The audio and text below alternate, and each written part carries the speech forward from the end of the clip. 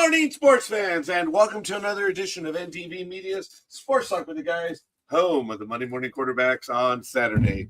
Yes, ladies and gentlemen, it's June 13th, 2026. I'm the scorekeeper, and we are live. It is 6:01 a.m. Thank you for joining us.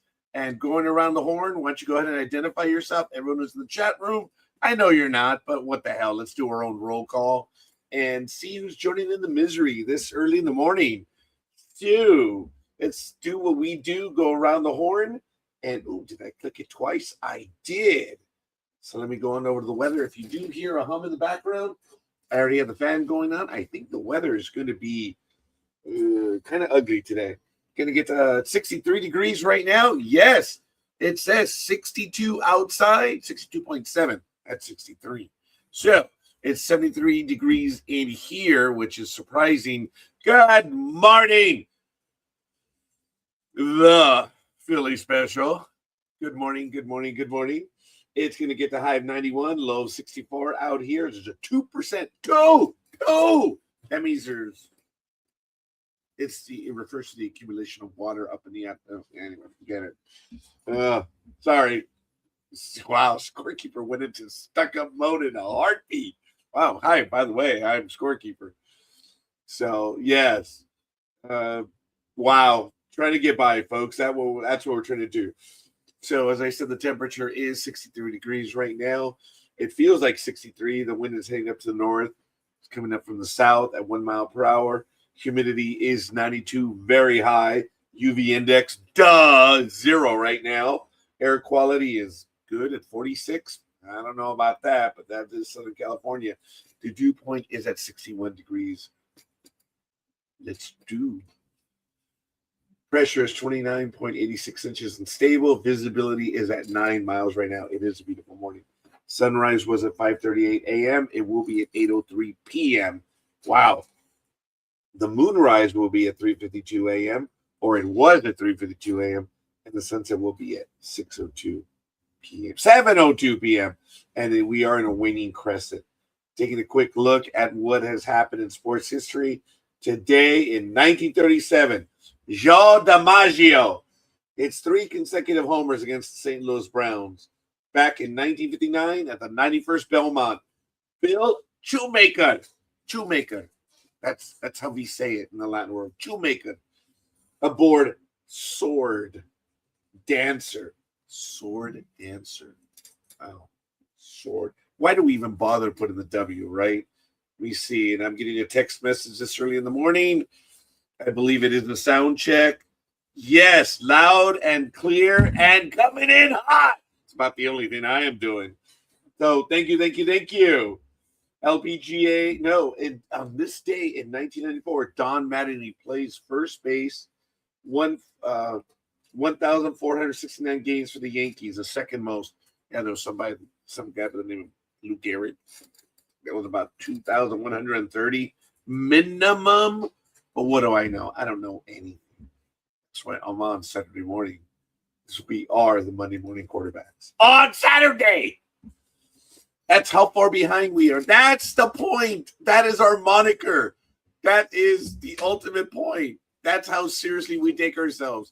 Not only are we Monday Morning Quarterbacks, but we do it on Saturday morning.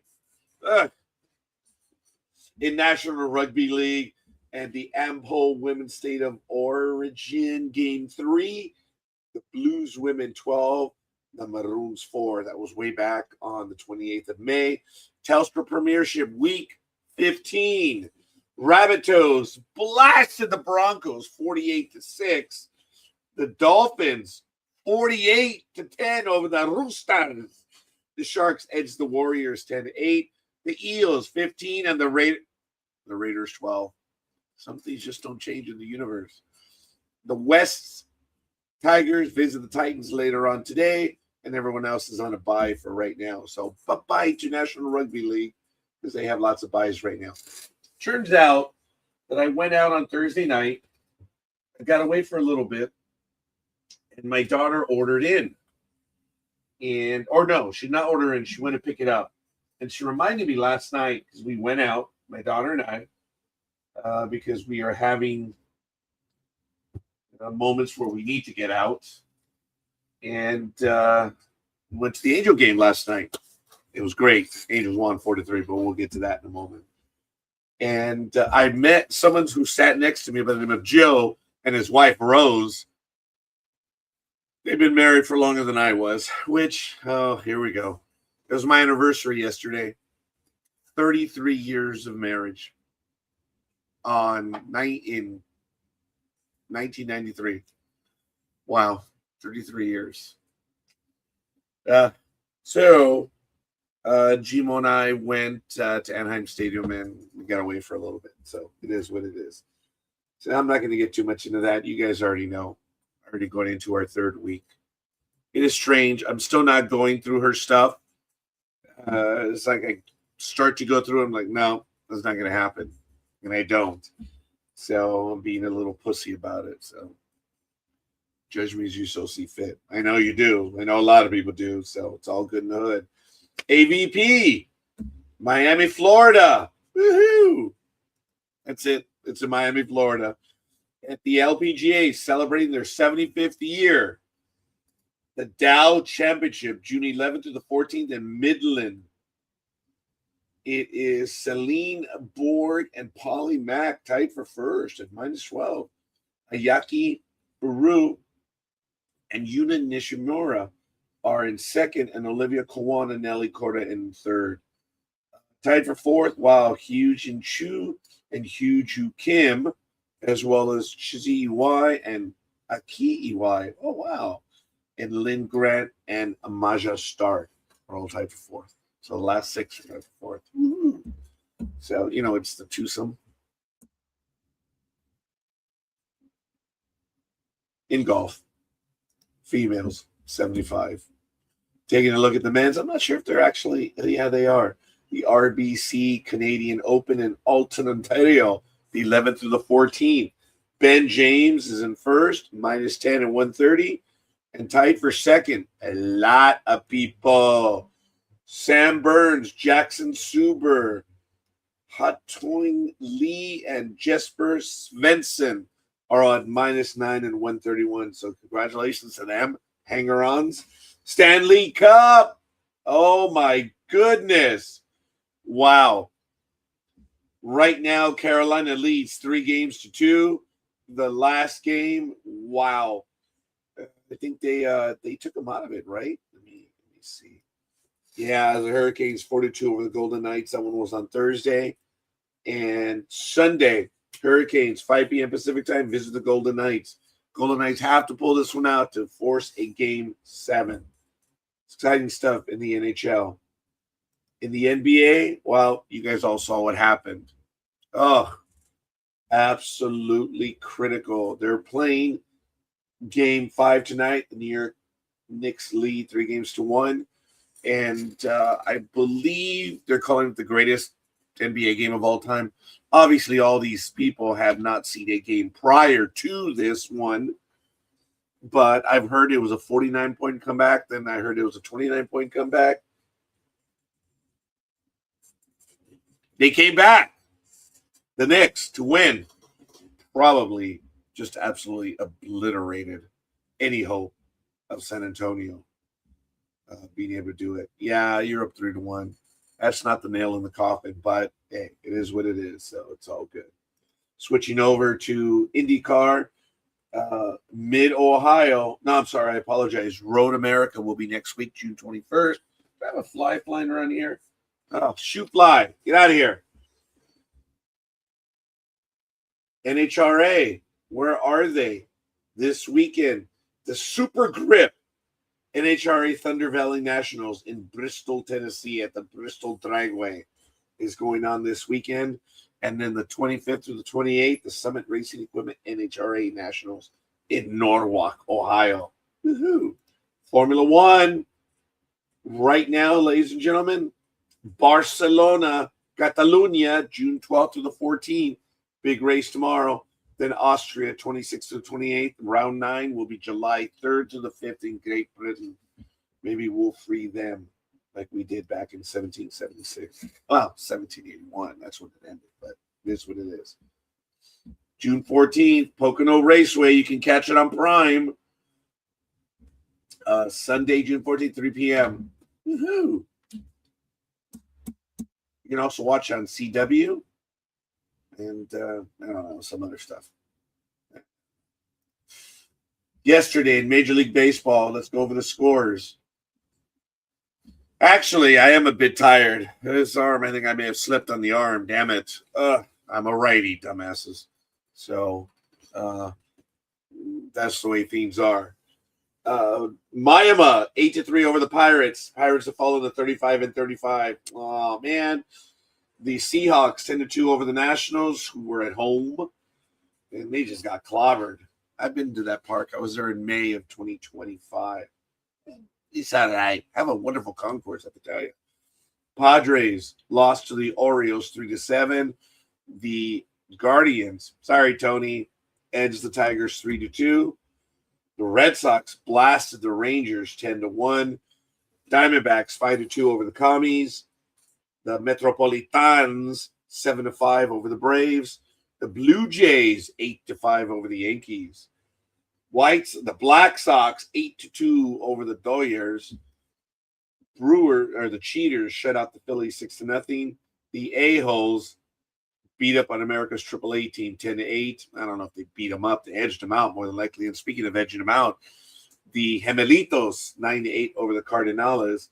The Angels 4-3. They held on. They were up 4-0, and they held on to win 4-3. Aldegary picked up the win. McClanahan the loss, and Zephyrjan picked up his second. And the Athletics 6-4 over the Rockies. The Athletics are one game under 500 now with that win. And the Cubs 5-1 over the Hated Ones. So taking a look as we do in the standings in Major League Baseball as of this morning in the American League East, they are in a statistical tie with the Yankees. The Blue Jays are 40-26. The Yankees are 41-27. It's not good. One game more on the win column, but one game more in a loss column. So, but at the way things work, they are statistically tied. Blue Jays are 8 back. Orioles are 8.5.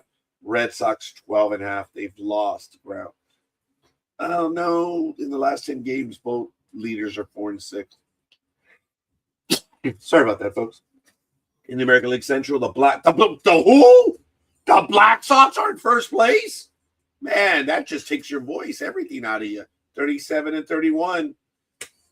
The the Guardians are half a game back. The Gemelitos 6.5. Tigers 9. I should go to the screen so you can see what I'm looking at. And I guess I'm going to do that right now. Right now.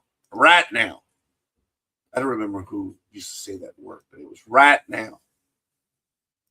In the American League West, I didn't finish that one. Tigers are 9 back. America's AAA team is 10. In the American League West, the Seahawks are 37-34. The Athletics and Rangers are 2 back. The A-Holes are 5. And the Angels, who are winners of 3 in a row, and I've seen all 3. Winners of 4 in the last 7. I've seen all 7. No, I've not. Last week, we were there on Monday, Tuesday, and Wednesday. This week, we were there Monday, Tuesday, Wednesday. And we were there last night. It's our only respite. We're able to get away. So it's kind of cool. In the National League East, the Braves, 45-24, as it should be. Phillies are 8 back. And this one is opening up fast. Miami has closed the gap. They're 9-1, winners of 6 in a row. They're 10.5, tied with the Nationals. And the Mets are 14 back. Sorry, Tanya. Sorry, Cliff. Sorry. Damn, lots of people that were with the NDB meeting. Well, Tanya still is. That's okay. In the National League Central, the Cheaters are 42-25, doing really well. They're up by 5 over the Cardinals. The Cubs are 7.5. Pirates have fallen to 8.5 back. They're 3-7 in their last 10, losers of 2 in a row. And the Commies, 10.5 back. 2-8 in the last 10 games. Those Dodgers are 44-26, all alone first. Padres falling fast, losers of 1 in a row and 3-7 in the last 10 games. 8 back. The Diamondbacks are 8.5. They might overtake the Padres for second place. Wow. That's bragging rights. The hated ones are 16 back, and the Rockies are 18. And it just may be. I know the zombie apocalypse happens because of us. So I don't know. It happened. But the Angels have won 3 in a row. There are times that team really does look good. And they do. They look good. Other times they don't. But all right. So my daughter on Thursday, yes, I know I'm risking my life. She ordered out, but it's been in the refrigerator. Canela, calm down. I'm opening up the shrimp cocktail. Yes, I know. Scorekeeper's always got things in his mouth. Go ahead, quote me all you want. Don't care. I'm sure a lot of people do. So I have the tools for it. I know I mentioned I'm going to start eating, and the audience just disappears, which is absolutely fun. So I guess that's a hint and a half. People don't like that. But I'm still going to do it because Scorekeeper's going to do whatever the hell he wants. I've been on there for 18 years. I do whatever I want. And I'm going to. And I did. And I do. And I will. And I have. And it is what it is. So, I was trying to formulate 2 editorials today. And I was too damn lazy to do it. Because I don't want to argue. You don't want to argue with the fool because then, people don't know. But I'm dying to because the blogosphere in Major League Baseball is going crazy right now over Mike Trout. And they're saying that he's going to lose out on the chance of joining a playoff team. There are numerous articles that have said that he is already traded. He's about to be traded to the Yankees, the Dodgers, and to the Phillies. And I'm sure they're making up other names because deadline always looms for these airheads. They have to write something. And I know that's how the industry works, but I'm not talking about a home column about, what's going on in your little city. This is sports, and they have nothing to write about, so they literally have to make up stuff. Oh, can't believe literally have to make up stuff. Oh, Sister Pauline Therese, Sister Mary Sean, hey, sorry. Literally. Even Sheldon said that when someone used the word literally. Literally. Oh, I got myself doing that, but I'm not as smart as that fictitious character. But this inane argument that these individuals are making is that Trout is going to lose his privilege or his ability to make a playoff team because the Angels are not anytime soon going to be competitive, and we won't have Mr. Trout for much longer. And they keep implying that he's going to lose. When they don't realize the obvious that there's some people that don't like to move and they're happy where they are, and they have earned the privilege of where they are. And people don't get that. This might be the only thing that I ever had in common with Mike Trout, is that I earned the privilege to be where I was. But management eventually sees you as a liability, that you've been there for way too long. Why don't you want to advance? Why don't you want to move? I had made it very clear. I had supervised from age 18 all the way through 21. I didn't want to supervise anymore. I did. And what am I doing now, right? That's neither here or there. But yeah, it's crazy. That's all I'm doing now is actually supervising, quite frankly. And I guess it's better at my age doing that than doing anything else. But again, going back to Trout, he has stated clearly he does not wish to go anywhere. I believe him. I don't think he's a liar. He's never expressed interest of going anywhere. And Scorekeeper from the inside source is telling you that Trout will not be traded. If he does, he's going back home to Philadelphia. But he's established his life here and he's happy here. But yes, it's only 25 miles as a crow flies, but there's no such thing in Southern California as the crow flies due to the traffic. But he's not going to go. He doesn't want to go. And I believe him for what he is. Can he change his mind? Sure. But he has stated forever that he doesn't want to go anywhere. And he has a no trade clause. He earned it. So right now, when you hear all these little Powerpuff people talking about Mike Trout about to be traded and that all these deals were done, there were no deals done. Look, Trout hit his 15th home run recently. Was it yesterday or the day before? Or the day before that? I'm forgetting. It's all blur. I'll tell you, 7 games. Let's see, we were there Monday, Tuesday, Wednesday last week, and then Monday, Tuesday, Wednesday this week, and yesterday. So, gosh, been there a lot. We like now going earlier during the week. The only reason why we went there yesterday is because I have a giveaway. It was a soccer jersey giveaway. Excuse me. So that was kind of fun. But we're done with that. Come back home, Trout, Philadelphia. I can see that happening. Wanting to go back home. Who doesn't want to go back home? Except the prophet, right? Because even in his own home, prophets are just like, so I'm going to have me some shrimp ceviche right now. Oh, I forgot to put the lemon on there. So I put the lemon. I should just make this a food show. I thought of doing that, but there's so many people that do that on the internet now where they visit these restaurants. I mean, this is something that I should have done ages ago.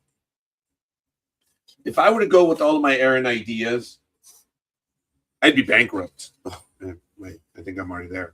But I thought of Uber back in 2003, folks, when there was a major bus strike that went on for 2 years, a transportation strike in Southern California, where you even had people using their vans to take people, following routes, helping out the community. It was impressive. It was amazing. And I remember saying to myself, or thinking to myself, I didn't say it, that there had to be a better way. With the technology that we have, we should be able to set something up where you could program your trips and stuff.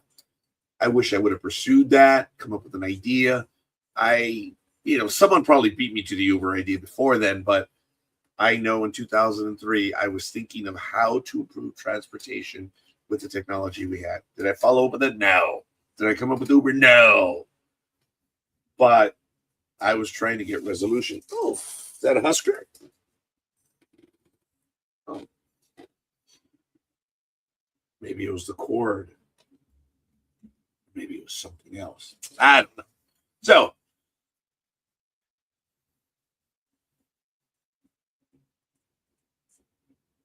well, 6:24 a.m. Let's talk some more sports. So that was the rabble or the comment that I had on Mr. Trout not going anywhere right now. If he's going to go anywhere, folks, he's going to go home. And that would be Philadelphia. He's not going to go to New Jersey.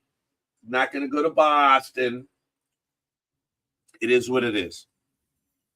But he's not going anywhere other than going back home. He's having a good year. Power-wise, he has 15 home runs. But I think he only has 33 RBIs. But it's June 13th, and he already has 15 home runs. That easily translates to 36, 37 home run a year, which is really not bad at all. It is not bad. And speaking of not bad, we are now good because we're not bad anymore. Good morning, big dog, and happy belated birthday, young man. How are you? Hola, presidente, ¿cómo estás? ¡Gol!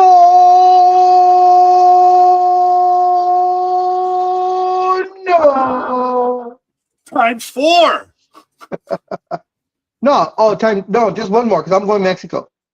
Oh, okay. Yes, sir. Thank you.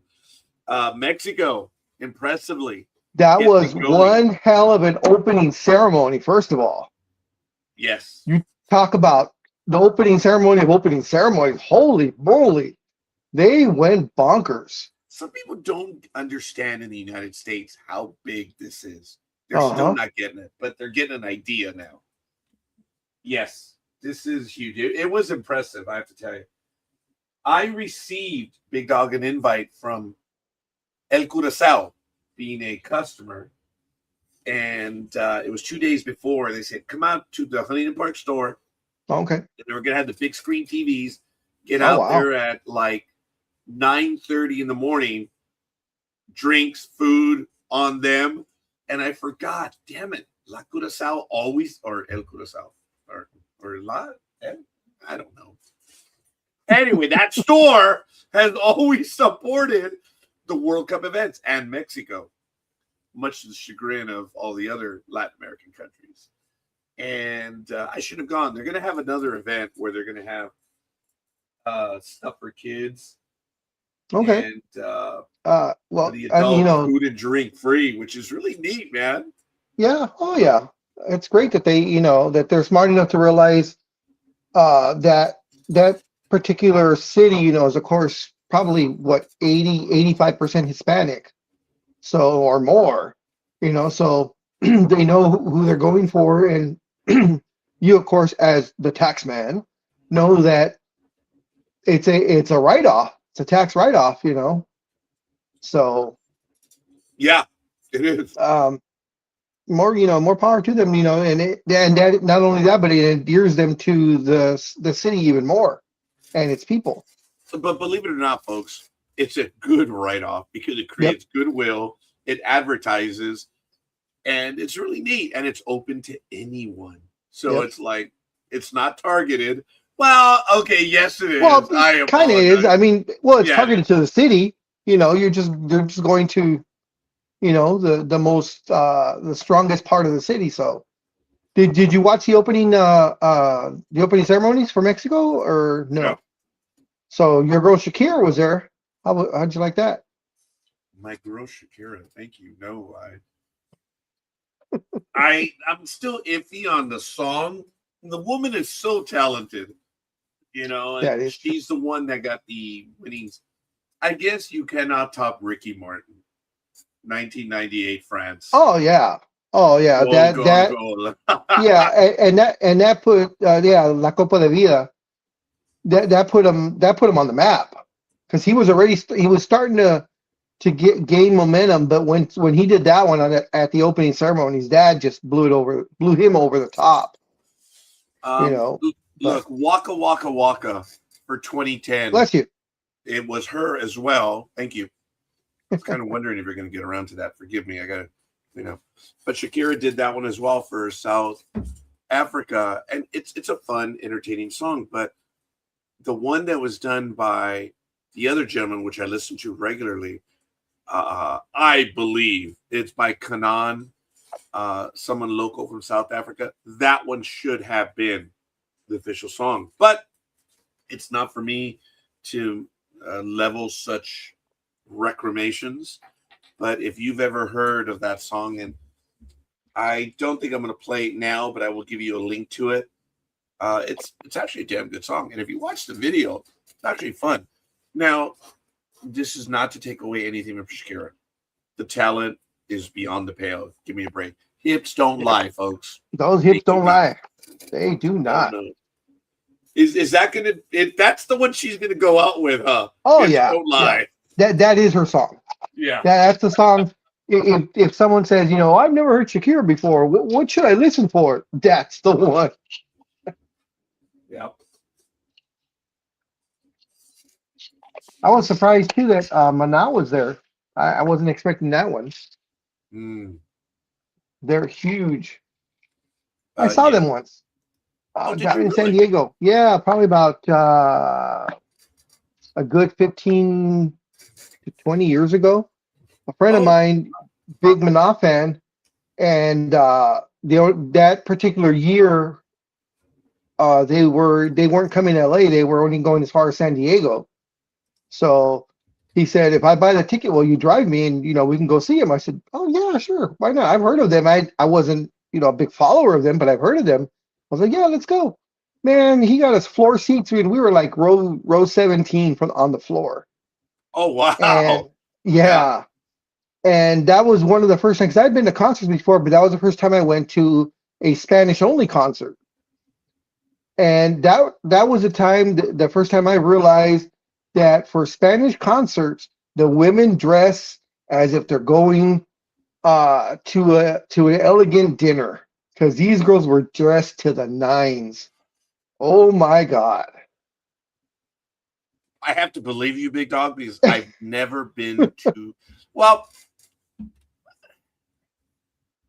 I've gone to concerts, but Yes. these are symphonic concerts. I Okay. went with my cousin. I told you she always wanted to go, Yeah. Christina, and we went. And my buddy Peter went along, and God rest her soul, Margarita. And Margarita did not like going to that concert. Did not, and we never went again. I don't know what happened. She just did not like it. She was not having a good evening. But what are you going to do? But I still remember that day fondly. And she prepared the picnic basket as they do for the concert. I mean, Yeah. for not having gone to one, she knew exactly. We had a blast. She had So the the Hollywood wine Bowl? bottles. Went to the Hollywood Bowl, or? Yes. And I had no idea. And this was just absolutely awesome. And I've never been to the Hollywood Bowl. Since you've been, is it true what they say that place is like acoustically perfect?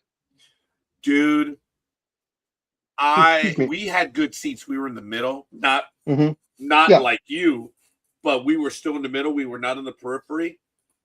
Dude, yeah. I was shocked as to how good the sound was. I don't know if there is a bad spot there. It was really cool. But then I've only gone twice, and I'm hoping to go back again. But right now, as I mentioned, folks, the only thing that I'm doing right now is I am going to not my happy place, because you all know my T-shirt, the Death Star. That's my happy place. So, just destroying things, because that's what I do. Well, see, I thought your happy place would be 3,000 and some miles to the east, in the Bronx. But okay. Oh. That is Ultima. I have yet to be there. My daughter beat me there, which is that's your Valhalla? Yes, that one would be. Want to give a quick shout out to Peter Gama. Thank you for the like this morning, and Aisha Kerr. Thank you for the like, folks. Let's do a roll call. I don't know if you saw her message. She sent a message via Messenger saying she might not come on today because the sumo wrestling has started. So she's going to watch that. No, I did not see that one. That's good. And I apologize, folks. I'm stuffing my face with a shrimp cocktail and a shrimp ceviche. As a segue, wow. I guess you didn't go to your usual hotspot. That's shit, I can't remember it now. Gmo, because I went out at the last minute on Thursday. I had to run some quasi errands, and then I needed help to pick up some stuff. So I did a whole bunch of things. I was out, and I expected to be out for about 2 hours. I left at 5:30. I got back at 11 p.m. There you go. Out, and scorekeeper does well with the pair of keys. Give me Big Dog. How many times did we just get our keys and go? Right? Yep. It's not the destination, right, Big Dog? It's the journey. That's right. It's I got Voyager in. To the destination or to the journey. Anyway, go ahead, Big Dog. Well, I was, since I mentioned the Bronx, so that's a decent segue. How about them Knicks? I don't know if you've been watching the NBA Finals at all, but this has probably been the most entertaining NBA Finals that I've seen in probably 2, maybe even 3 decades. And Game 4 was probably one of the it was the greatest comeback in NBA history. They were down 29 points, and it didn't look good. They were down 29 in the middle of the third quarter, That's how badly the San Antonio Spurs played, and how great the Knicks played. San Antonio played the perfect game in the first half. They could not miss. I believe they hit 12 of 14 three-pointers in the first half. And as good as they were in the first half, that's how bad they were in the second half. And that tip in, which is now considered one of the best shots in tip in by OG Anunoby. He was the guy out of bounds because they were down by their first lead of the game, and they battled back. They were down by one. Brunson got it, put up with about 3.5 seconds left, put up the 3-pointer. And that's the smartness of Brunson that no one really talks about.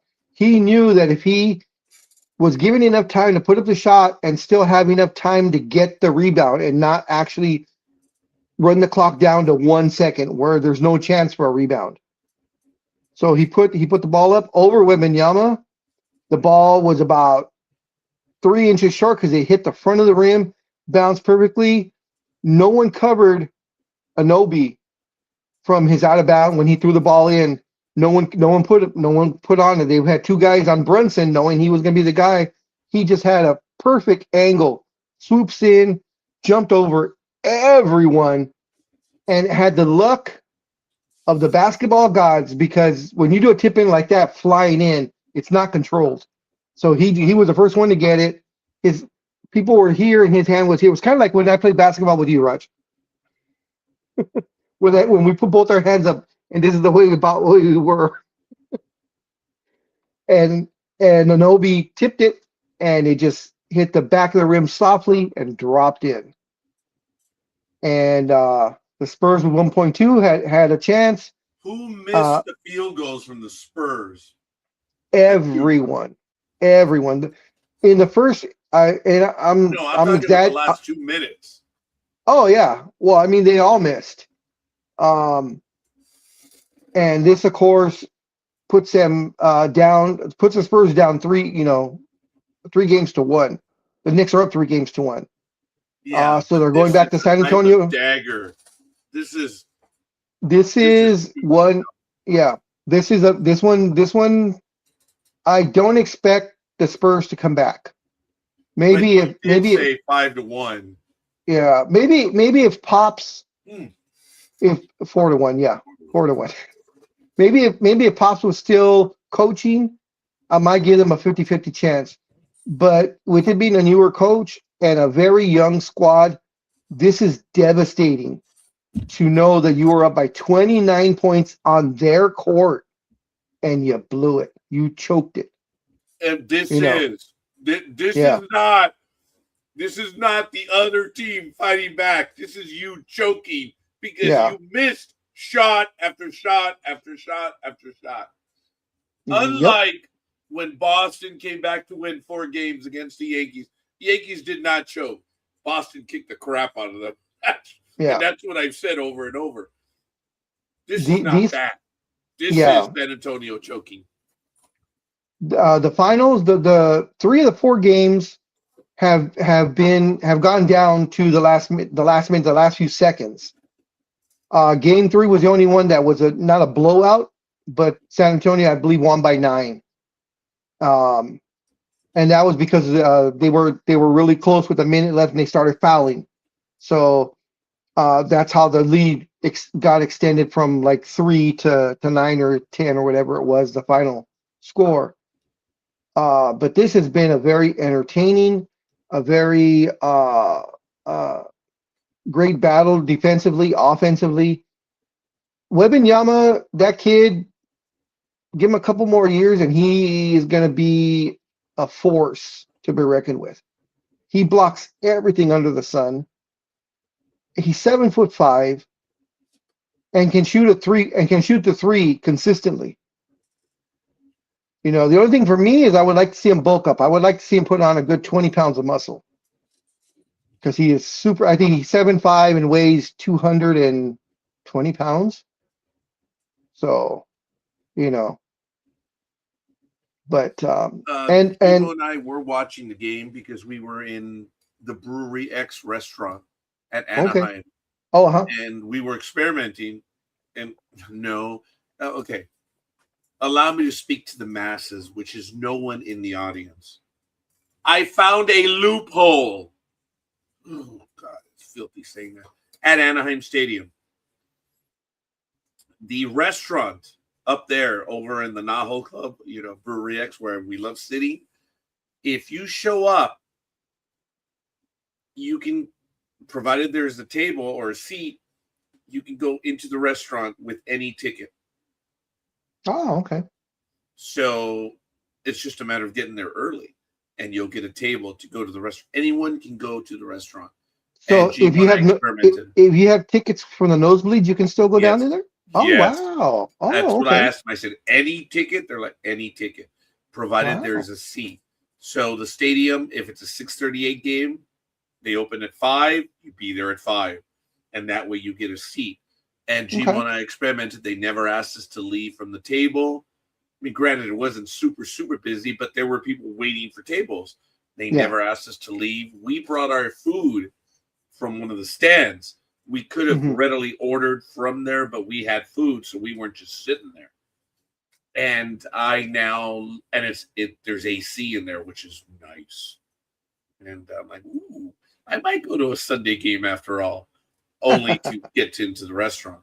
So I found that out, and it works. But I was watching the game there. That's a great hack. Yes, that's the appropriate word. It would be a hack, not a loophole. But when you say loophole, all of a sudden the masses understand that. So to speak the language of the idiot, it's virgins say that too. I'm sorry, what was that? Nothing. Just say it. I heard something about so-and-so says it too. Tony would have been laughing his ass off. Oh, I'm sure he is. Tony, finish up your egg whites, please. Get in here. It is 6:43 a.m. and it is June 13th, 2026, here on Sports Talk with the Guys, home of the Monday Morning Quarterbacks on Saturday. That's the Big Dog and the Scorekeeper. Thank you for joining us. Let's have your comments in the chat room or text them to us. I apologize. Mountain Dew to Shoeless Joe Jackson. I did not see that comment. I apologize that way, 7. Is that because of what I said earlier about the dew? What happened? Oh, we didn't even comment about this. A few weeks ago, Major League Baseball said, yeah, lifetime bans have been taken away from all these people. And Pete Rose was one of them. Well, we've always said he'll probably go in after. It was one of the first things I was screaming. I said, he will be unbanned once he dies. And he's unbanned. Look, what has happened? No one cares. Shoeless Joe Jackson has also been, and a whole bunch of others. I would put Shoeless Joe in. I would put Shoeless Joe in before Pete Rose. But I don't know if he has the Hall of Fame numbers. We'll find out.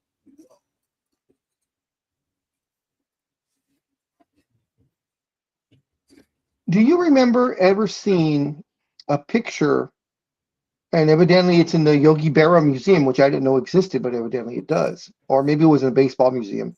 But anyways, it's a picture of Yogi Berra shaking hands with Babe Ruth, and Ruth is in a suit. You remember that one? Bacon image, yes. Yes, exactly. Okay. And that's exactly because I just saw the video yesterday, and it was Yogi Berra's granddaughter explaining the picture.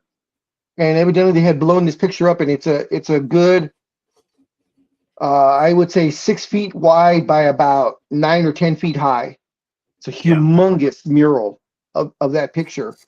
And she explained how everybody thought that the picture was taken at Yankee Stadium on Babe Ruth Day.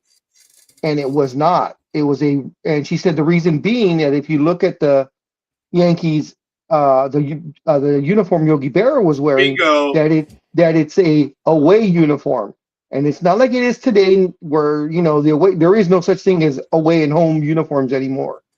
You know, there's the home, there's the away, there's the special event one, there's a this one, there's a that one.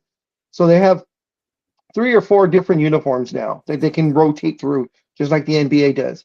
But back in the day, there were only 2. There was a road jersey and there was a home jersey. And the home jersey for the Yankees had pinstripes, whereas the away jersey did not. And in that picture, Yogi Berra does not have pinstripes in his uniform. So she said it was, I believe it was the Yankees versus Cardinals game, and they were having there a Babe Ruth day. And this was just, I think she said it was 3 or 4 months before Babe Ruth died. That is correct. Yes. And you could tell he does look frail, Yes. very thin. Look very nice in that suit though. But that evidently is the only existing picture of Yogi Berra shaking hands with Babe Ruth. And I thought it was, she explained it very well. And she seemed, of course, very, very proud of her granddad. You know, and I believe what Yogi would have probably been a rookie or maybe in his first or second season, probably back at that time. Yeah, look, a lot of people were contending that was at Yankee Stadium. And again, anyone who knows anything, these are the same idiots that are talking about Trout being traded. So, yeah, Trout's been traded to about 6 teams in the last 3 days. Okay, big dog. I have to brook argument there. It's the last 3.5 days. Yes. Yeah. Look. Watch yourself. Correct yourself. Catch yourself. It's all BS anyway. But look, I need both hands for that, but okay. Fair enough. A lot of people, as do you, missed I don't know, one's dead, but that's okay. Damn it. It was the uniform. That's why most of us who knew anything were like, no, that was not done there.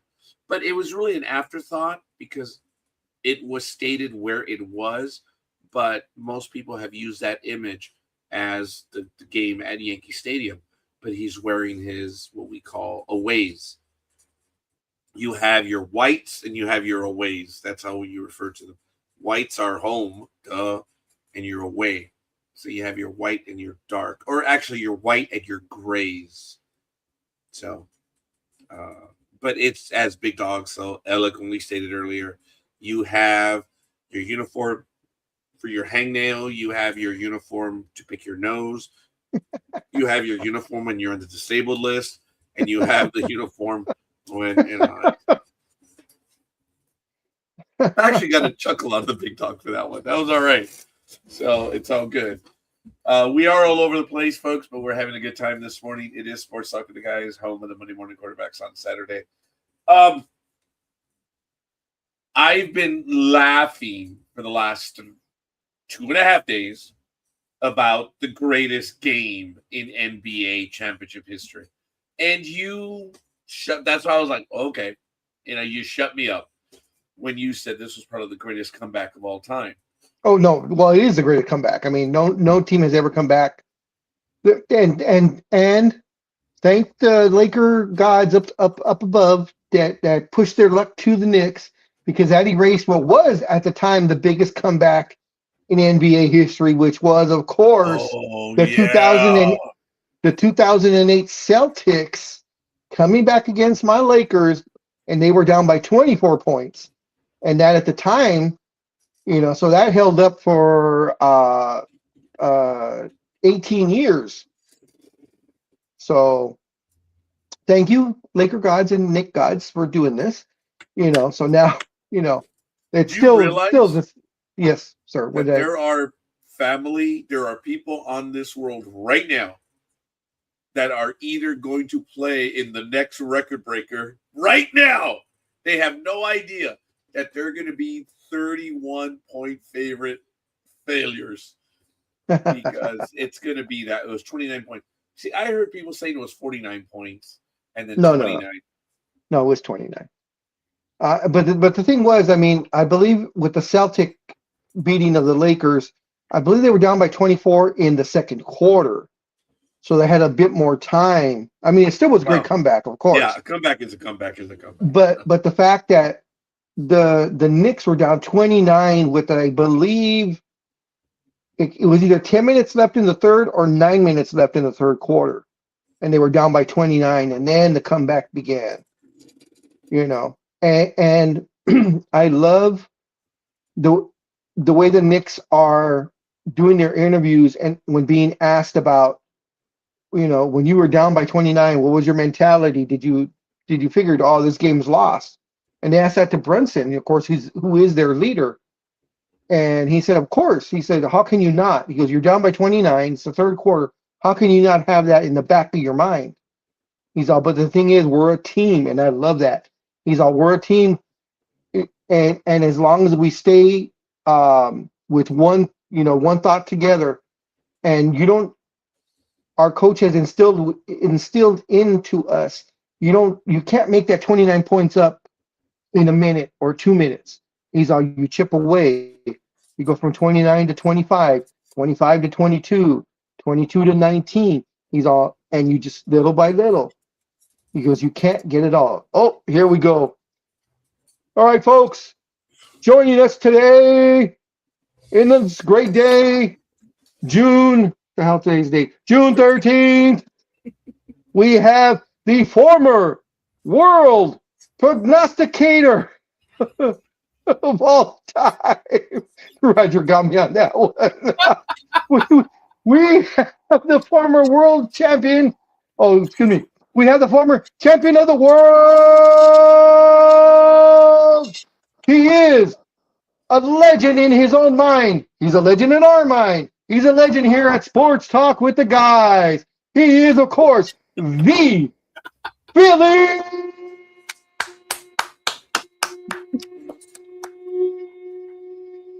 Damn.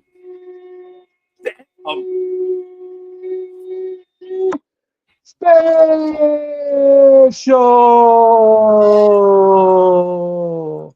Wow. Special. Lung check. Pass.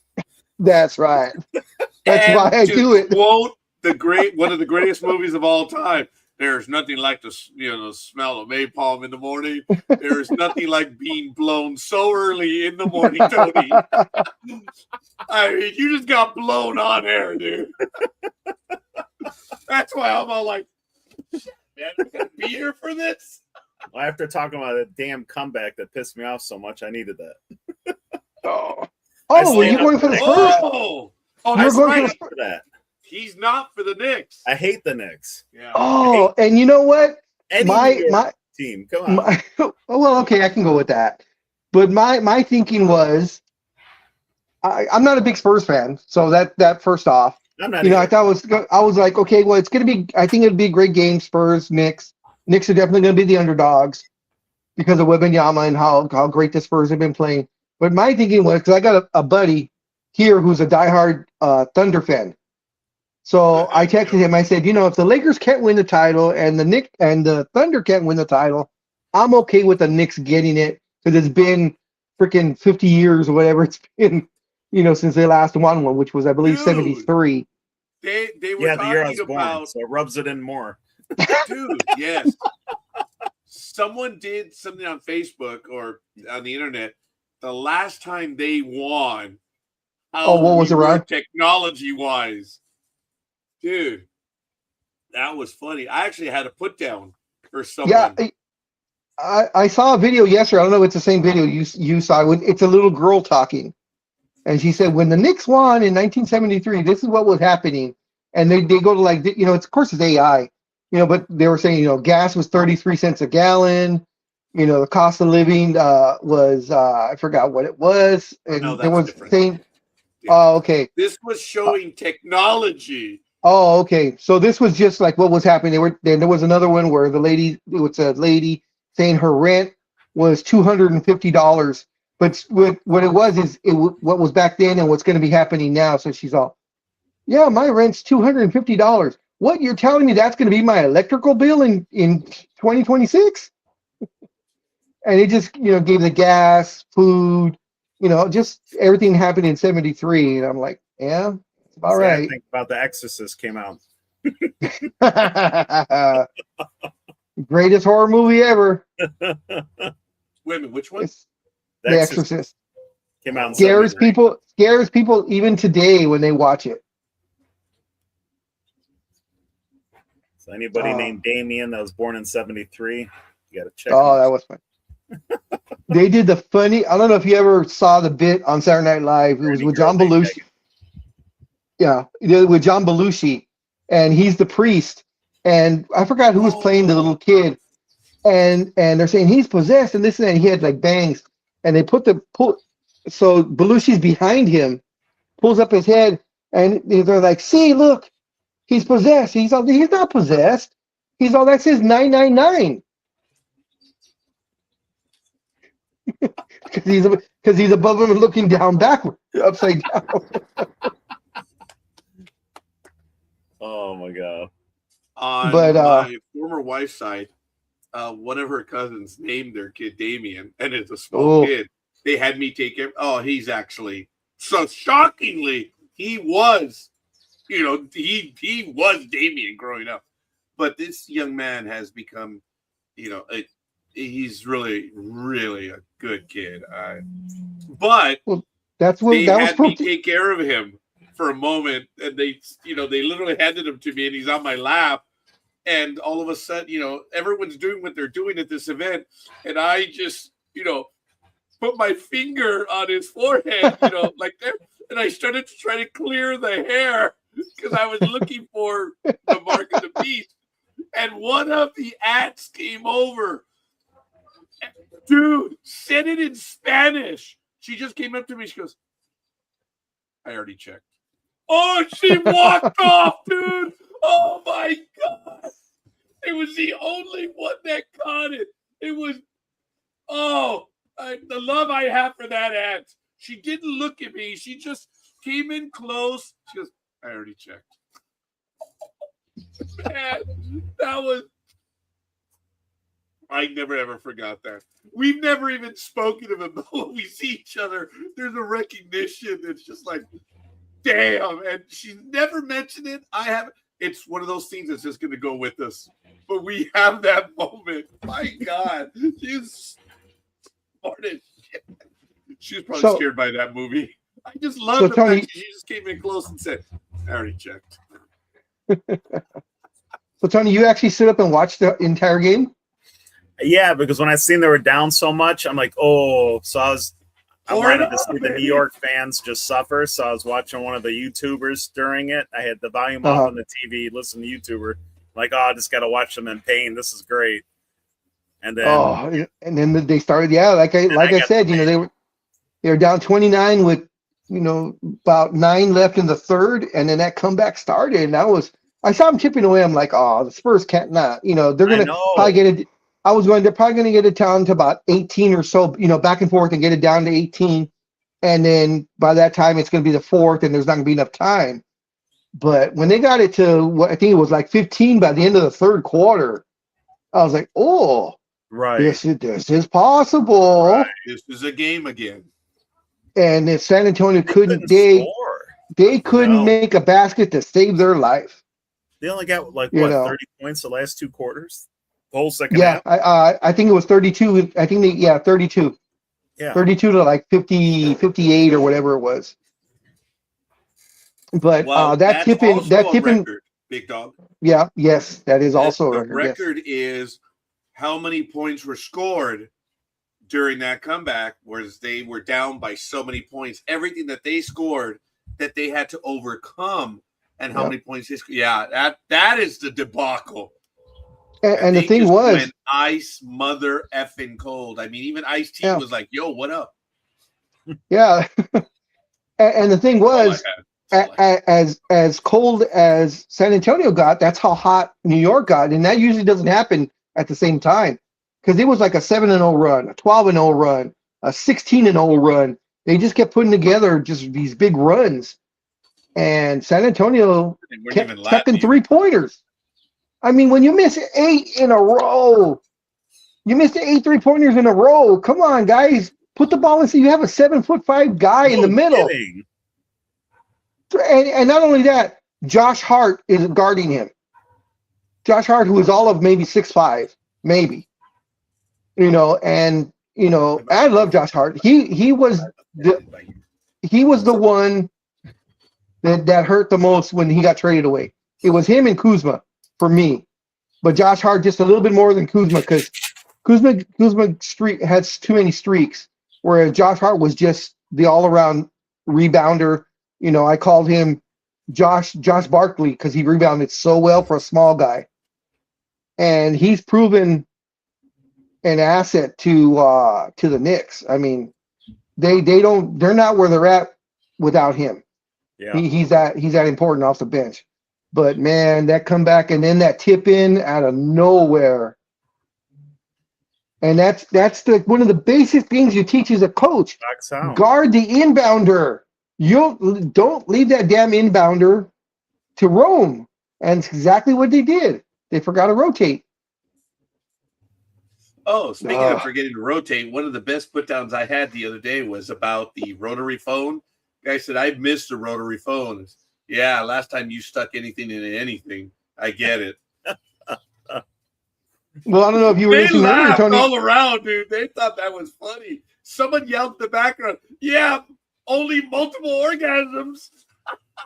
It's really funny. It's the only time. I'm like, that's why they missed the rotary phone. I don't know if you were listening earlier when he talked about the loophole. I heard it from a distance. I heard. That's because you weren't part of the rabble, dude. So he's talking about getting down and really it's a hack more than a loophole. But when he said loophole, I was like, oh, where's Tony? But I said it anyway. So as he was drifting off about being the loophole, I said, yeah, that's what virgins say too. Oh, okay. And he was like, what'd you say? Nothing. I didn't say anything. I go, but if Tony's listening, he's laughing his ass off. And I said, yeah, probably is.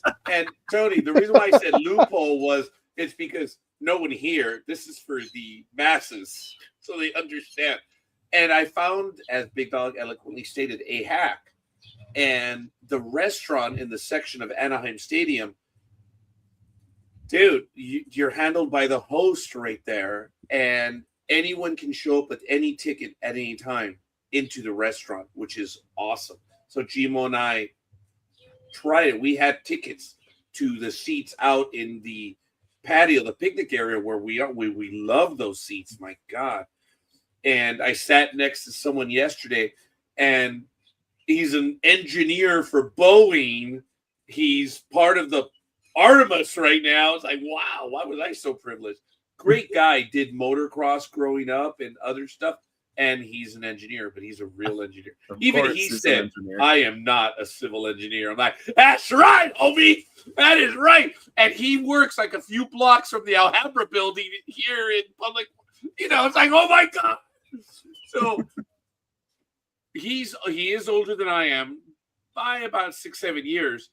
And we were going down memory lane, and he had the same shirt on that I did. So we were there for that. Turns out that we had visited like 18 games before that he was at those games. Oh, wow. And it's like, wow, that is really unique. Because if you have a particular jersey and you walk in, it's like, oh my God, that was given out. Who else has it? You were all there for that one moment. Yes, I'm a bit emotional right now. Forgive me. I have the connections with these people. So sorry.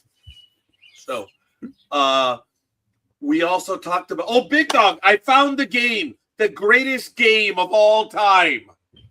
The perfect weather game. April 22nd, Big Dog.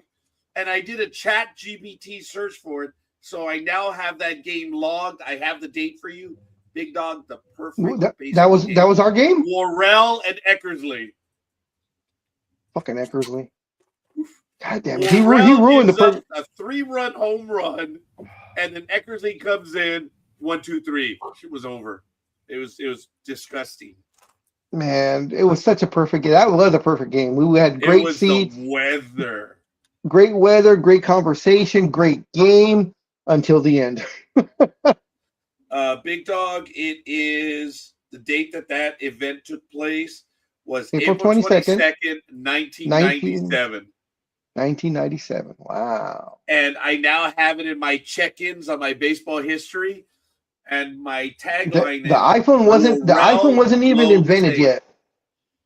I'm The sorry? iPhone wasn't even invented yet. No, but I've been going back and putting in all my events that I've been to.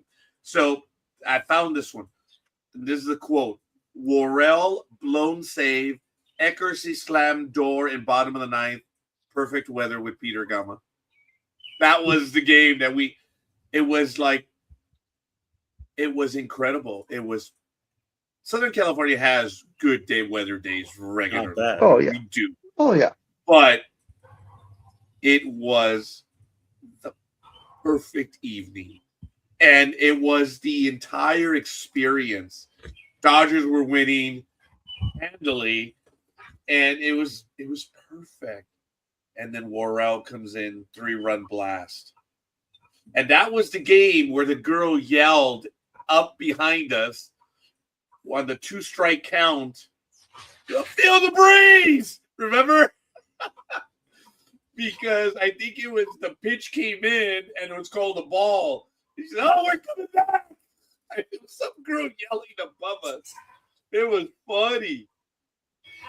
But that was, in the mind of Big Dog and I, the perfect game. April 22nd, 1997. And the Doyers do what the Doyers do. At the time. Yes. They blew it. And it was great. I also found another game that I attended. And it was because Mr. Glover showed up last night. The pilot to Artemis 2. That was cool, man. He was there at Anaheim Stadium. That was neat. And having him there, oh, dude, the stadium went wild. All 18 of us. And it was absolutely exciting. No, actually, there were a lot of people. It was a giveaway. They gave out these jerseys, soccer jerseys, Angel soccer jerseys. I guess Artie Moreno doesn't have his priorities yet. And they did yell above us in the nosebleeds. I know, what a stuck-up bastard, huh, Tony? In the nosebleeds, where Big Dog and I resided for many years. When Big Dog and I started going to games in the late 80s and early 90s, we were like that actor from the Lakers, the Joker. What's his name? Jack Nicholson? Jack Nicholson. He started in the nosebleeds, and he worked his way down to the front. Big Dog and I worked our way down where we were always buying field seats. I commented to Big Dog, or I commented to this gentleman yesterday that, dude, the pitcher got hit in the shin during the game, and I think he left. I was like, man, Big Dog and I were at a game. We were about 4 rows back, just right behind the dugout, the dugout of the visiting team at Dodger Stadium. And there was a lefty up. Big Dog and I were chatting away. And line drive, dude, the physics gods were with Big Dog and I. Because we didn't have time to react. Oh, the guy got hit behind us? He and his wife, but he got hit in his glasses. And Tony, this was late 80s, early 90s. He still had the Coke bottle glasses. Okay. And it hit him, broke them into pieces. And the nurse, the med team was there in under 20 seconds. They were there fast. They were there fast. Big Dog and I were like, oh, shit. Yeah, just kidding. We flinched. Because it just whizzed right and hit. We heard the impact. This man was treated, and they're like, okay, sir, come with us. What are you talking about? Says, well, we're going to check you out. No, I'm not leaving. Yeah, he didn't want to leave. Blood coming down because it hit his cheeks, and this old man I just got bitch slapped. Big deal. I'm staying. That Big Dog and we're like, oh crap. I think he won for the team. He didn't go anywhere. I told the gentleman right next to me, and he just like, yeah, whole different generation. And right after that happened, that's when we both had an understanding with each other, even though it was never said, but we both had that look going, okay, one of us has to be looking at the game at all times. Yep. because that ball was that close to us. Tony, I don't remember if it was me closer to home or Big Dog. No, it was me. You know, okay, Yeah, so, I was to your right, as I usually am. I'm always seated at the right hand of Roger. oh, okay. Now I know what it feels like, Tony. You got it. Okay. Now I know what it feels like. Oh, Okay. So the gentleman that was hit was right behind us. He and his wife were right behind. And I think Big Dog and I had the row because we never got interior seats. Big Dog and I always had to have aisle. We always got the aisle seats. Always. So we're not, we don't like getting up and having to cross over people. why do you get up? I never get up during a game. Oh, Big Dog and I almost never do. Once. I have no choice. I have no choice because I'm 6'2", so my knees are up against the chair in front of me. Yeah. So I have to get up. We stand up. Yes. I have to stand up. But I know what Tony means about getting up. Oh no, Tony. Yeah. When people come into the aisle, they're carrying food and stuff. Look, if you want to be an a-hole and not get up, you're risking having the food falling. Yeah, but if you're on the end, you always have to get up because they got to go by you. But we don't have to go fight through people walking down the aisle. That's usually we're within the first four, maybe five. If you're dead in the middle, you got a good chance of people on your right or left going the other way. You won't have to get up. Right, but when we have to get up, we have to fight through these people. Why would you have to get up? That's what I don't understand. Anyway, we get aisle seats. I never get up and move. Never. We usually don't. We only get up to the seventh inning stretch.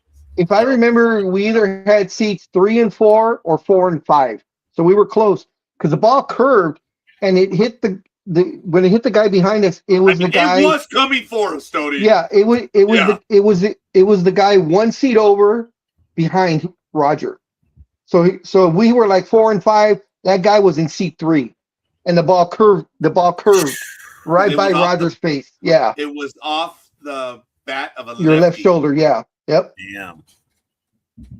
And that's because we were looking at each other talking, and before we knew it, the ball had buzzed past Raj and hit that other. Otherwise, Roger and me probably could have caught it in our bare hand. It would have hurt like a mother.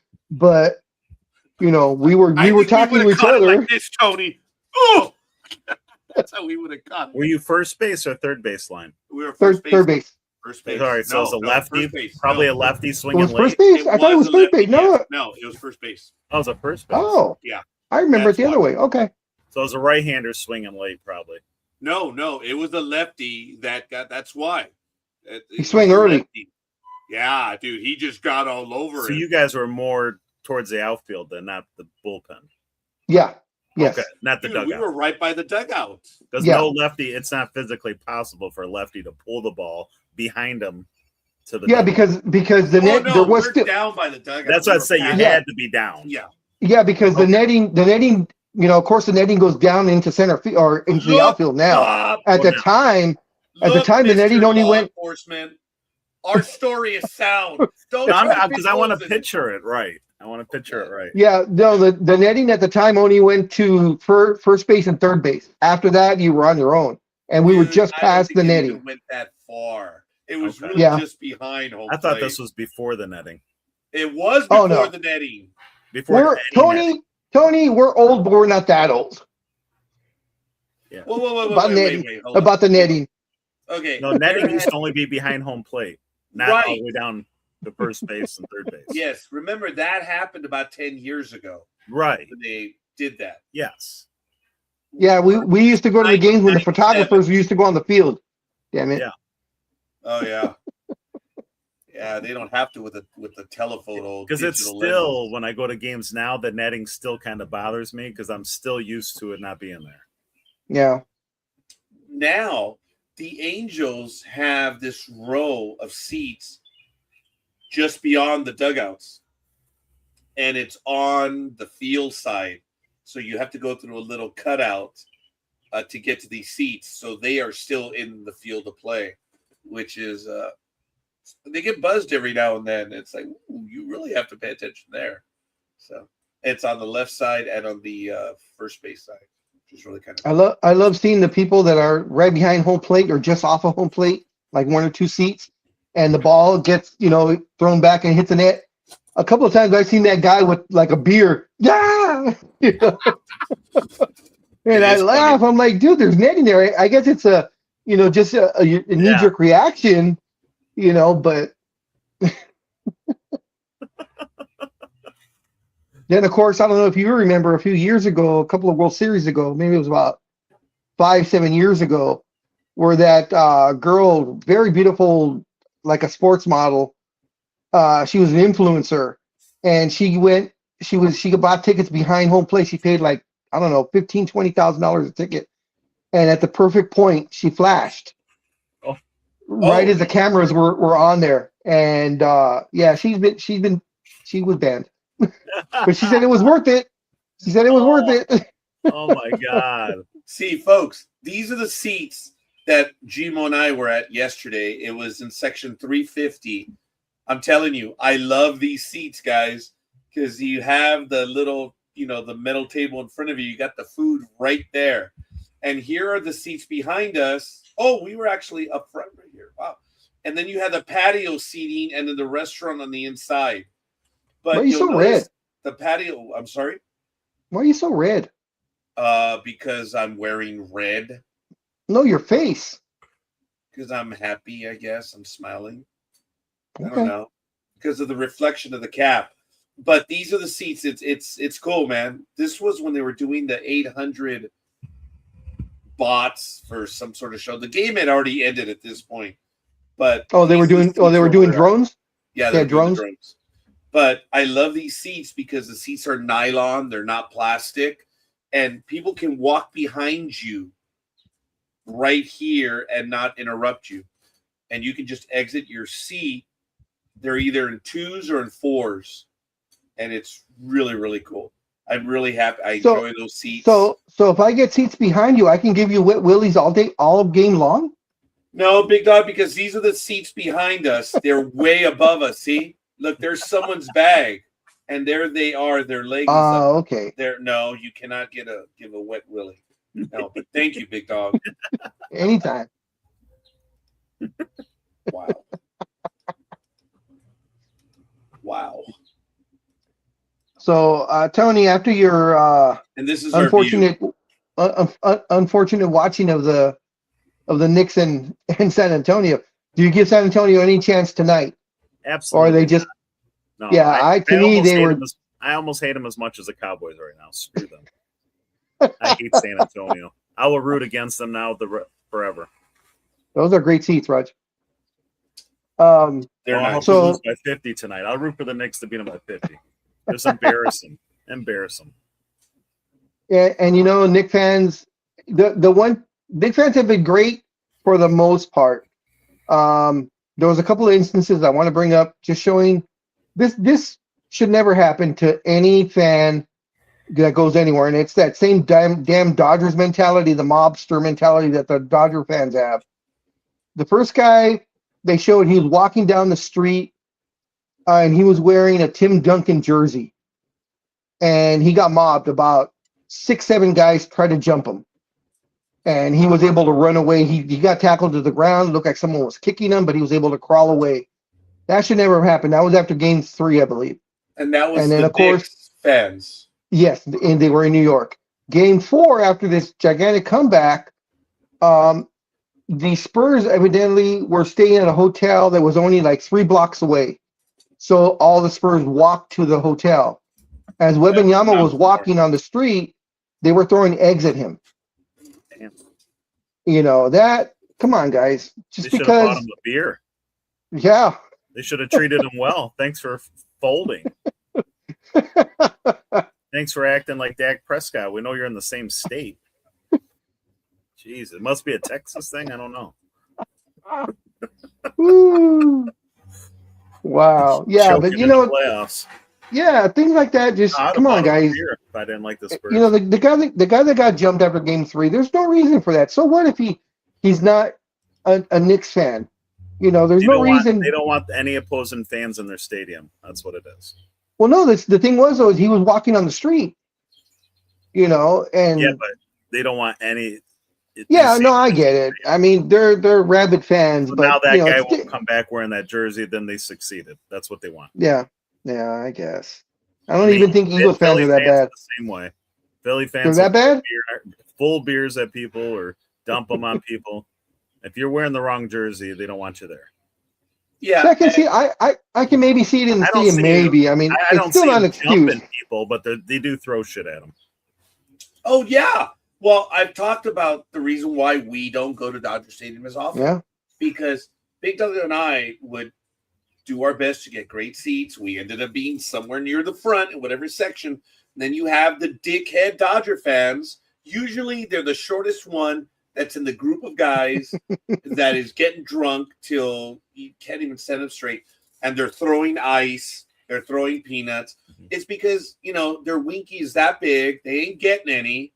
So what do?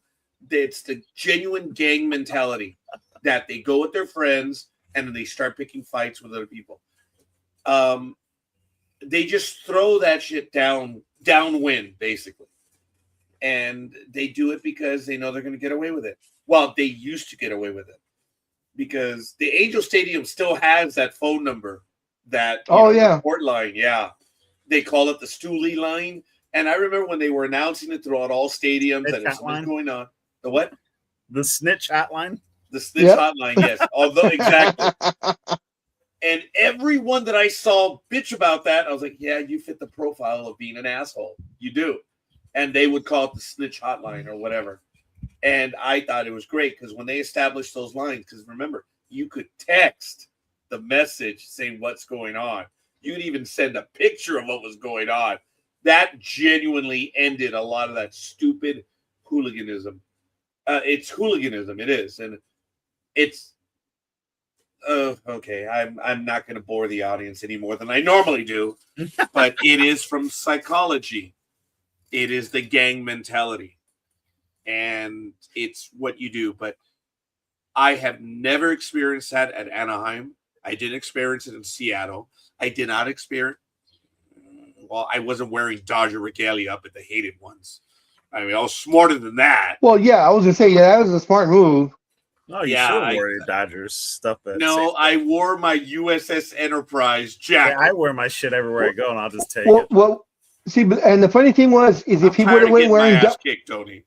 If he would have been wearing, Dodgers stuff, and the thing was, the Giants were probably playing like the Reds or the Rockies or something, and he would have walked in with Dodgers. Who? The Padres? Yeah, they're playing Padres. So Giants, Padres, and he walks in with Dodger stuff. That's asking for it. You know what Philly does when it says to fans like that? Wrong jersey. No, wrong game, asshole. They'll start chanting. Wrong game, asshole. Wrong game, asshole. Oh my God, that is funny. That's great. Big Dog and I have witnessed. That's great. I would say that Big Dog and I probably would have piled on because you're just talking shit. You're just talking shit. I mean, that is okay. That's genuine shit talking. There are guys that try to shit and don't know. We've talked about that, Tony, Big Dog. That you get these guys. They're shit talking. What? They don't sometimes we got an Eagles and Giants game, and there'd be some fans there wearing Cowboys jerseys. Okay, mother. So we give them hell. As you should. Too. As you should. Yes. Someone was wearing another jersey. The only team that I will during the game, before the game, and after the game make fun of are the a-hole jerseys. If you're stupid enough to wear an a-hole jersey, obviously your mama didn't do a good job. And that's why I was so conflicted when Dusty Baker became their manager, because I love Dusty Baker. Me Dusty too. Baker's a good man. And he became an Astros manager. He wasn't involved in all that mess, but I was like, man, it's still the Astros. But then I was like, well, a manager's job is a manager's job. I mean, that's there's only 30 of those jobs available. If it comes available, you take it no matter what. I posed that question to Roger. If they gave you the Boston Red Sox to manage, would you? And he'd be like, hell yeah. Of course. Yes. Tony, you would. But there is one team that you eat no matter what. What would that team be, Tony? And say in football, what would be the one team that you were like, okay, look, I know this will change my life and everything, but I do have some dignity. Dallas. Okay. For me, it would have, believe it or not, it would have to be the Giants. It's the hated ones. Dodgers and Giants go back. I would say no. Really? To the Not Giants. the Red Sox? No, because the Red Sox, look, you know what they are. The tradition, it's like one of the greatest rivalries in sports. It is one of the greatest, and dude, to be a part of it, cut it out, dude. On either side, that's what would make it exciting. Look, the people on the Red Sox side, there were Yankees over there. There were people on the Yankee side that were Red Sox. It makes it good. Yours is Dallas. His is the Celtics. Yeah. Never. They could do a Pat Riley thing where they say, "Coach, and we'll give you part of the team." No. I love that Big Dog hates them because I do too. So it's great. I can't. I have nothing for the Celtics either. I respect players. Yeah. Because that's just the team you play for. I'm gonna hate you. Yeah. But I would I respect the hell out of Larry Bird. Because he made Magic and Magic made Bird. So they go hand in hand. But there's people that I can't stand. I thought Dennis Johnson was one of the greatest, most respected guys in the league when he was playing. I could not stand Danny Ainge. He was one of the dirtiest players. With I'm a Mormon. I can't do bad things. Bullshit. I saw you play. And of course, I hated McHale even more so after he clotheslined. Oh, after that close, and then like 5 years ago, he finally admitted he did it on purpose. He finally admitted. For the love of God! He said he meant accidentally clothesline someone. Yeah, but at least you put up the facade of it, saying, "Oh well, I was going for the ball." When he was going up, I was going for the ball. And finally, about 7 years ago, the hatred grew even more when he said, "Yeah," he goes, "Yeah, I took him out." He goes, "Of course I did." He was more of a man when he said about the deal, Minnesota with the Lakers. That was the embers coming. That was the embers coming back. That was the embers coming back, and then years later, when he admitted, and it's a full on fire now. I don't know if you know that one, Tony. When he was GM of the Minnesota Timberwolves, the Lakers were supposed to be getting Kevin Garnett. The trade was done, and all they had to get was a GM's approval. And McHale nixed it because he said, "I will never help the Lakers out whatsoever." And we were giving Minnesota like a ton of stuff for picks, players, starters, the whole 9 yards. I mean, it was going to be detrimental to the Lakers for probably about a year or two of everything we were giving Minnesota. And he's like, "I'm not helping the Lakers out. I'll trade him too." And I was like, "Oh, you mother." Oh, I was so pissed off. Hey, but that was pretty clear. See, I respected him for that because I will never help them. So it was good. That clotheslining, he denied it all he wants. Look, I've always said you need and look, there are players that'll play the game and they think they know the game and they don't. Just listen to them. They don't. Look at the ABS system.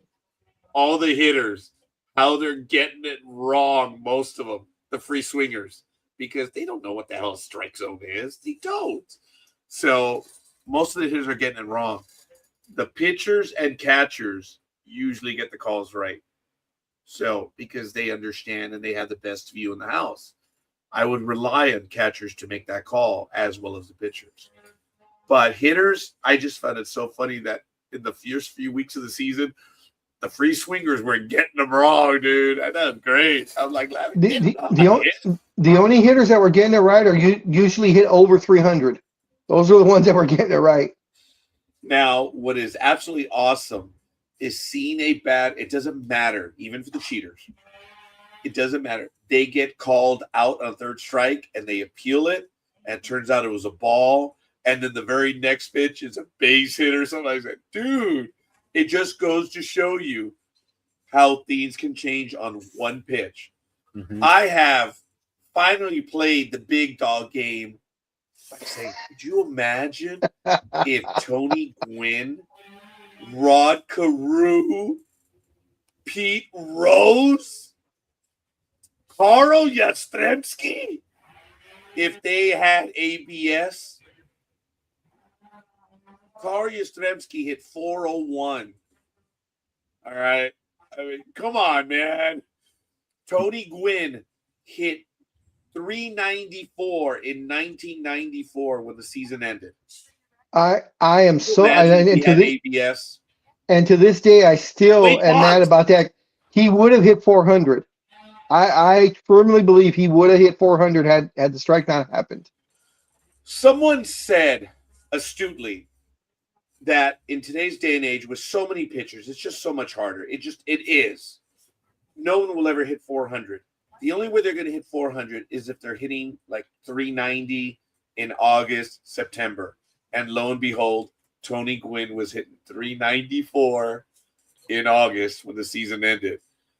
And all you got to do is get a bit hot like Tony Gwynn had the damn asinine habit of doing. Tony Gwynn. Oh, and talk about someone that went early. Yeah. Kirby Puckett also went early. I was thinking of him I just was thinking of him. Yeah. I mean, look at these guys that had impeccable strike zone. They were astute. And if you had ABS, jeez. It almost becomes unfair at that point. But it's all right. I still don't like the ABS. But they get the calls right. It has nothing to do with getting the calls right. It's playing the game. This is a bunch of human beings getting together to play the game. And when you can bring technology in, it changes the game irrevocably. Sure, but it's about getting it right. Yes. Go back and pee yourself in the sandbox that you grew up in, dude, because you never played the game. Oh, I just want to get it right. Shut up. Obviously, you're a mama's boy. You never played a game of value. You didn't. So I just want to get it right. Go F yourself. So what Scorekeeper says is he's a fan of the bang bang play.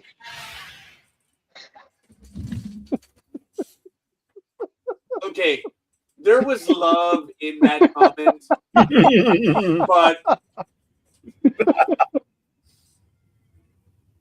it's really more just a phrase. Because I laughed about that in one of the games because something happened in the game. And, oh yeah, they would have called that a bang bang play. There were a bunch of Filipinos right next to me, and I'm like, "That's not what you think."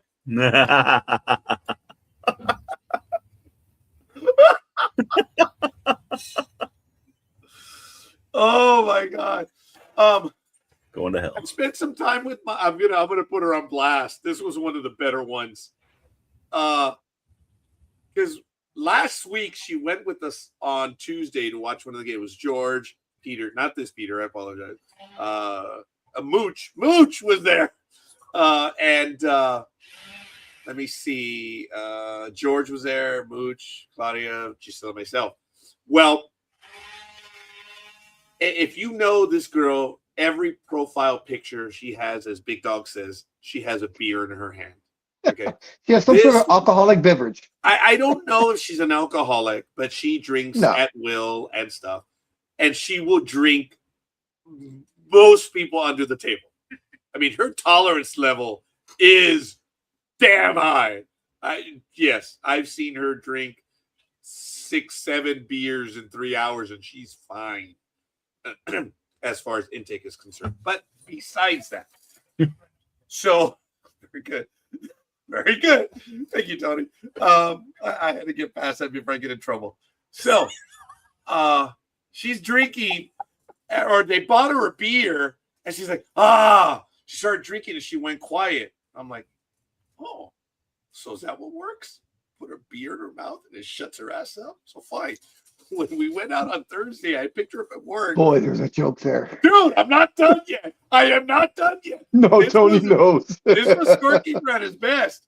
So I told Claudia, she said, oh, man, hey, I got to get a Modelo in your mouth so you'll shut up. She's like, what? I said, I learned as of Tuesday, put a beer in your mouth, you shut up. She's like, she flipped me off. And I was like, ooh, scorekeeper, back to being scorekeeper. So Lucky you're going lucky on. I I'm wasn't not there. done yet. No. I'm not done yet. We're driving and she starts to talk. And I'm like, we're not there yet. Will you shut up? I'm telling her, let me get the Modelo. And then just as we walked into Applebee's, she goes, oh, yeah? Well, now you're going to have to deal with my mouth. She said that. And there were a bunch of young kids right there. And I looked at her and said, yeah, that probably wasn't the most, that was one of the most inopportune things to say. And she said, you don't know what the hell I mean. Oh, my God. It was great. So we sit down finally, and then we couldn't find a seat at Applebee's. So we had to go over to Lazy Dog, and over there, finally. So as she starts to talk again, I'm like, drink, damn it. All night I was like, shut up, just drink. I don't need people to talk to me right now. I just need you to just shut up. I need the company of people, but it's shut up. So I kept telling her all night. And she got so finished. She flipped me off 4 times in an hour and 15 minutes, told me to go to hell, gave me several FUs, and I was just like, oh, scorekeeper's back in the mode. If I don't get an FU out of someone in the evening, it's like the Yankees not winning the championship. I failed. I mean, every now and then I'll get an FU out of the big dog too. So, but those are kind of rare. If I get an FU, I know he's tired of me. It's like, oh, shit. Yeah.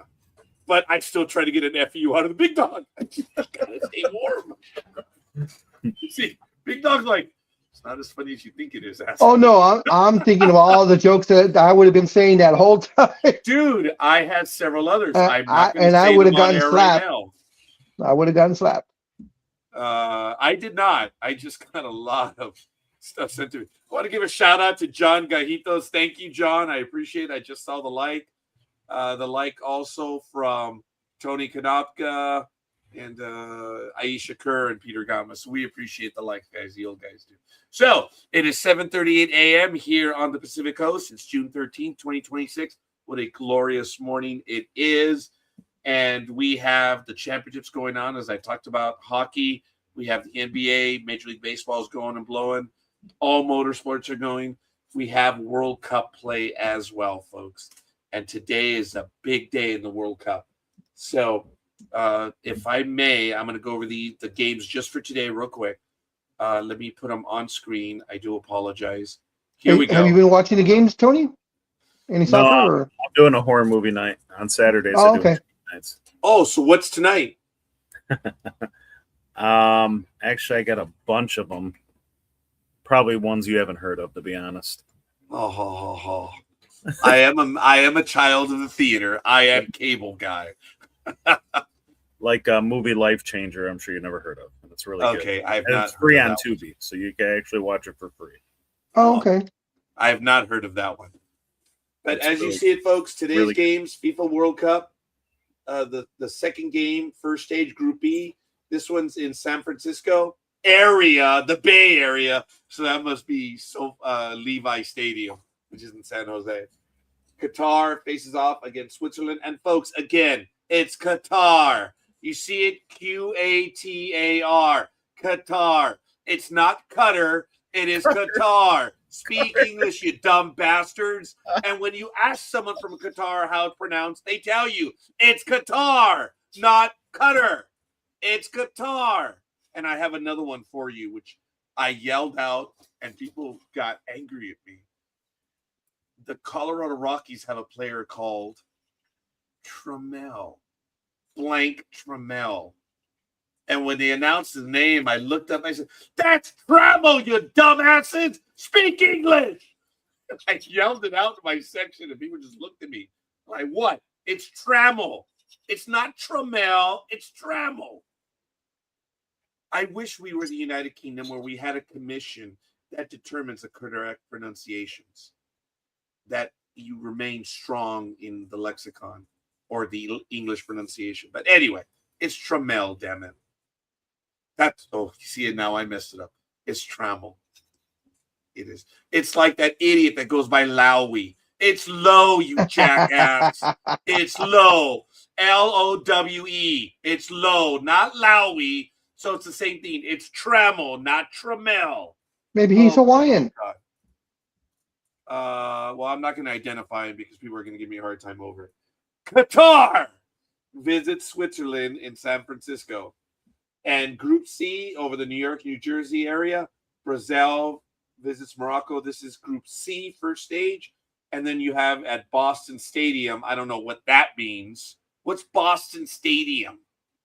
Okay, so the FIFA. This is the renaming. Yes, the FIFA Federation will only allow their sponsors to be on stadium. So if they're like SoFi Stadium is now the Los Angeles Stadium while they're playing FIFA, it's all covered up and it's got Los Angeles Stadium on there. The only stadium that was allowed in the U.S. to keep their name was Mercedes-Benz Stadium, because that was the only sponsor that is also a sponsor for FIFA. I'm glad you brought that up. Yeah, I thank you for recalling that, Big Dog. So the Boston Stadium is the Patriots. I forgot MetLife. I think it's Gillette. MetLife Stadium. Oh, Gillette. There you go. No, you're right. Gillette. Oh, it is Gillette Stadium. Guessed. I have to shave later. All right. I did last night. I use my Norelco razor because I don't use Gillette. Anyway, at Boston Stadium, Haiti visits Scotland, and at BC Place, Vancouver, stage Group D, first stage, Australia versus Turkey. Now, they're using the spelling in the native for Turkey, if you notice it right there. That's fine. Who cares? But it's still Turkey. So it's not Turkey. It's Turkey. Don't be stupid. Stop crying.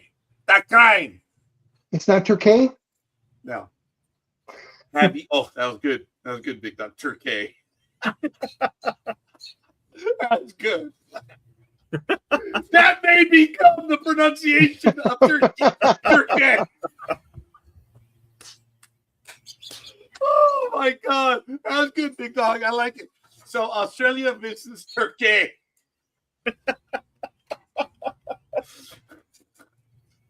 La Tortuga, where are you? So that's what we have going on right now, folks. As you know, it's a point system in the first stage. It's, you get 3 points for a win, 1 point for a tie, and you get nothing if you're a San Antonio Spurs fan right now. Ooh, sorry. You get nothing. Yes. No dinner for you. Now, have you guys seen those videos about, there usually has to do with construction. Someone's messing up a video and you hear the voiceover of Mr. Yarge. Mr. Yarge. Yeah. How much are you paying the new guy? Okay. There's a player on the San Bernardino team for the Seattle club. His name is George something other, and he's Latin. And I am yelling out when he comes up, Mr. Yarge! Mr. Yarge! And I get some chuckles around me because I know they've seen those memes. And we'll go on. Go ahead, Big Dog. You're dying to jump in. No, we were talking about the World Cup. So this was reported by ESPN. Police in Peru took a novel approach to clamping down on drug trafficking on Wednesday as they conducted a raid in Lima disguised as the 2026 World Cup mascots. So they dressed up as the mascots, but they were actually the drug police. So they were cosplaying. A video posted to the police official TikTok account showed officers dressed as Clutch the Bald Eagle and Maple the Moose break through the gate with a battering ram before arresting a man in a white vest. The video also showed officers recovering packets of white powder and a firearm included with the caption, World Cup mode. Operation ends with the fall of the Pikachu. Colonel Carlos Freddy Abregon, head of the police Green Squad, told the Associated Press, thanks to the intelligence work carried out by the team, we were able to establish that the person we were about to arrest was a die-hard football fan living and breathing the World Cup fever. So we proceeded to disguise my Green Squad personnel as World Cup mascots in order to approach him without arousing suspicion and make the arrest. It's a novel approach. Wow. Yeah. Cosplay. Did you ever do cosplay, Tony? No. Well, not Hey, in his the look not was as in like- official capacity. Scorekeeper. You know, I've known Tony you for a knew. little bit. I kind of respect you a little bit, Scorekeeper, and you had the audacity to ask me Right. a sarcastic question. That's the look you gave me. Exactly. You read that right. Yeah, I mean, you really thought like, oh shit. Sorry. Not only that, but you had the audacity to say that in front of Big Dog. Oh, That's the one. It was like, oh, there's the grapefruit is coming. have I hit grapefruits? Yes. Have I served up grapefruits? Oh yeah. Yes. Oh yeah. Both here and on the field of play. Oh yeah. There have been some. The minute you release the pitch, you're like, ah, shit. You just know it's right there. We were playing Allegheny up at their old park, and I grew the screwball in the second pitch. Dude, that guy hit it. Oh, dude, he hit it so hard that when I turned around, it was off the wall in right field, dude. Oh my God, I had never seen anyone hit one that hard. It was off me, of all things. I grew the screwball, and I'm like, oh, then bam, off the wall, dude. Damn. Yeah, damn. Had there not been a fence, that shit's still rolling today. That thing's probably up in Nome, Alaska by now. Oh, wow, no, okay, wait, hold on. The field was There he in goes near with Wichita. directions again. There he Yeah, goes. yeah. It's always got to Spatially have them right. Dude, we all have our things, okay? Yep, that is one of your things. Because I forgot myself. I'm like, oh yeah, I was up north. And, oh no, the field was going this direction, so it'd be in Wichita.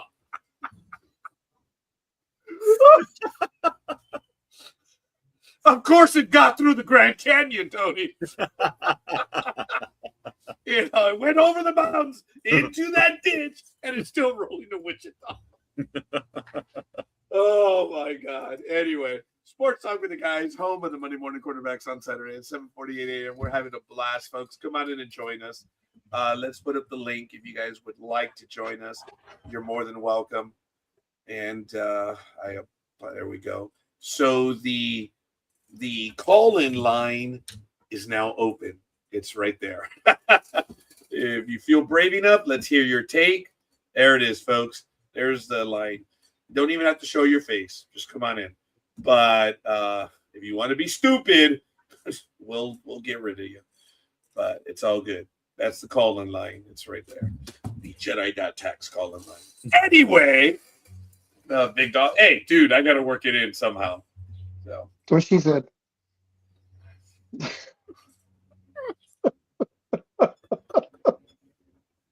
Yep, I was right there with you. So are actually, you watching? That I told are you her watch- later on Uh-huh. Thursday, we were going to pay, and she got her debit card out, and it was the insert type, and she rushed to put her debit card in, and I slapped it away. I said, "That's not your job, bitch. It's my job." I told her that in front of the cashier. That's not your job, bitch. And she said, "Well, I almost got it in." I said, "Oh yeah, you go ahead and brag about that. You go ahead." Oh my God, that's how we were after each other that day.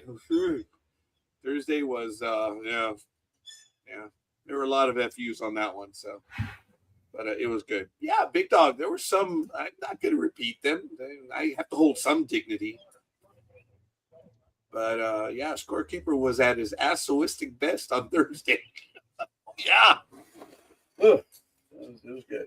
Anyway, what else do you guys want to talk about right now? Oh, hey, Tony, is Tariq going to be traded away?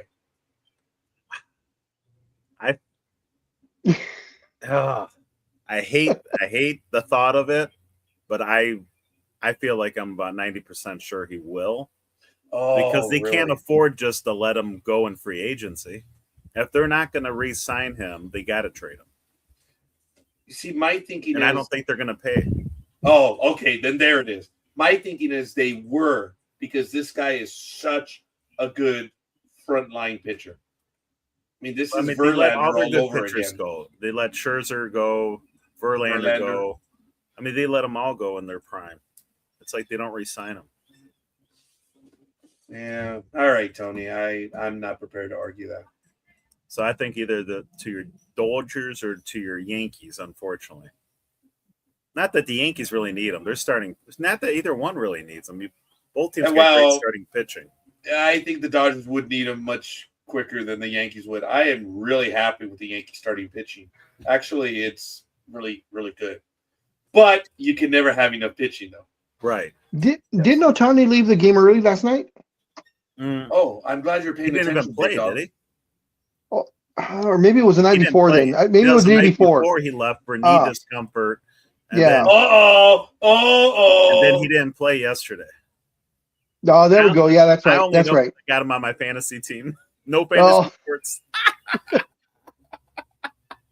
Hey, you're good, Tony. I respect you for that.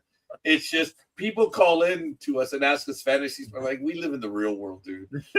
Go talk to Lenny Melnick. That guy is good at what he does. I love Lenny. He's the god. Yes, he's the godfather of fantasy sports. Mm-hmm. Folks, Lenny Melnick was on the Major League Baseball channel, and he actually did See, he doesn't like being called the godfather, but he himself, remember Big Dog on that story? He told us that great story. Could it not be a Jew as a godfather? That was so funny when he said that.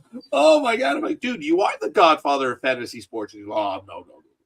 He actually likes to go by the legend right now. Yeah. And, folks, there is a picture that I posted recently. You have to understand that my wife really didn't like going out. She didn't like going to meet people and stuff. I mean, she went out and stuff. Don't get me wrong, but she didn't speak English. She understood it, but she did not speak it. Well, Lenny was coming over. He was doing his trip around the United States, and he wanted to meet with us, and he set time. He was with Andrea, and, of course, I called a football game with both of them in Portland, and Lenny was coming by, and he put time aside to meet with us. And it was the two of them and me, and, Andrea said, no, you're not coming alone. She didn't say it, but she made it clear. You're not coming alone, fucker. Bring your wife. And I told her, I said, you have not been requested. You need to know Andrea. You have been ordered. And she was like, who in the... That's right. Let's go. So that picture is a genuine picture. I don't know how Andrea, because Andrea does not speak Spanish. I don't know how Andrea and Maggie communicated, and yet they did. It was amazing to me. I mean, I was stuck with Lenny. I mean, he was stuck with me. It's a wife girlfriend. It's a wife girlfriend thing. It's a wife girlfriend thing. They just can speak no matter what. And they did. And then when it came time to taking a picture, Maggie got up and Andrea said, I am paraphrasing because Andrea is not really this way, but she effectively told Maggie, sit your ass down to take a picture. So knowing that, look at the picture again. That's why I'm like, holy shit, I'm still alive. When you look at the picture. Oh my God. And so how far back did the picture taker have to be to get you at 6 feet and Lenny at 3'9"? How hard was it to get the picture together? Lenny's a beautiful soul. He is. But if you notice, I'm seated, folded. Lenny is standing. If you look at how uncomfortable I am, it's because I had to fold myself in. All kidding aside, Roger. Lenny's what, like 5'5", 5'6"? Bullshit. So is he like Kevin Hart at about 5'3"? Dude, I can't bend down that far to even get an idea. Lenny's a beautiful soul, dude. And I'm going to have to tell him, dude, you guys got to come back and listen to this. And I can't wait to see what Andrea says. She's like, I didn't say that, but in essence, the story is true. That's what Andrea will probably say. Well, I didn't say what you said, Roger, but yeah, that's what happened. I'm going to have to send this to Lenny at about the 7:53 mark. Hey, dude, we were talking about you. That is one of my favorite pictures because Maggie, I don't have that many pictures of her. I really don't. She refused. She never wanted to have pictures taken. So I had to literally voyeur my wife for pictures. It was funny. And I do have more. I've been finding them, but it still feels a little odd. It's almost traitorous to point some of them out. But that is one of my favorite ones with Lenny and Andrea. I used to listen to them every day when I lived in Philly. Oh my god! Oh my god! I love those two, dude. They're great. They are great. They are, and I readily say because oh, Lenny's a lot funnier than you. Was that supposed to sting? We know the truth. You live in all this denial that you want to. Lenny told us. You guys don't know what you're talking about, but you're sure as hell damn funny. That's what Lenny told us the first day he meet us. Yeah. And he was trolling. He was visiting other places, and Lenny would always call into our program. So Lenny had a great time with us. That was it. And but he told, you guys sure as hell don't know what you're talking about, but you are entertaining. And I was talking about one of the older stadiums, so that's what he meant. I was there. I walked into that stadium, scorekeeper. And I was talking about the dimensions and stuff. He's like, no. So, it was funny. I think I'm going to show that picture, folks, that I'm talking about. It is a wonderful image. And what I like and I'm touched by is Andrea herself saw it and she liked it as well. And I didn't ask Lenny and Andrea for that one, but it is genuinely one of my favorite pictures. It is so cool. Andrea is a great person. Oh God, she's entertaining in person. She is. She had been on our programs a few times as well. And but that is Lenny, and that was her. That smile was genuine on her face. It was. She had a good time because I think we sat down with them for 2 to 3 hours, guys. And Maggie did not want to go because I would have been, like the elbow in the back, stuff like that. Maggie never gave that one to me, and I never got that from Lenny and Andrea either. And Andrea that day was a saint. I don't know how she communicated with Maggie and how Maggie communicated with her. They did, just like Big Dog said. This is one of my favorite pictures, guys. And it was on June. It was in June when he was here at the Ontario Convention Center. I have the original date, but it was in June as well when he was doing his world tour. I remember this day vividly, guys. Oh, and Tony, if you look carefully, I have my Medal of Honor shirt on. You see that? Look carefully right there. See how that button's barely holding on? Yeah. That's what I call my Medal of Honor shirts because they're holding their ground against all odds. I mean, they're dealing with overwhelming friendly fire. That could be an eye hazard, yeah. Oh my God. Everybody needs to wear safety glasses around you with that shirt. You're damn right, yes. And it's really only that button because if you know all the others are fine, but it was the one because lunch was good, dude. Lunch was great. But I joke about that. But look, those smiles, God, it was real. Lenny, I'd already met him before, and I spent a lot of time with him on air. You know, Lenny is what you hear, what you see is what you get with him. There's no BS. He's a good guy. And Andrea in person, oh my God, she's a lot of fun. She's a beautiful soul, and I was privileged. But when Andrea, no, fuck it. You're not coming alone. You're bringing your wife. That was great. And but I told Maggie, you have not been requested. You have been ordered. God, that was hilarious. But my wife fought me about going. She said, I'm not going. And then when I told her what Andrea said, it took her like 10 minutes to get ready. So she got ready in a hurry. That's why I love this picture. There was so much that happened that day. It is one of my favorite pictures. And I was lucky enough to be there with Andrea and Lenny. We spent close to 3 hours just shooting the shit. And it was 4 people having a conversation. They were kind enough to have me translate on some. Oh my God! No, Andrea said, "Shut up." I understood her. So Andrea actually told me to shut up, or like, "Hey, be quiet. You don't have to translate." I understood. That did happen.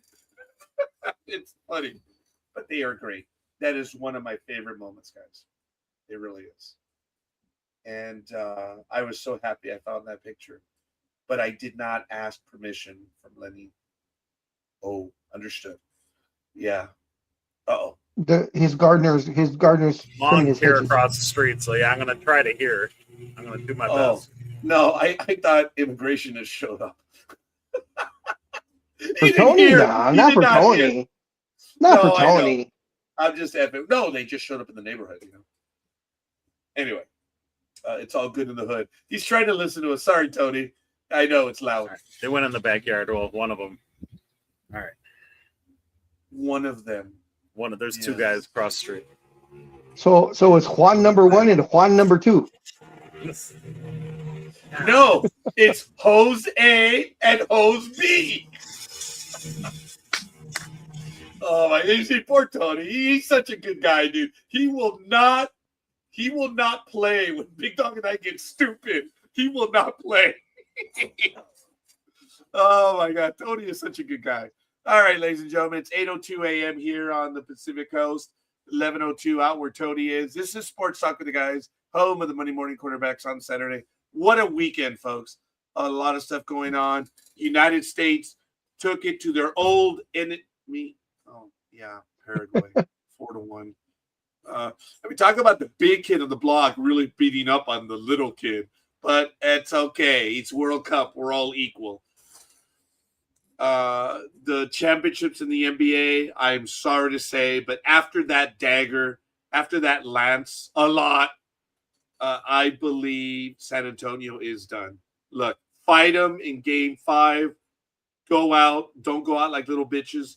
Don't do what St. Louis did in Games 3 and 4 against Boston in 2004. Remember that, guys? That World Series when Boston beat the Yankees, 4-3. They went to the World Series. They faced the Cardinals. The first 2 games, oh my God, they were battles, but Boston won. The last 2 games, the Cardinals just rolled over. Yeah, it's just, there was something with Boston that year, and it was. They were trying to break the curse of the Bambino. Yep. And folks, when they beat the Yankees, as I said then, no, that does not break the curse. It's winning the World Series. And they won in 2004. And congratulations to Boston. No clapping. No, you didn't see me flip them off? I saw you flip them. Don't clapping. I didn't hear no clapping. Because some of those guys were good guys. They were. Even though they were the opposition, they beat the Yankees. I can fully admit they beat them. Yankees didn't choke. Because, guys, if I say the Yankees choked, that gives Boston a hollow victory. I am my own man to acknowledge that we got our asses kicked. We did. And I told Big Dog the story that I was on the internet. And people were like, "Oh, the Yankees choked, man." No, we got beat. Yankees choked. No, we got beat. Yeah, you choked. Okay, whatever. I know. I just made a certain. So did the Spurs choke or did the Knicks win or a little combination for the love of both? Of God, the Spurs choked. They choked. I said that earlier. They did. Now you know, points, dude. You know, in all the Knicks players' minds, in the back of their minds, they're kind of hoping to lose Game 5 so they can win it at home. Can you imagine what the damn city's gonna go bonkers if they win the championship in Boston at the Garden? It will. There'll Boston, probably be in some New York. riots. Yeah, Oh, you said Madison Boston. Square Garden. No, I said the Garden. I didn't say Boston. I said the Garden. Yeah. you Remember actually Madison did. Square Garden. Yeah. Go back and listen. It's okay. Don't worry Okay. about it. Anyway, look, New York has set the tone on how to celebrate. It starts with the 1996 World Series. When the Yankees won, what did New York do? They were the adults in the room. They celebrated. They did not riot. They didn't do what LA, Chicago, and all these other stupid cities do. And there hasn't been issues in New York. But Big Dog, I believe you're right. Watch them celebrate. Oh, yeah. I thought I saw a video afterwards, and I thought it was I was laughing because, as you guys all saw, Taylor Swift was there. She was on courtside seats, having a great time, which is great. You know what? Even if she's not a Knicks fan, she just got caught up in all the emotion.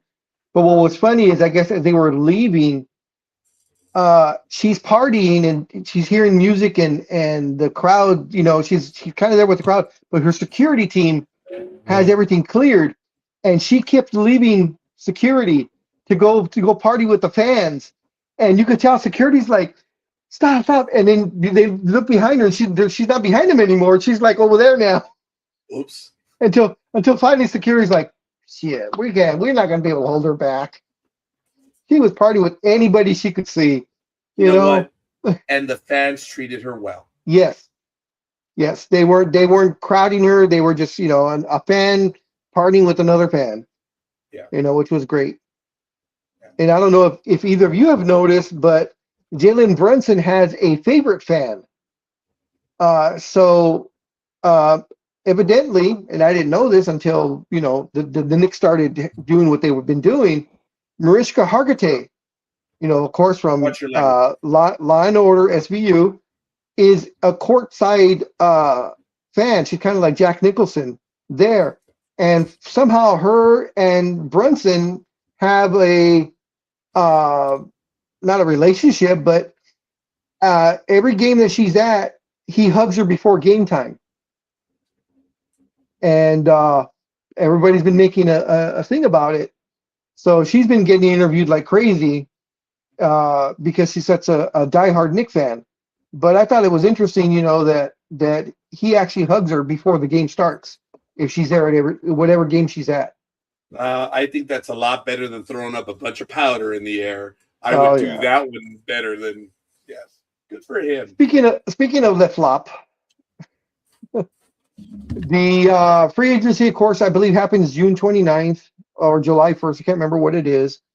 All indicators are, especially from Rich Paul, which is his agent and has been his agent since high school or, college or whatever, or not college, because he didn't go to college, since high school, that he is going to demand in year 24 of his incredible career, he's going to demand a max contract from the Lakers, which would pay him close to $60 million for a 2-year deal. I agree too.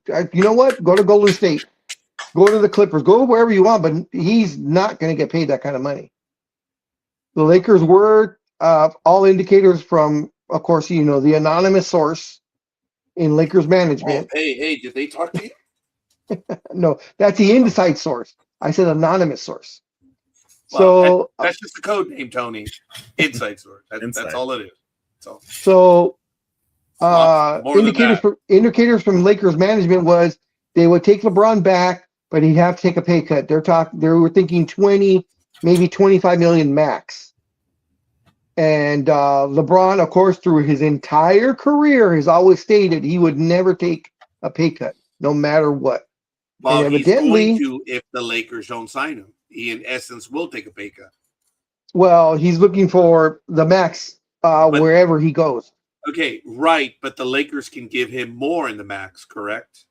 A little bit more, not by much, but I mean... Yeah, so it's a pay cut. F you, flip-flop. Well, no, what he's thinking, though, is I'm still getting the max. When they're saying pay cut, a lot of teams are actually saying they'll take LeBron if he accepts the league minimum, the veterans minimum, which which would be like $8 million because fair. of his amount of years. Okay, but and being go ahead. realistic though, big dog, the production that he put up this year, I don't think that warrants $8 million. No, I don't agree with the veterans minimum. Like I said, I don't want him back because I just want it out of the Lakers. Trails. Yeah, that's right. And but realistically, I see him getting 20 to 25 million. To me, I think would be a decent amount for what he produced last season, and the fact that he's going to be 41, going on 42 in December, and is going to be in year 24. Because as we know, Father Time never loses, and either it's going to be this coming season if he doesn't retire, or the following season because it's going to be a 2-year deal. That decline is going to happen. It always does with everyone. Ask the Angels about Father Time when it came to Vladimir Guerrero. Oh. I was talking about that, folks. And I forgot that Vladimir Guerrero went in as an Angel into the Hall of Fame, which is really as he should. 5 years. Wow, I don't know. He was with Montreal for a while. But he had, I mean, if there was a fan favorite in Anaheim, it was Big Daddy Vladdy, as Big Dog said. That's right. He had 5 wonderful years with the Angels, and what happened was he was already advanced in age, and the Angels were like, yeah, we think you've seen your day, so they let him go. And then Texas signed him to a 2-year deal. It was a lot of money, but it wasn't what he had just come off on the contract. And for the next 2 years, or at least the next year, every time Vladdy came back, the fans loved him. I think every game at Anaheim, he went 4 for 4. Yeah.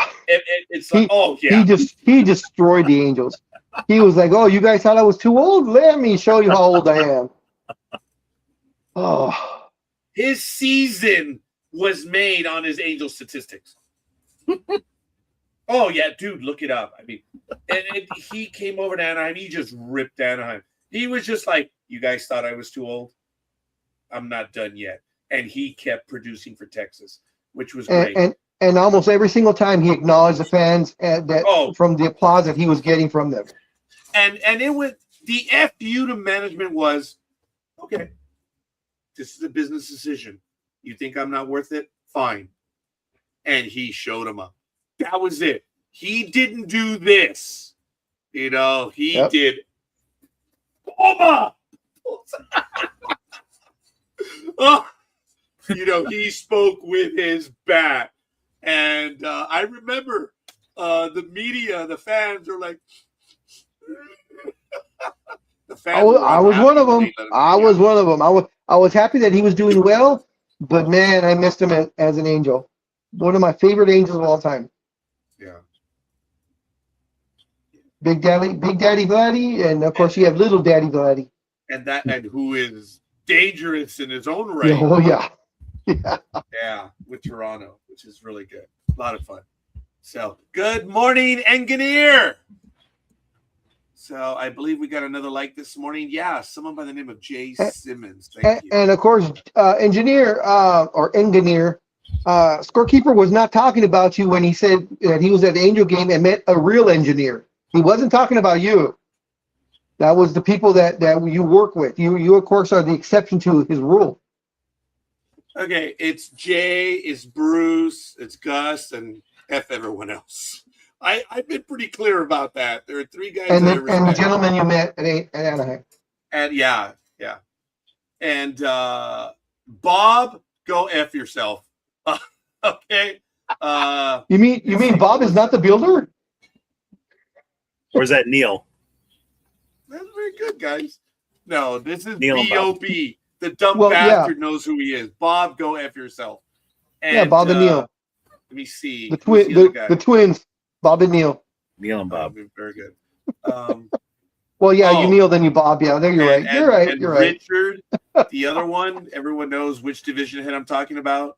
You can go F yourself, too. If you don't even have the courtesy to acknowledge an email, because So- you've been warned that I'm dangerous in So emails.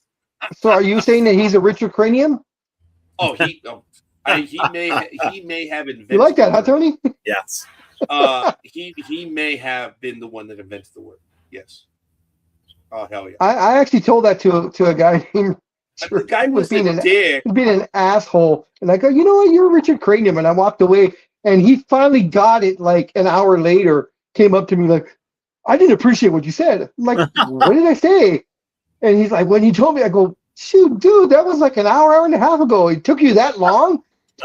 Proves my point.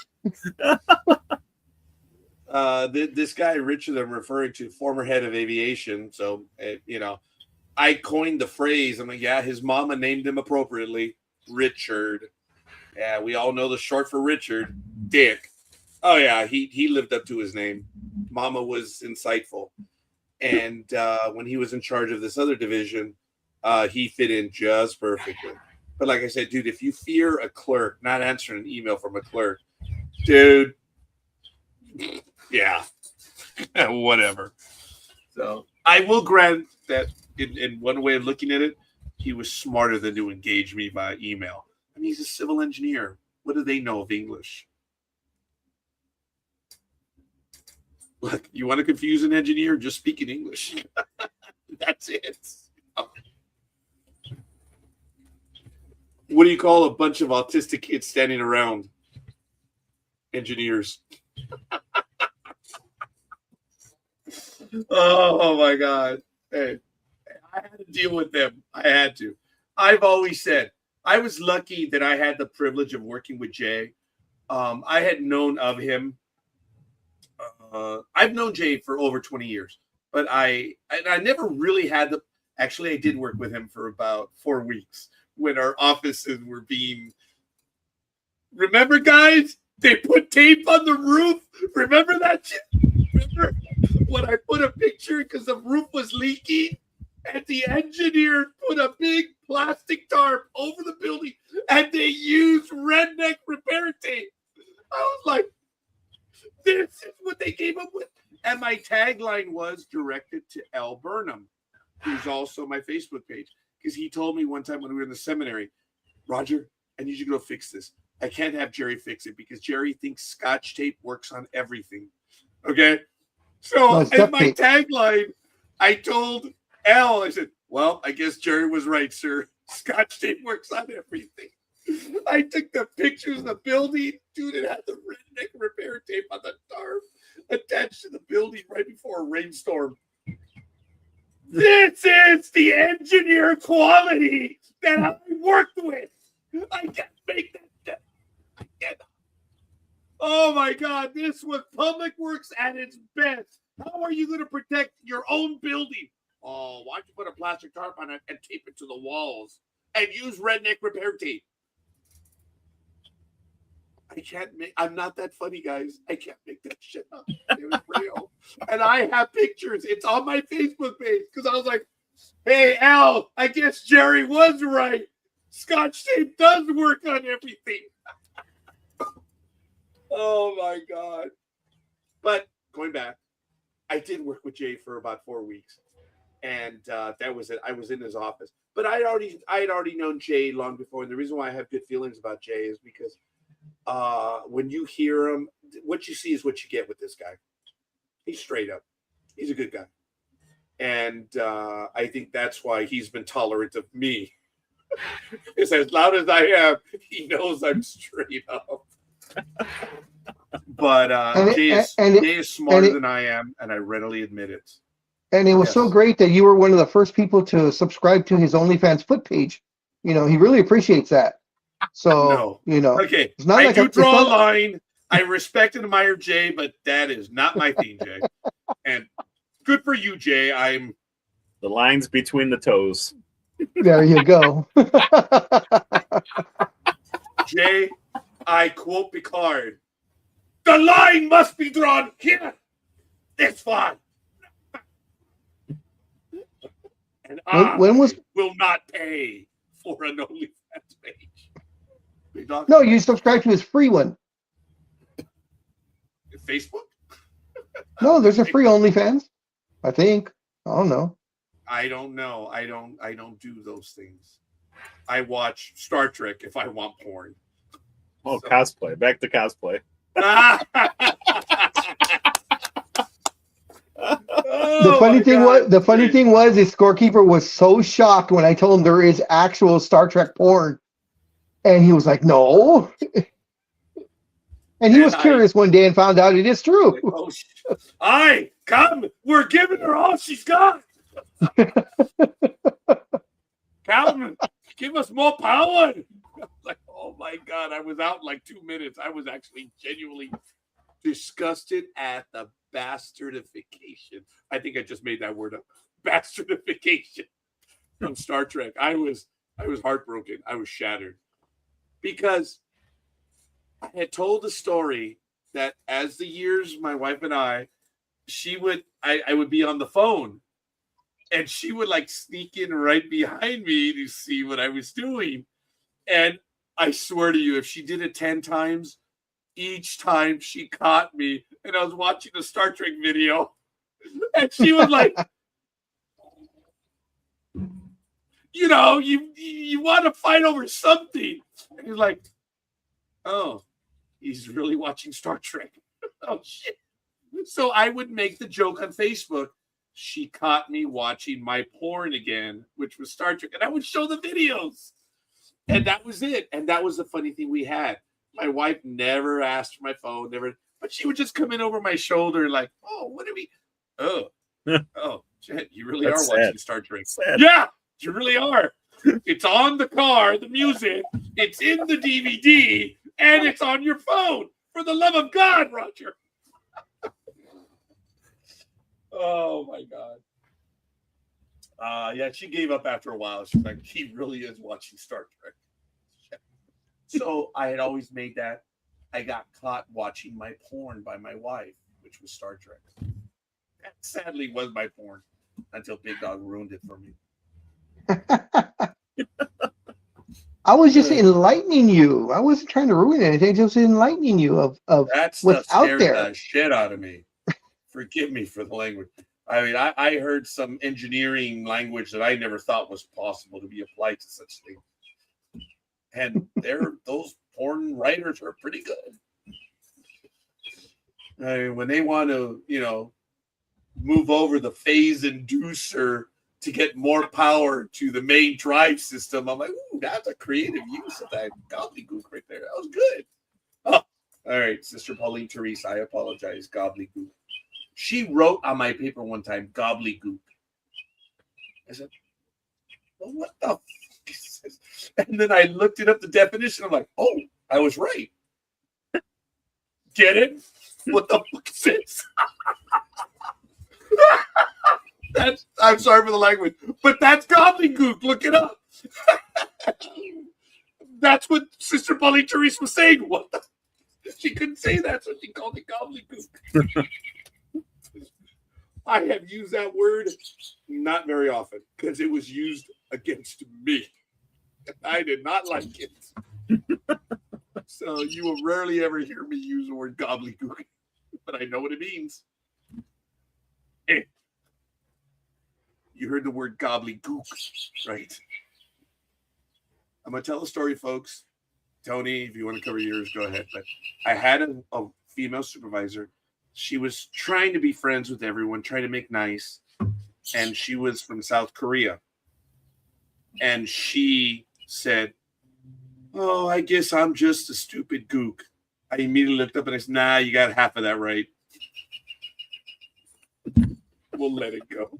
And she laughed. And everyone else in the office was like, oh, shit, Rod.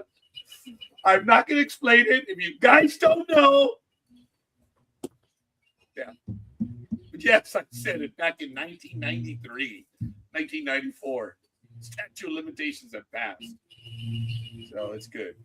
I think the stupidest one that the woke generation went after was in the NBA when Jeremy Lin was playing for the Knicks, and they said that his defense was a chink in the armor. Remember that? Oh, I even wrote about that, dude. Well, yes. That was so stupid for them to just go after that one. Well, okay, hold on a minute. Jeremy Lin was going through an incredible 2 weeks. He was, I mean, he had been living off his friend's couch a few months before. The story is real. It's true. Linsanity, yep. Okay, and this guy came out of nowhere and got a job and stayed. Well, the article was, Jeremy Lin, offensive, juggernaut of the last so many bit. But the chink in his armor is his defense. Yep. And when I saw that article, I'm like, oh my God, where is the editor? Where is oh my God. Folks,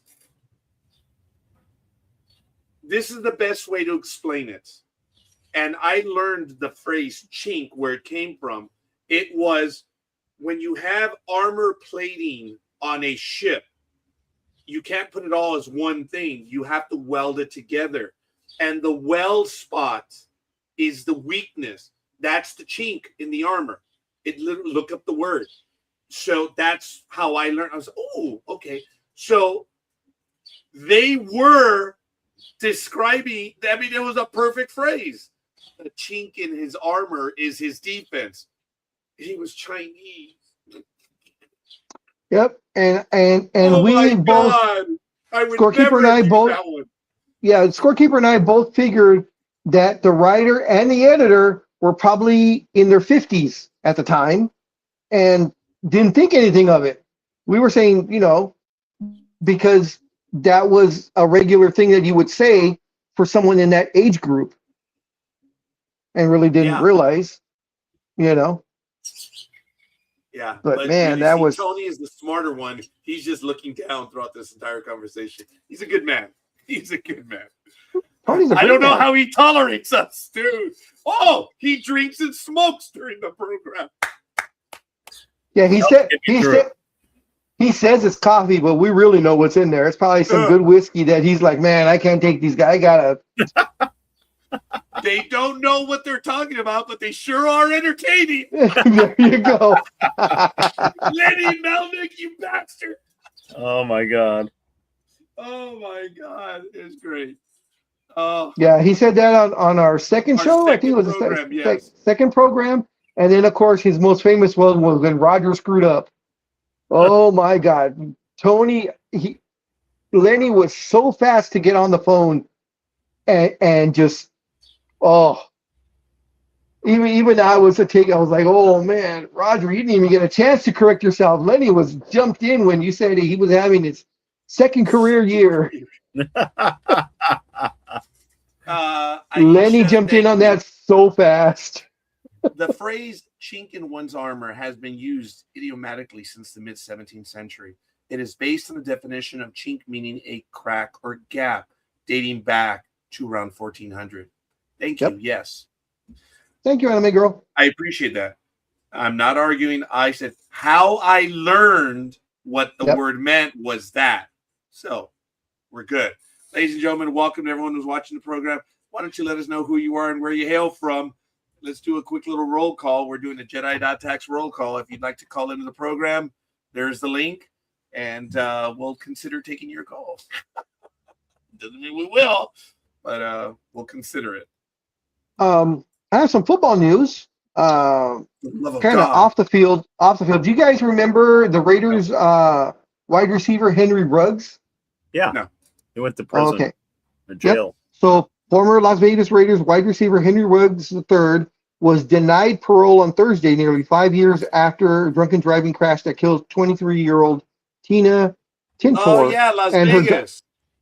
In Las Vegas. Ruggs, who was 27, will be eligible for parole on August 24th, 2027, and could appear before the Nevada Board of Parole Commissions next May.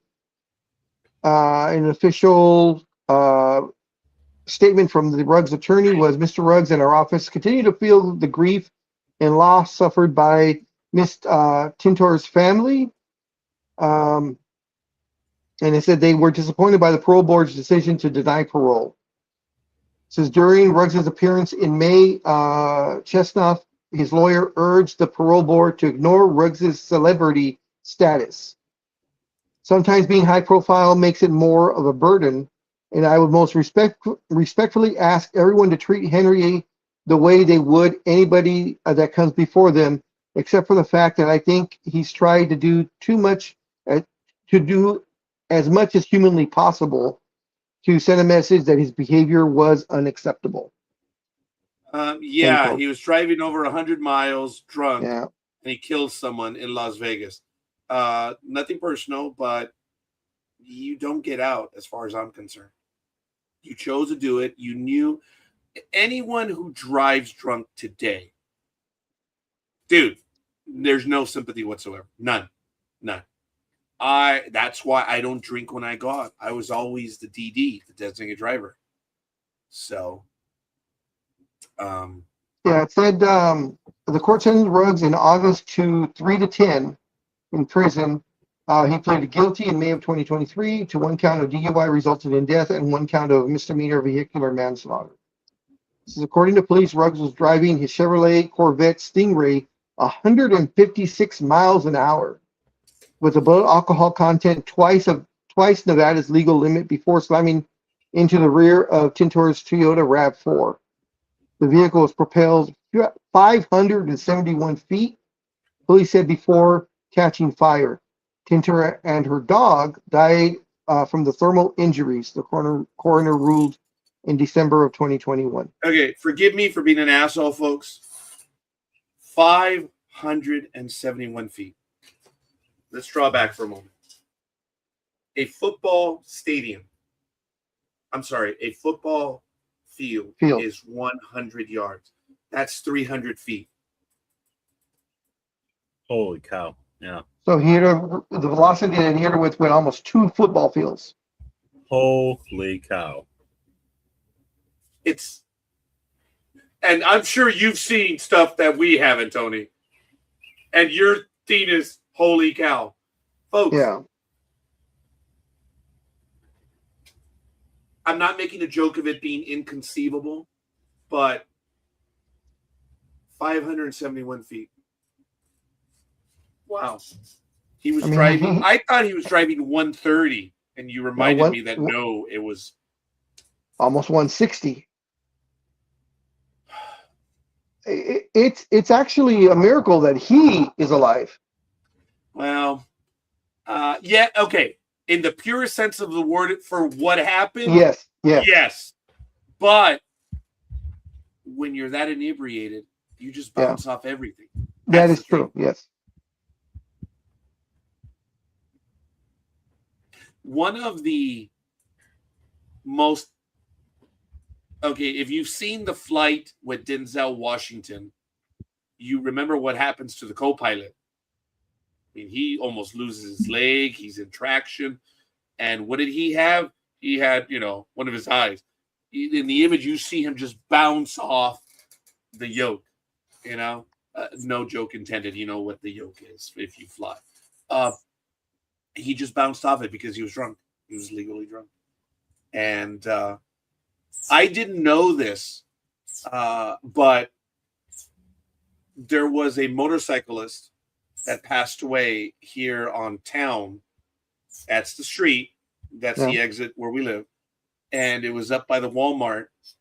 And we passed by before first aid arrived.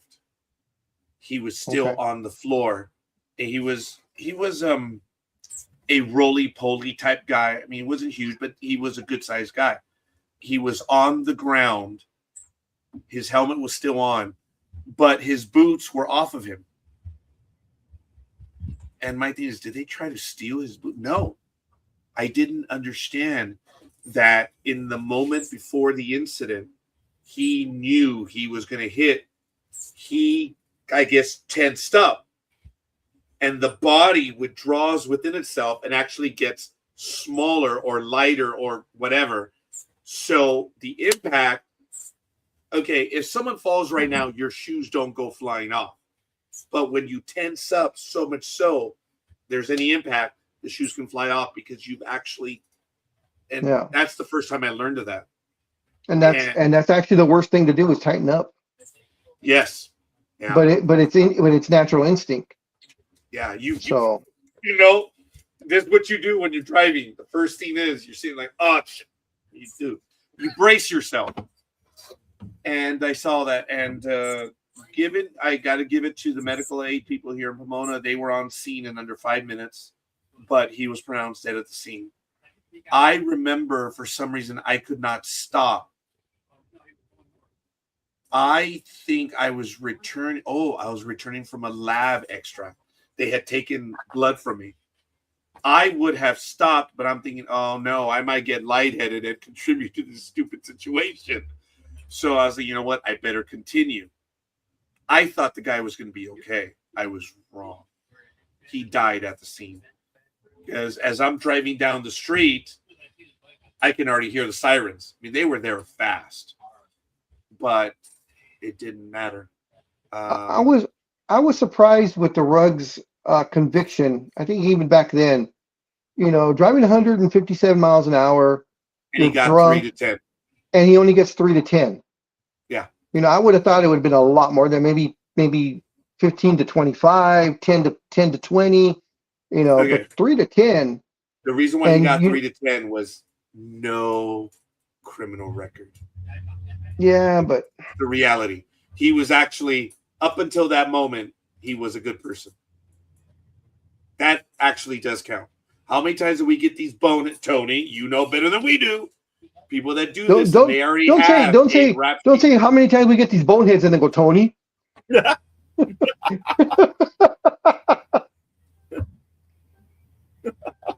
Okay, if it's come out like that, I understand why we're at war. Sorry, Tony. There was never mind. I have way too much respect and affinity for you, Tony. But if that's the way it's been coming out, there was so much for the apology, huh, Tony? I'm like, hey, there was that split-second pause. That's all I caught was that little pause. For me, that was the break. These morons, Tony. Acknowledge it. I didn't mean it to like morons, Tony. That's how you have to read in between the lines with me. If there was no pause, that is you. There was a pause, Tony. There was a break in my thought pattern. I would never, ever. Just big dog stirring a pot. I can't even say it. I would never, ever, ever think of that of you. Poking the bear. Oh my God, this was good. Guys, I ran out of water and I do need to get a little bit more. I apologize, and I'm out right here. So I need about a minute and a half. I'm going to go refill. This is Sports Talk with the Guys, home of the Monday Morning Quarterbacks on Saturday, 8:38 a.m. Give me a quick moment. Big Dog, you have the bridge. Gonna get some more water. So I'll ask you the question, NBA wise. Any chance that you guys are putting your hat into the Giannis trade happenings? Absolutely. Who are you giving up? Embiid. Embiid for Giannis? Yeah, that would be an actual upgrade. That would be crazy. Embiid and whatever else. But I don't think Milwaukee's going to go for that. Embiid and Paul George.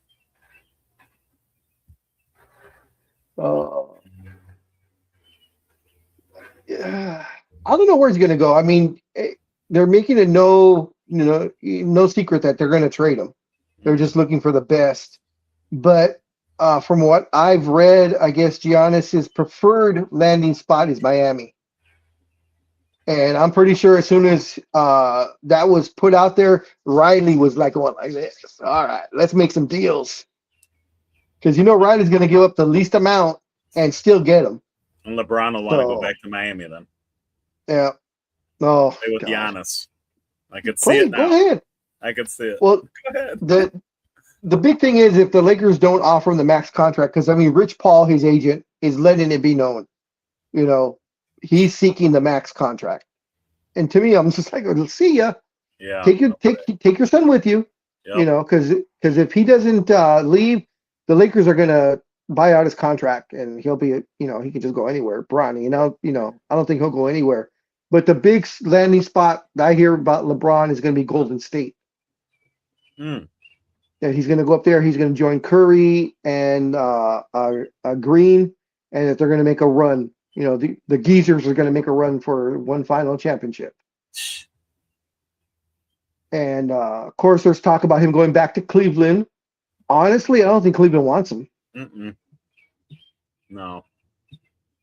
Nope. Because even, I mean, the Knicks, Cleveland. Go ahead. Unless they get rid of Harden. And from what I hear, they're going to offer Harden a 2-year deal for like $80 million. No. Oh, Harden, and I've said this for forever. Harden is a great player during the regular season. Once those playoffs happen, all of a sudden he disappears, and when it's a game time, supposed game 7 or your last game, elimination game, he never shows up. All the way back to he didn't show up in Philly, that's for sure. Yep, and all the way back to the Thunder when he played with the Thunder. Whenever there was an elimination game, Harden just sucked. And it's, with the Clippers, with Houston, Cleveland, the Sixers, he's played on like 8 teams now.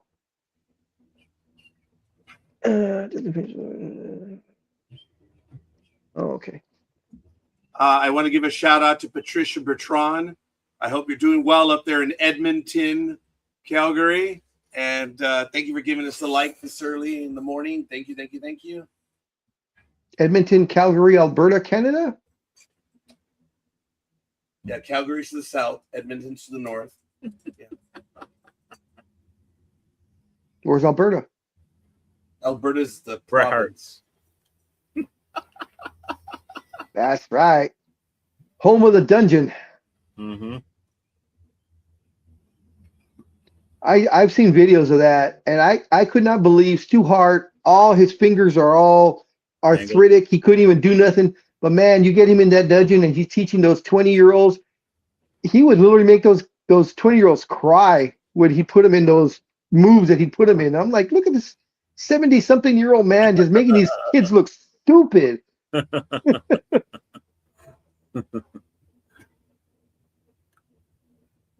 I've seen Dodgers catcher Will Smith's on the IL. Yeah. Oh, stop it. Scorekeeper got sad about that. Sore neck. He said a small tear, just a small one. So we'll see how the glue holds up with him out, Raj. Because Bernie Williams was the glue to your team, right? At that time? Well, he was the one that made them go. When Derek Jeter, you guys all remember this, early in April, flew into the stands. Oh, yeah, I remember that. And he bloodied his face. I remember the student worker who was a Dodger fan, and we had an affinity. She said, "Oh, Derek Jeter got hurt." I'm like, "Oh, am I having an effect on you that you're becoming a Yankee?" No, he has a cute face. Okay, you 21-year-old, I forgot my priorities. She was like, "Oh, you can have a cute face like that, get all mangled."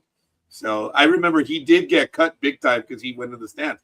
Well, at the time, there were people saying, Derek Jeter's not going to be around to carry the team, and the Yankees suck. And the Yankee fans were like, Derek Jeter does not carry the team. He doesn't. And the question is, who carries the team? Well, we didn't find out because the Yankees kept winning without Derek Jeter. When Bernie Williams went down, the Yankees went down. And the question had been answered. Bernie Williams is the one that carries that team. And when he went down, the Yankees also went down. It's not a shot against Derek Jeter. Derek Jeter was a whole different player. But he never carried the Yankees. He was a star of the team. Yeah, he was a star of the team, but he wasn't the guy that carried the team. There's two different things, and people don't understand that. That can be two different people. I will say that, of course, I'm a Yankees fan through Scorekeeper, so I respect them. But, man, I always would tip my hat off to Derek Jeter because his dating lineup could fill the 9 positions and the DH. When they did that one time, actually, they had all the people he dated. Alone had his Hall of Fame roster. Hell yeah, he did. If they were famous, he dated them. And Derek Jeter dated so many because Scarlett. he was one He of the dated ones Scarlett. that bastard. Oh, he dated Scarlett. Amongst That others. alone puts him up there. Minka Kelly, I think. Minka Kelly for the longest time. That one was, I think, one of his longest relationships. Yeah. I think he dated all who did kinds he of. not date, basically? Yeah, It pretty was much. easier to name who he didn't date. And he dated. I think he dated Halle Berry, and Wow. Well, let's look this. Wow. okay, there you go. Look it up, scorekeeper. Wow.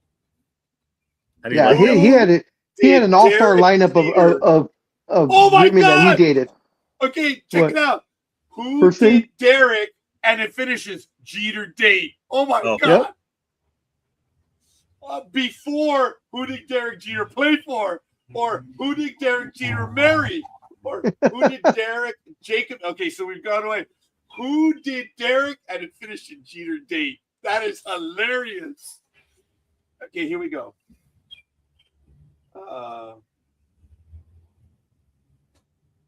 Now it went to someone else. You damn AI. Hold on. Who did Derek Jeter dates? There we go. Okay. Mariah Carey. Vanessa Minnello. Minka Kelly. Oh, I forgot Jessica Biel. Oh. Damn. Now, yeah, exactly. Derek, Hannah is his wife. Hannah Nay Davis. Met her in 2012. Married in 2016, and they have 4 children together. But here's a list of rumored or short-term relationships. Jessica Biel. Jessica Alba. Yeah. Oh. Scarlett Johansson. That's my favorite all time. Damn. Yeah, there's a lot to like there. There's no doubt about it. You know, she was born and raised right in between scorekeeper and myself. She was born and raised in San Dimas. No way. Yep. She's a SoCal girl. Scarlett Johansson, Still Adriana Lima, Jordana Brewster, Lara Dutta, and Joy Enriquez. Man. That's just a few. Man, just the Jessica, Scarlett, and you know, that alone. 2 Jessicas. Yeah, the 2 Jessica, Scarlett, and what's her Minka Kelly. So Mambo number 5 was appropriate for Derek Jeter. Yeah. But you know what? Good for him that he settled down, has 4 kids. Good for him. Do you like him as a commentator, scorekeeper? He should have kept going where he's going. Look, I do like Derek. He actually has standards. Look, the guy who does not take himself seriously is Big Papi. He is a fan favorite, even though he was named in the report, and he just he apologized. He did his mea culpa. He did his mea culpa. So no, that was the first baseman for the Yankees that famously apologized and didn't say why he apologized. That was the Oakland first baseman that went to the Yankees in 2002. He famously apologized. His thing was he never answered, but he was so well liked by everyone, he got away with it. Like Bronson Arroyo, he said, well, I do steroids. Like, yeah, you're not playing the game anymore. Shut up, get out of here. So no one cares. So Derek Jeter. Okay, anyway, the thing about Big Papi is he's in an ESPN commercial, and he's in the conference room, and someone has a baseball cap. It's a Yankee baseball cap. Oh yeah, I've seen that one. That is so funny. It is hilarious. All right, he's trying to fix it, and then Big Papi like, give me that damn cap, and he starts to mold it the way you're supposed to, and he fits it, and Yuppie walks by, and he, the Boston Fanatic, and he drops his papers. He's like, no, Yuppie, no. It was a Yankee cap, and it's hilarious. You see, Big Papi didn't take himself seriously. He was willing to do that. Big Papi got Derek Jeter a Boston cap and almost forced it on Derek, and on air, he like, no, and he walked off set. Yeah. The guys like to F around. Derek Jeter has walked off set. He's like, I'm not here to do what you little kids are doing. There was one clip I like Derek. with Derek Jeter, and he was signing for Golden or one of those guys just doing autographs. They had everything lined up, and they're handing him hats to sign, and he's signing the brim. And there's, he signs like three of them, and they snuck in a Boston cap, and he's about to, and he's like, he grabbed it and he threw it. He's get that shit out of here. I'm not signing that. And they're like, oh, we were trying to get you to. He's like, no, I'm not.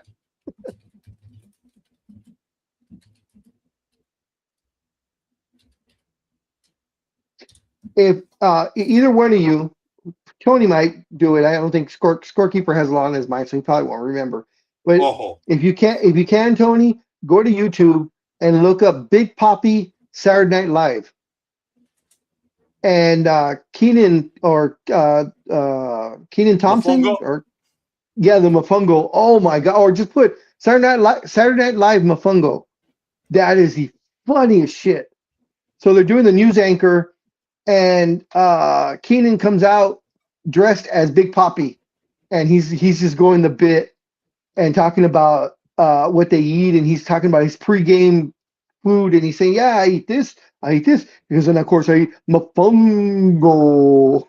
Just the way he does it, the crowd goes crazy. It's about a 3-4 minute clip, but it's hilarious. I don't have that one, but I have the ESPN commercial. No sound, otherwise you get in trouble. There it is. Jorge, what's going on with your hat? Dude, it's my hat. It doesn't look like a ball player's hat. This just came out of the box. I never had to wear that thing. You got to break this thing in. Wally. It's not what you think. That was funny. That's the thing. He has that sense of humor. And he'll play along. I love how I call it Yuppie. That's the other idiot. It's Wally. Oh my God, that was funny. Yeah, Papi's beloved by everyone. Even to the people that hate steroids. Even though he's a Boston Red Sox and the Yankees, that rivalry, everybody just loves Big Papi just because of his attitude, towards everything. He's joyous. Yep. He's always in a good mood. Mm-hmm. I loved it when I don't know if you remember this. I don't know if you remember this. They showed one time, I guess Papi poured whiskey or vodka or something into Pedro Martinez's water bottle, and they waited for him to take a drink on air. And I guess Pedro Martinez doesn't drink. No. See, and that's what I mean. That's what they do on their little thing. And A-Ride and him do that a lot. And like I said, Derek Jeter was there on one of them, and they tried to mess with it, and he's like, no, I'm not. He walked off. He did. So he's there as a commentator to give his opinion, and these guys are just effing around. So it's all right. Like us. Look, Derek Jeter never carried the Yankees, but did he contribute oh my God. I mean, look, he made some of the greatest plays in the postseason of all time. Look, there's a lot to be said. There are so many metrics that say Derek Jeter was not as good as people allege. You know what? Okay. I am willing to acknowledge your comments, but then I asked to shake Derek Jeter's hand, and there's like 5 rings on that hand, so I don't know. I was just about to ask, was it 4 or was it 5? I couldn't remember. It was 4 or 5 rings that he procured. 96, his first year as a rookie. 98, 99, 2000. Oh, shoot. 4 rings. 2009. Sorry. Oh, damn. No, wait. 96, 98, 99, 2000. Yeah, it was 5. I was right. 5 rings. Yeah. Dave Stewart with his manly voice. If you have not heard Dave that Stewart, that always got me. This big old 6'4", big old guy, 6'4", a good 260, no fat on him. He talk like that. George S. Patton. George C. Scott has the booming. No, Patton was a high-pitched, squealy voice as well, not unlike Dave Stewart. Well, Dave Stewart talked about becoming coach, the pitcher's coach, and all these kids are like, okay, we know Dave Stewart, whatever. And the first thing he does is he comes in and he puts his rings down. Okay. And he says, gentlemen, I'm going to tell you my experience. I'm not going to tell you it's the right way. I'm going to tell you it's the wrong way. This is my experience. And I have that. There's a movie in Cool Runnings. Remember the coach? He said, oh, you want to hear where I'm coming from? 4 gold medals, so many things. And then Sanka says, that's an incredible place to be coming from. So that is the same thing with Dave Stewart. Had that high-pitched, whiny voice, but he was a champion. And that was the day that he threw a no-hitter with Oakland against Toronto on June 29, 1990. And later that day at Dodger Stadium,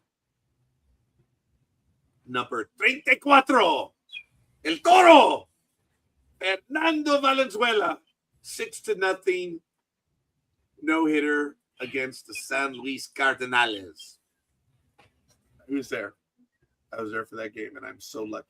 I consider myself lucky. Scorekeeper, do me a favor. Type in what player has won the most rings or most championships Robert Ory. Basketball, baseball. What player has won the most championship rings with different teams? Just curious. Because I know it's not going to be a star. It's always usually a bench guy or the utility guy or something.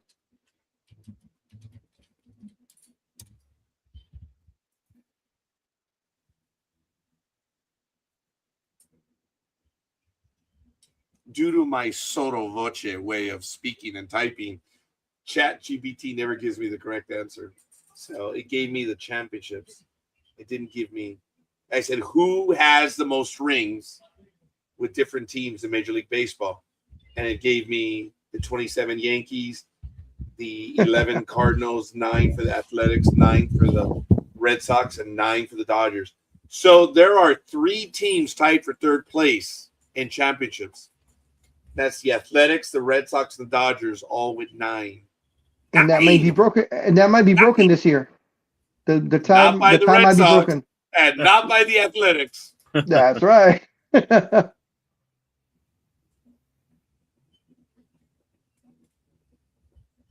Okay, here we go.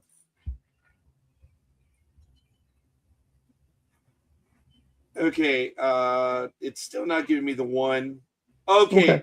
It would be Babe Ruth won 7 with the Red Sox and Yankees, and Herb Pennock won with the Athletics, Red Sox, and Yankees 7 as well. That's the most. Now, individual, of course, is Yogi Berra with 10, Joe DiMaggio with 9. Okay. Then you have Eddie Collins with 6, Athletics and the White Sox. Yeah. Okay. So maybe I'm not explaining it correctly. In other words, is there a guy with multiple teams? Babe Ruth has 7 with multiple teams. No. What I'm saying, in other words, like Robert Ory has 7 with 3 different teams. Is there a guy that has like say 4 rings and each ring is from a different team?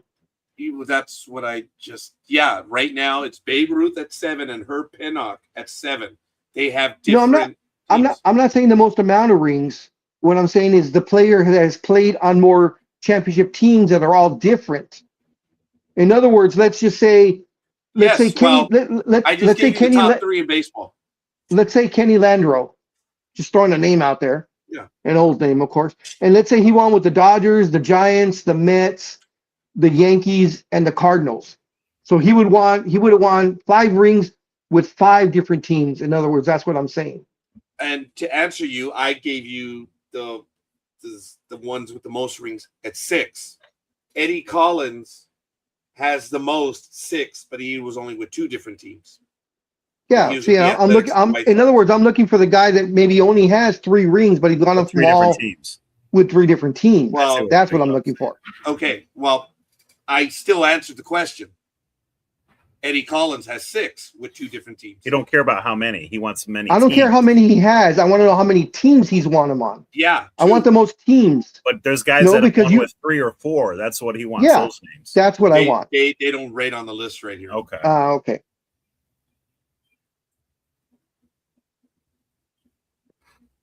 I'm gonna Google it. Someone probably has 3 or 4, but they don't rate on the list.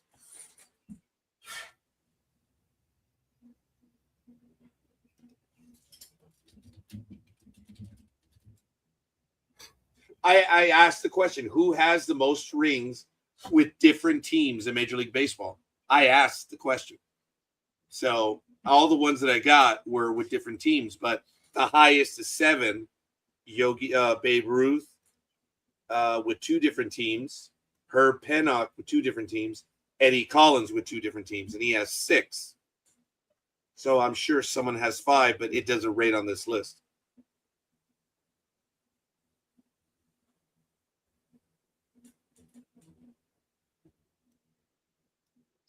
Okay, it looks like 3 franchises is the most, or 3 different teams is the most. The most recent is Will Smith. The left-handed relief pitcher Will Smith. He won with the Braves in 21, the Astros in 22, and the Rangers in 23. Jack Morris. Who was the last team? The Rangers in 23. Okay. It says here that other notable players who have earned 3 rings or more with different franchises include Jack Morris. He's won with 4 different teams: the 84 Tigers, the 91 Twins, the 92 and 93 Toronto Blue Jays. So 3 teams, excuse me. John Lackey, the 2002 Angels, the 2013 Red Sox, and the 2016 Cubs, and Mike Lowell, the 98 Yankees, the 2003 Florida Marlins, and the 2007 Boston Red Sox. So it's like 3 teams is the most. Yeah.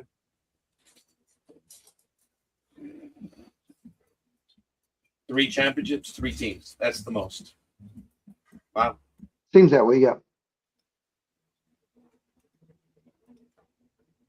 Well, I guess going by that, then it would be Jack Morris, who has 4 rings with 3 teams. Well, you were telling me a little while ago is how many teams.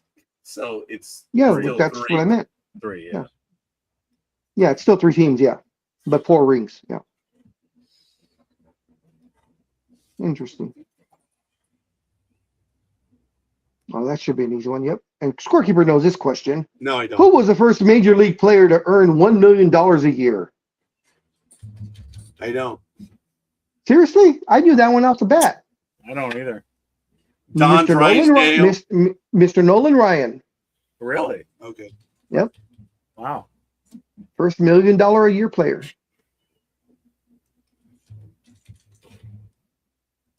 He features prominently on the Angel startup. It's about a 10-minute montage of the history of the Angels. Okay. And he's on there for the no-hitter that he threw with them. I think he had 3 no-hitters with the Angels. And, of course, probably one of this record will never be broken in baseball now. Okay. 383 strikeouts in the season. Wow. Yeah. He did that with the Angels? It'll never be broken. He did it with the Angels? Yeah. 383. Incredible. Now he threw 6 no-hitters or 7 no-hitters? 7. 7. To this day, that is the one poster I can never find again.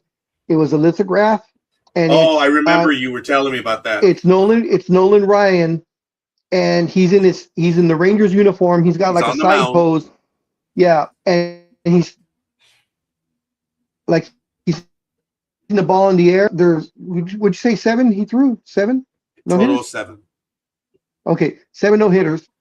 So there's 7 balls, and they all say 1, 2, 3, 4, 5, 6, 7, and he's throwing one up in the air, and it's the ball's on fire, and it has a number 8 on it. And it was a lithograph. It was only I think there was only 200 made, 250 made, and they're all signed by Nolan Ryan. And I had a chance to buy it back then, and I didn't, and I've never been able to find it since. And I was like, damn it, I could have got it. Damn. Because at any time he took that mound, there was always a chance at number 8. Yeah. I think many of us have seen it. Like one of the most famous pictures. I know this is way off, but when Hanna-Barbera passed away, it shows all of the characters around a microphone, and their heads are bowed. No, that was Mel Blanc. Mel Blanc. Sorry. Yes. Mel Blanc, when he passed away, all the characters are surrounding. That lithograph now is a lot of money. Yes. A lot of money. And I remember seeing it. My buddy Joe Estrada, I believe, has it, and he's up in Michigan. He lives in the city. Just kidding. He's in Flint. No one lives in Flint. Because they drink all the water. Right, the water situation. So I kid, of course. Oh shit! So he's actually close to you now that I think of it. He's in Lansing, Michigan. Who's the most famous person to come out of Flint? Larry. Jerome Bettis. Jerome Bettis. Ooh, okay. I might. Yeah, okay. I'll put Jerome over him then, because I was thinking Kyle Kuzma. Oh. Kyle Kuzma. I said Larry. Michigan. And what he did is when he signed his first big contract with the Lakers, he set up some sort of foundation where he had clean water trucked in for almost an entire year for all the residents of Flint because of the water problem. But I forgot about Jerome Bettis. Yeah, I put Jerome Bettis over that. Yeah, he is definitely over Kyle Kuzma. Well, when you said Jerome Pettis, I immediately said, you mean Gary Pettis? But a little bit different than spelling. I like that outfielder, that skinny guy, Me too. Man. Yeah. Yeah. He played for the Tigers too. Yeah. Mm-hmm. As I tell everyone, even Angel fans don't remember that in 1986, when Donnie Moore gave up the home run to Dave Henderson to give him the lead in the top of the 9th after Gary Lucas hit Rich Gedman, they brought in Donnie Moore and he gave up the 1-2 pitch or the 0-2 pitch to him. The Angels tied the game in the bottom of the 9th. Everyone forgets that. And Gary Pettis was involved in that comeback. I don't know if he got the big hit or if he got the big hit to lead off. But I remember the Angels tied up that game. And then in the 10th or the 11th, of course, Henderson hit it out again and put the nail in that coffin. But, yes, Donnie Moore gave up the lead, but the Angels still had 3 other chances to win it. It was a shame it didn't happen. He was written into stone of destiny. Yep. And he couldn't handle the pressure. Could never live that down, unfortunately. Hi, Joe Rogan. I knew you were. Or no, that's not Joe Rogan. Fred. Oh, Fred. I don't think I'm ever going to get that one now. Fred Rogan. He did one of the first editorials I ever saw, and his thing was, and people are attacking the media because of this man's death. It's just a game. That was his defense. We are forgetting here that it's just a game. And my response, and I did an editorial one of the first programs I ever did, I did an editorial against Fred Rogan. And it was, no, It's not just a game when you dumb mother effing SOBs in the media never let it go. They never let it go. The media never let it go. And Fred Rogan was just as culpable. So he was trying to hey, folks, we're forgetting here. He took his life and he tried to take the life of his family. It's just a game. No, Fred, you stupid son of a bitch. You wouldn't let it go. You were complicit in it. I did that editorial years ago. Almost 18 years ago, huh, Big Dog? Yep.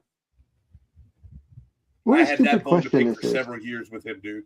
Jeez. Because I think Donnie Moore took his life in 88 or 89. I think it was 88. Yeah.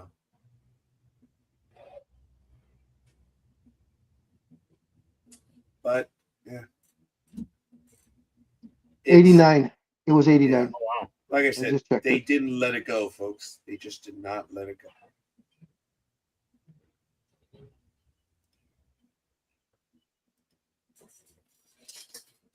So it was a year after he retired. Yeah, he was never as effective. Yeah, because he was with the Angels from 85 to 88. And before yeah, but I think he was a Brave before, and they picked him up. Yes, he was a Brave from 82 to 84. Yeah.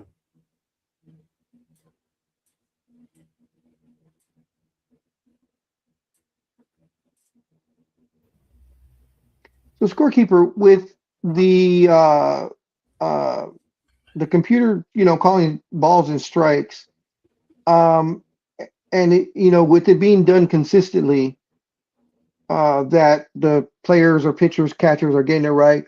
Is that when the umpires get evaluated at the end of the season? Is that going to maybe put a ding on them as far as maybe their pay or anything? That they're getting all these calls wrong, or their percentage went way down from before?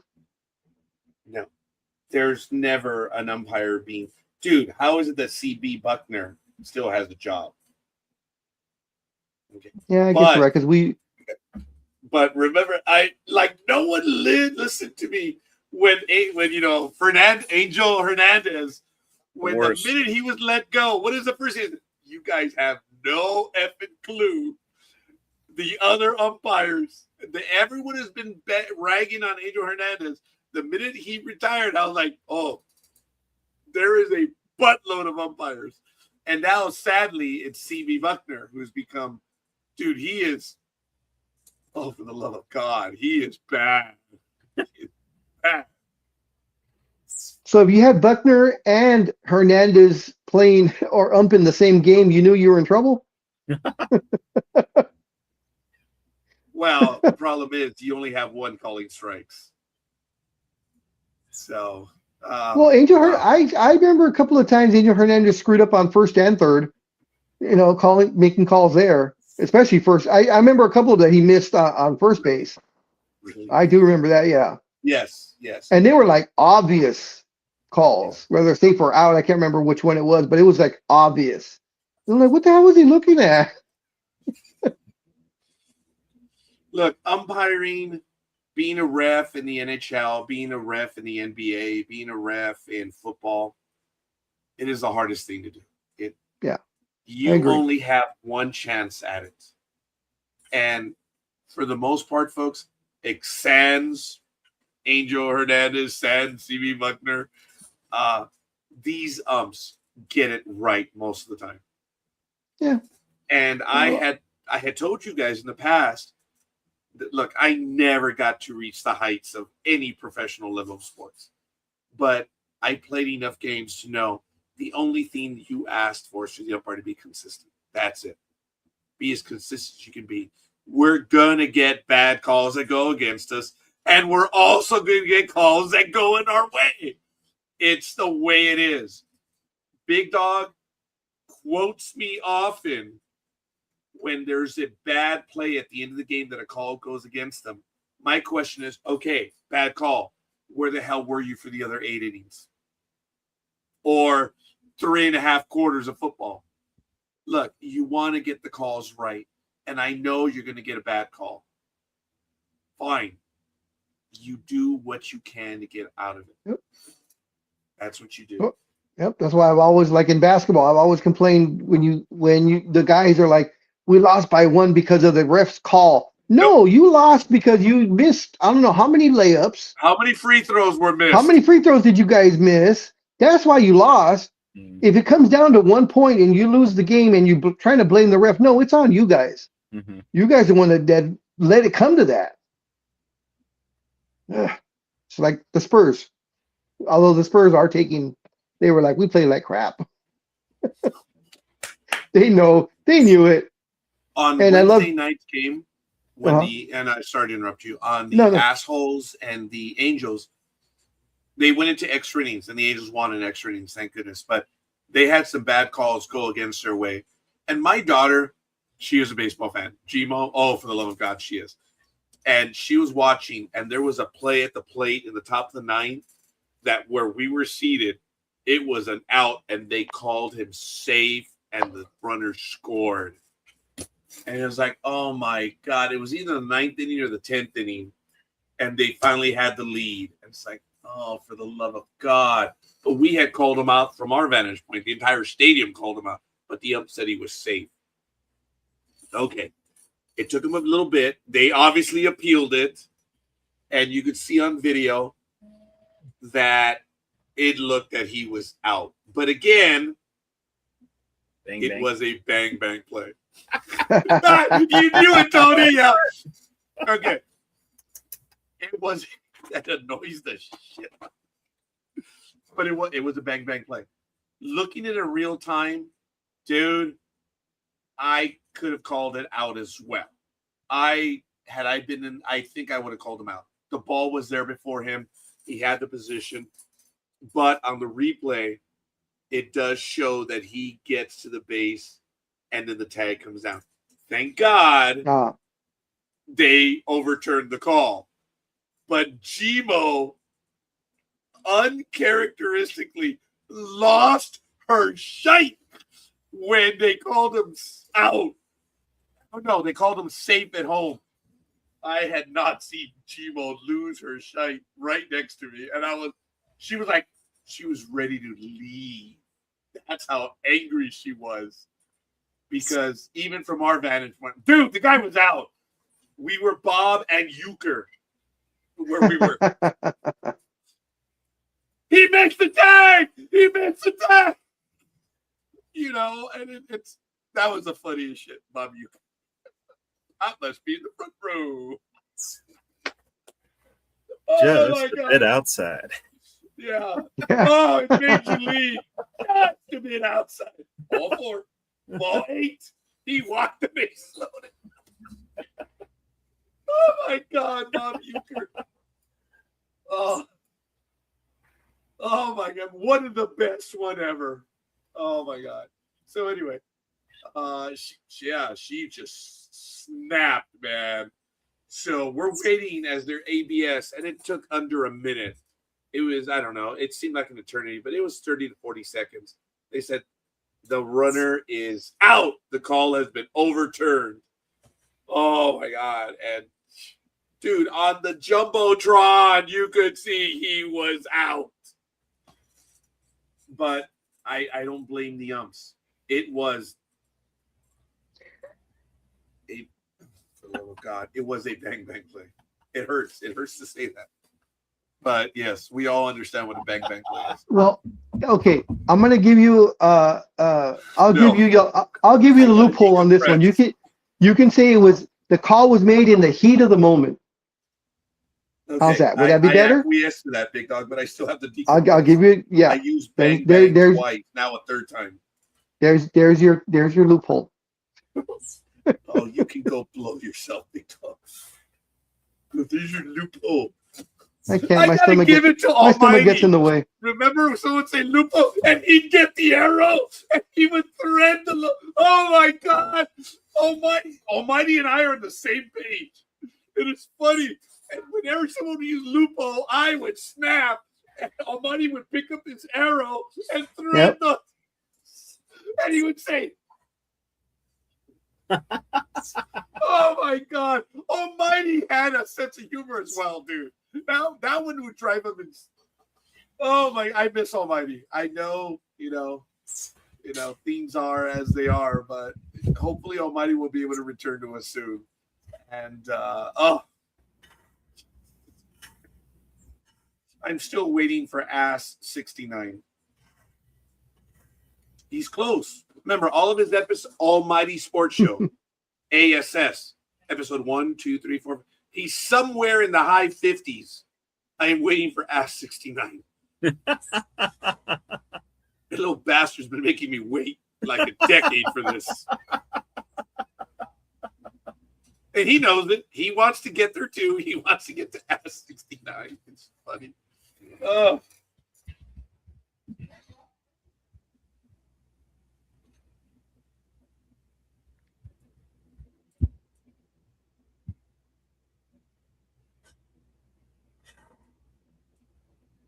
Then we have dead air. No dead air. Oh yeah, sorry. I'm still getting over the bang bang play. It took so much out of me. Hey, sorry. All right, Tony. I'm sorry. The Philly special.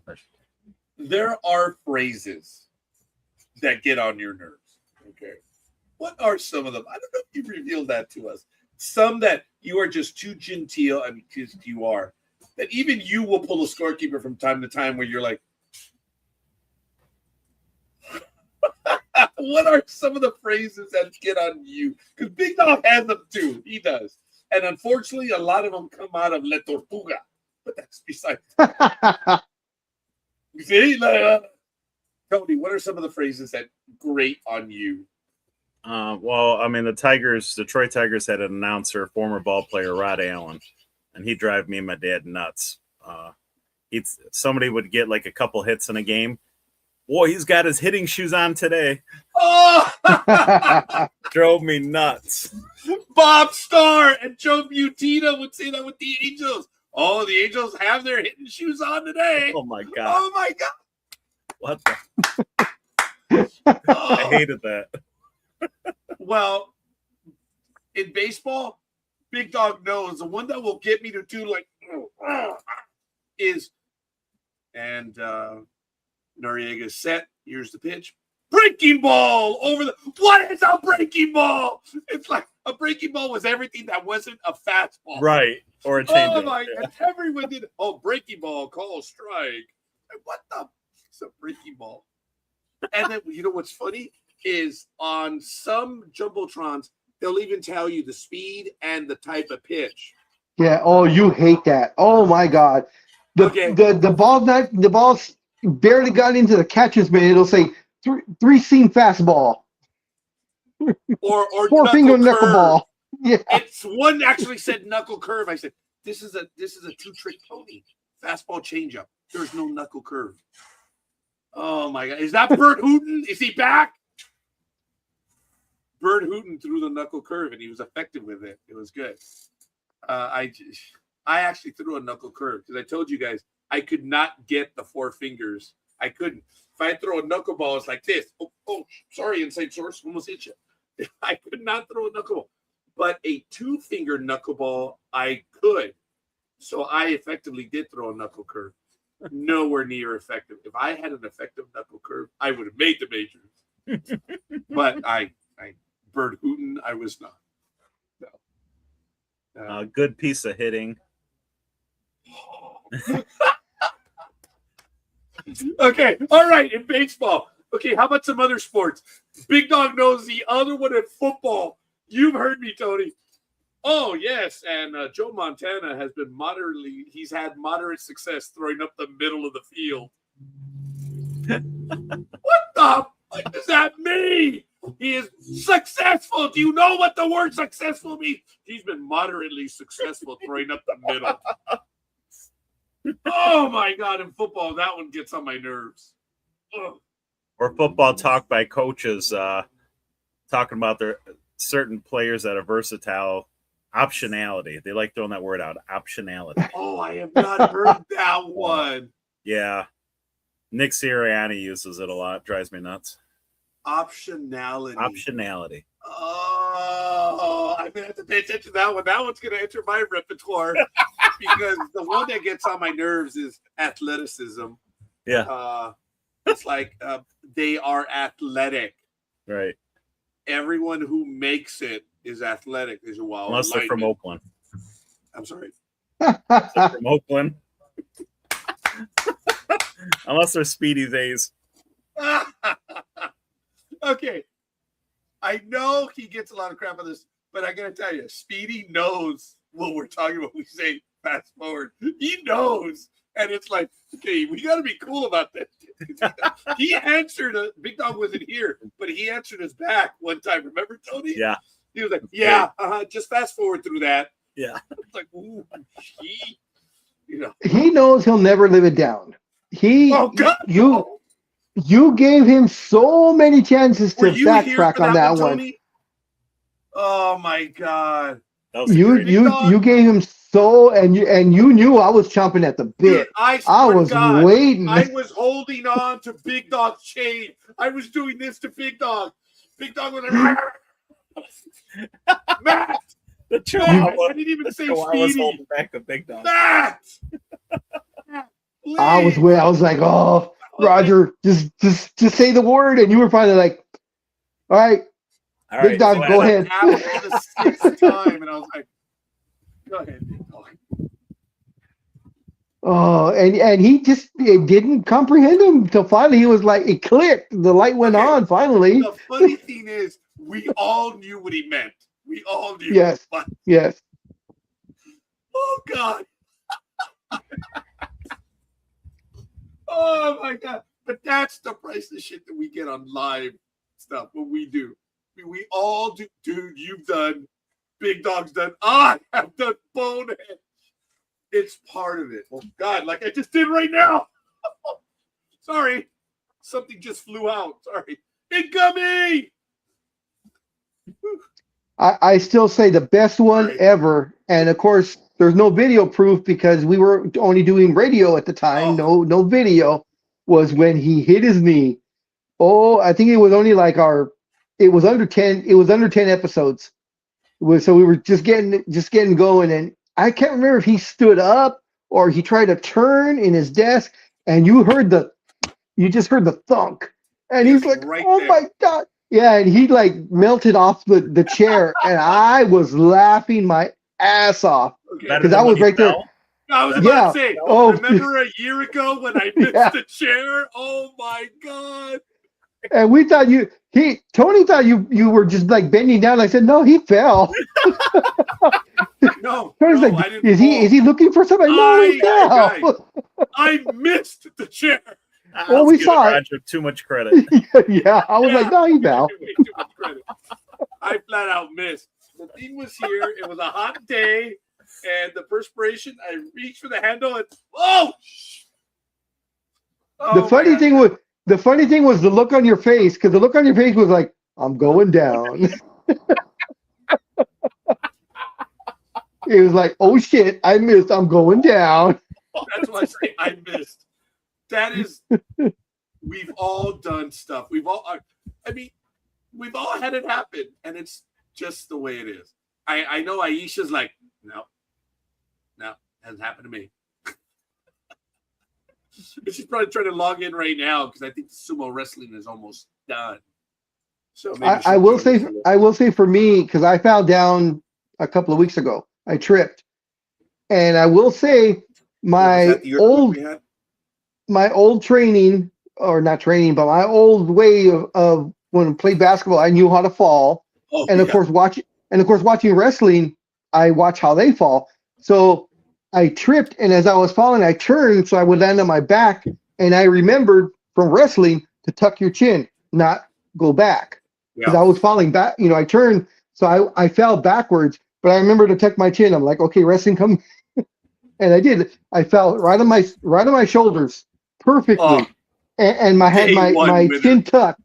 I had my chin tucked, so I didn't hit the back of my head because it was out in the parking lot. I was like, oh man. She is watching us. The day one winner.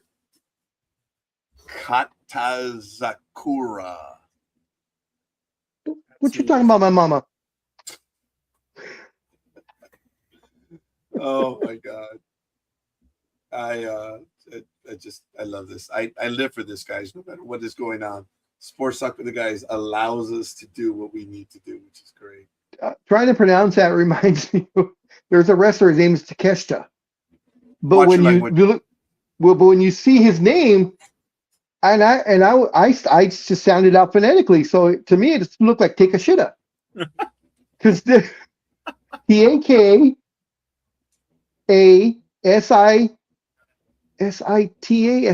Sichta, something like that. Takeshita. So I was like, oh, Takeshita. I called him that for like a month. Oh my God. Oh boy. I do want to give a little shout out though, just real quick, to my grandson. So this was Thursday. Where am I? Oh, there we go. He had his promotion from kindergarten to go to first grade, and they did a big old thing, and they actually had him with the cap and gown and the whole 9 yards. Dang, I never got that. I know, me either. They were just like, hey, you're going to first grade. No, they made a big old spectacle of it. They did a singing and dancing thing, and then they called them all out, and they all got diplomas. I was like, wow. Let's see if I can, here it is. So after they got their diplomas and shook, then they all sat on stage, and that was him with his little diploma, just waiting. Yeah, they had something over at Anaheim Stadium. It was either Tuesday or Wednesday when they had 8th graders excelling, and they had a nice thing because we get there at about 5 o'clock. We leave the house at 4:30. The stadium opens at 5. I've been getting the old man parking tickets, so I park like right up front, not the blue parking, but close enough, right next to them. Why don't you get a handicap placard, Raj? You should, with your neck problems and everything, and your leg and your ankle and your hip and your knee, your wrist. Name everything. Hold on a minute. Are you going to say anything Heffel Nickel about this HIPAA violation? Anything? Nah. What a dick. But at the same token, I will say this: Roger probably doesn't get it for the same reason I don't get mine. You know, I have the congestive heart failure, bad heart, the whole 9 yards. To me, I'm like, there's people worse off than me, so they should get that parking, not me. But I do love it. That one time, I remember I had a car rental, and you know, I always usually check the side of the door and stuff just to make sure everything's, you know, nothing's there that's not supposed to be there. And I reached in, I'm like, oh, what's this? And I pulled it out, and it was a handicap placard. And this was like, this was like February, and it was good till November of the same year. So I carried that thing. I took it to Comic Cons, everything. Oh, I'm like, you have handicap parking? They're like, oh, are you handicapped? Well, yes, I am. Okay, by the way, and knowing how I am when it comes to ethics, when we went out as Big Dog, did you bring the placard? Oh, I didn't give a shit. It's like, hey, this is a finite gift. Yep. The gods looked down on right. Big Dog and said, I bequeath you this temporary title because you've been a good boy. So yeah, that was the best like 9 months of parking that I ever had. You know, on Facebook, you get the memories, right? And just the other day, I saw one which was hilarious because I even posted on Facebook. People didn't like it. I just thought it was funny. I took a test cold, and it was an ethics test. It was a 10-question test. I got 3 out of 10 right. Wow. And I posted it. And Jimo was like, well, if there was ever one telling the truth, that was my daughter. He says, wow, you got that one right, Dad. And I posted it on Facebook. I was like, damn. There's no question here. Ethics 30%. Oh man, that was funny. Do you remember any of the questions? What? Do you remember any of the questions? No, because all I did was A B C D A B C D. Oh, That's why it was a joke. I just did it for the hell of it, and I got 30% right. I remember my teacher, Sister Mary Shawn in English, said, A B C D A B C D A B C D doesn't work. And I remember I took a test, and I got like 71%. I'm like, Soka, it does work. And I wanted to tell her, oh yeah, you said that doesn't work? I have proof right here. Yeah, I would pass that test. I would have got a big fat F on that one. It was kind of the time when I wrote a report for a buddy, the Battle of Midway. He was like, dude, I got a report done for tomorrow for my history class. Like, yeah, what's it on? I haven't written it yet. Okay, go get me a 6-pack of Cherry Coke, and I'm on it. And I would, I could type up the Battle of Midway in about 2 hours. And I did it. I gave it to him. And in about a week later, he gives it back to me. He said, thrilling and enthralling, had my attention B-. What the? I wanted to go in there and tell him, hey, you stupid son of a bitch, this is A. I in college, this has been graded as an A. Who are you? This has been graded as an A. I wrote a review on Amazon on The Last Stand of the Tin Can Sailors. It's the Battle of Leyte Gulf, written by John D. Horfisher. And I talked about writing the reports, and I mentioned my cousin's name. Sorry, Raul. I know you all got to be in it. Oh my God, I'm going to find it. It's on Amazon. My review. I actually mentioned that. Oh, jeez. Back to your, while you're looking for that, back to the ethics thing. There was a video I just saw 30%. yesterday about a gentleman, older guy, who bought a sofa at like a Salvation Army or whatever, and he took it home, sat down, and it just didn't feel right. So he started checking the cushions, because one of the cushions just was like hard. So he opens it up, he unzips it because it was an older couch. So the cushion, he unzipped it and reached in, and there was a small metal box in there. Opens it up, and there's 40 grand in that box. No way. And the family's telling him, hey, it's secondhand. They should have checked it, blah, blah, blah. And it just didn't sit right with him. So he went back to the Salvation Army, talked to them, and found out the name of the owner who donated the couch. He then talked to them, and it was the grandparents, the grandchildren of a guy that passed away. That's why they donated the couch. And he said, well, I found this belongs to you. And they were like, oh my God, yeah, he left it in his will saying that there was money and we couldn't find it and blah, blah, blah. And he gave them back the whole 40,000. Oh my God. And I'm like, ethically, I don't know what I would have done on that one. Oh, I do. Better than me. Well, I know, I'm pretty sure I know what I would do too. I'm like, it'd be like 90-10, but 90 for me. Cents of the law, man. Yeah, exactly. Especially on a secondhand Salvation Army thing. Yeah. Or a secondhand store, where it's already gone through a couple of hands. Right. But yeah, they said 40 grand in cash. I was like, wow. Damn. That would help a lot. Yeah, no kidding. Just a little And bit. I think the video mentioned something about he had home repairs also that needed to get done, but he still didn't want to keep any of the money, so that's why he returned it to him. Yeah. And of course, the one thing I'm wondering is, well, didn't the grandkids give him any money back? Say, hey, for being good about it, here's $1,000 or something, not just thank you. Yep. Margarita left her wallet somewhere. She was having something done, and I think they actually called us.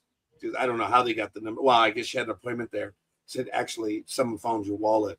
So I rushed back over there, and I got the wallet, had all of her documents in there and everything. And I looked in the coin stuff. Oh, deceptively empty. I know my wife would have a few coins or whatever.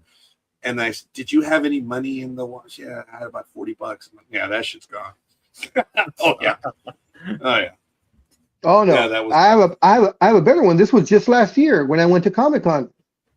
I don't know how it slipped out of I went to the restroom and my wallet fell out of my pocket. I don't know how. I left and didn't know. About 15, 20 minutes of me walking around and I decided to buy something. I reached for my back pocket and my wallet, of course, is not there. And I'm freaking out because it has all, my credit cards, my ID. There was about $500 in the wallet. Because I was going to try not to, that was like my limit. And yeah. And I wasn't going to spend on credit cards or nothing, but I was like, once this money's gone, that's it, I'm done. So I was freaking out, went back to the restroom. There was, of course, nothing there. I asked the person who worked and they said, oh, when was this? I go, this was going close to a half hour now. Oh, well, maybe you can check Lost and Found. Well, where's Lost and Found? And they tell me where Lost and Found is. I walk up to them. I'm like, by any chance, did anybody turn in a black wallet like in the last 20 minutes or so? She's like, well, you know what? Yes, someone just turned a wallet in about 10 minutes ago. She's all, what? And she pulled it out. I'm like, oh, that's my wallet. She's like, I go, my ID should be in there. My name is Peter Gama, blah, blah. She opens it up and my ID's right there. She's like, okay, here you go, Mr. Gama. And I'm like, oh, thank God. I see my license is still there. The credit card's still there. And I was like, man, I guess, fuck. I opened the wallet up, look in the billfold. All my money's still there. Whoever picked it up just took it and walked it to Lost and Found and just left it at Lost and Found. Wow. I was like, yes, humanity is still good. Wow. Yeah, I was shocked. Damn. Oh, konnichiwa. How were the sumo matches? They were good. They were good. My boy Ura won his first match. Now, unfortunately, he lost his second one, so he was 1-1 for today. Okay. But not so bad. The last winner though for today was Katsuzakura. Bless you. And, he's an Ozaki. He's good. He's an Ozaki. So. But I had to watch it live from Paris, and it's on again tomorrow. So you know what I'm going to be doing tomorrow from about 1 o'clock British summertime until 5:30 British summertime tomorrow afternoon. I'll be watching the sumo. So, and then I have yeah. Go ahead. Yeah, you're going to watch sumo and what? And then you're going to go where? And then as of July, the next sumo tournament in Japan is Nagasaki. So I've got 15 days of that to watch in July. Yay! Cool. So my question to you is, how much would you pay? You're in the front row. So how much would you pay in the front row to see Roger and I do some sumo wrestling? Oh, God, stop it. What the hell's the matter with you? And neither of us are going to shave our chest. Want to add that part? Shaving your chest is not the problem, right? Hairy chests are not the problem. I've never seen sumos with hairy chests, though. That's what I'm saying. Yes, that's why I said it. Yes, there's a couple of Mongolians that are wrestling, and they're quite. Oh, well, that makes sense. You can't shave them. They're They'll grow back by the time you're done. Yeah, they're kind of fluffy. No, my problem is what they actually wear. Me and Roger, and Roger and I would wear the traditional. Yeah, look, we lost our audience. We lost 4 people right now. Yeah, with Roger and Peter, it's when they bend. No, talk about Black Hole in Calcutta. No. Especially if you were like behind me and I knew it, I would be doing like the center's pose, like a football player. I get way down there, crouch way down there. Actually, it's quite difficult to expose that particular area because the way it's tied up. No, I know. I know. Yeah, but it's just the idea. You think, really? No. No. I must be honest. I sit and I watch sumo and I enjoy it because when they I watched a few and it's incredible to watch. Oh yeah, yeah. Well, as I said, if you can pick it up, NHK will have it running in July. I don't know what the dates are yet. I'm still trying to find out what the dates are, but it's in July and it's in Nagasaki and it'll be for 15 days. Cool. So I shall be watching that. I mean, you three can get on here and you spend hours and hours and hours and hours and hours going on about baseball, basketball, and Christ knows what else. And I sit here like talk with the guys. Yes, that's what we do. I didn't say otherwise. I just said, whatever. I sit here like a prize prat and can't talk about anything. So today I thought, well, you talk about your baseball, basketball, and who's got the most rings, and I'll sit and watch my sumo. Well, we talked about soccer. We talked about the World Cup. A little bit. Mexico didn't do too bad, and I think Canada's doing okay. They had a draw, didn't they? Something. I read somewhere that one of your players from no, that he not wasn't you, allowed in. Not you, big dog. This thing's okay. next to me. So I read one of your players was not allowed into Canada because of his domestic violence charges in Britain that he's facing. Oh man, let me see if I can get his name. Are you talking English player or Scottish player? I believe an English player from. He's not my countryman. I don't care about them. Well, you know what I mean. Yeah, I know what you mean. Yeah, I wouldn't. I think he's one of their major players for England. Let me see if I can find it. Yeah, well, yeah, it wouldn't surprise me. I mean, they stopped that Somali referee coming through the gates and all, didn't they? So, a player getting done for domestic abuse. Let me see. Yeah, and I'm looking at a big donut right now. A bald-headed donut. You can shut it, bloody dodo bird. Go play with your nuts.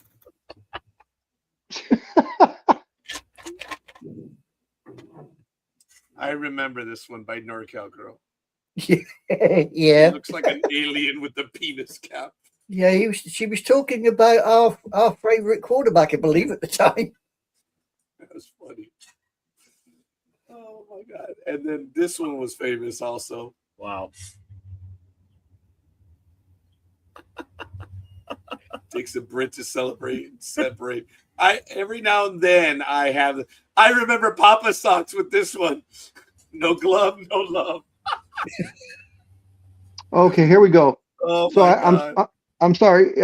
It's a player from Ghana. He's a midfielder and former Arsenal player. Thomas Partey was denied a visa to enter Canada. It says that 32-year-old was barred from traveling to Toronto for his country's opening match in the World Cup.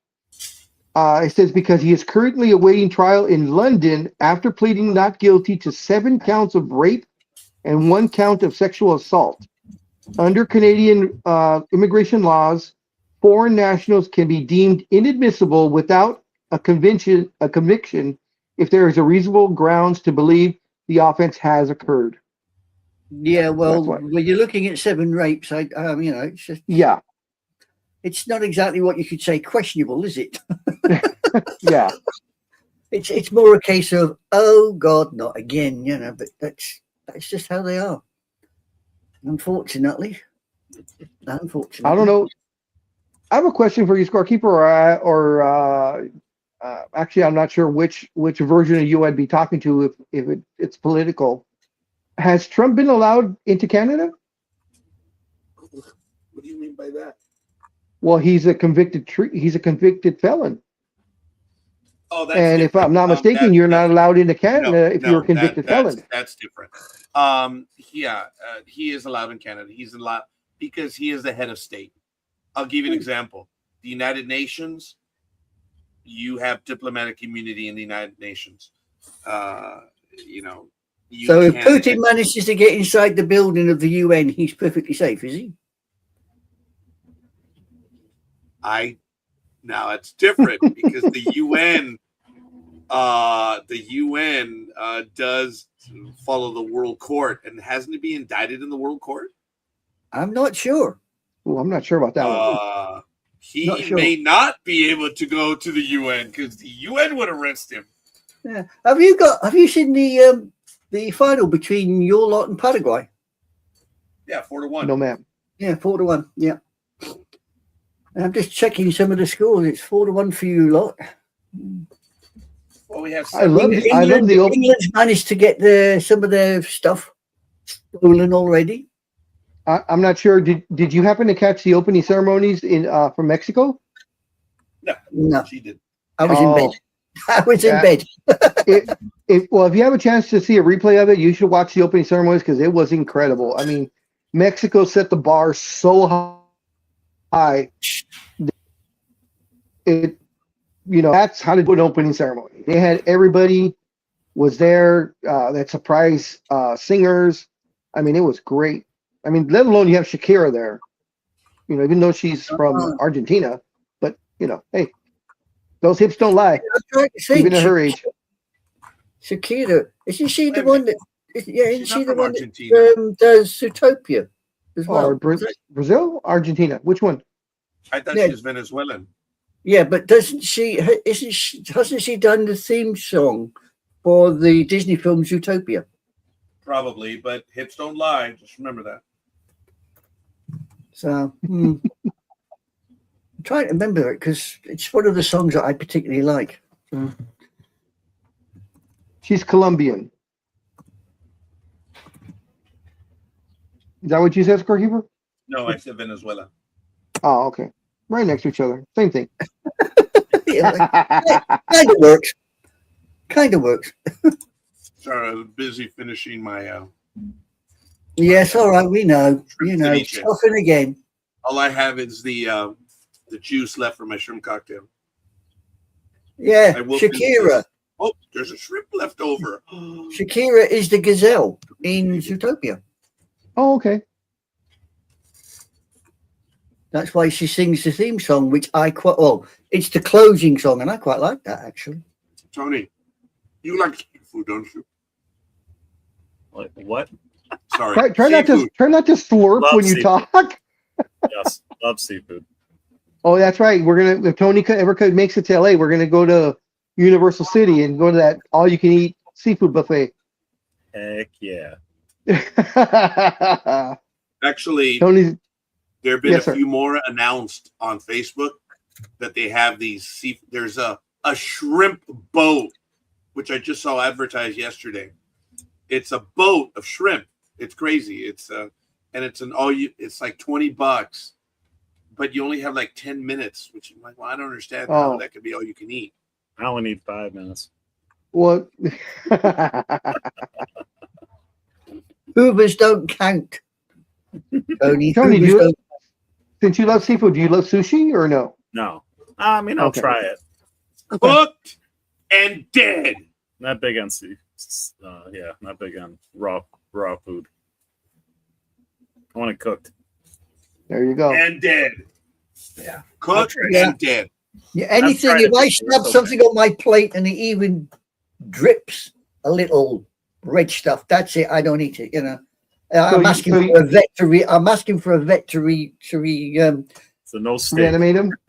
Yeah, So you're saying you don't like medium rare?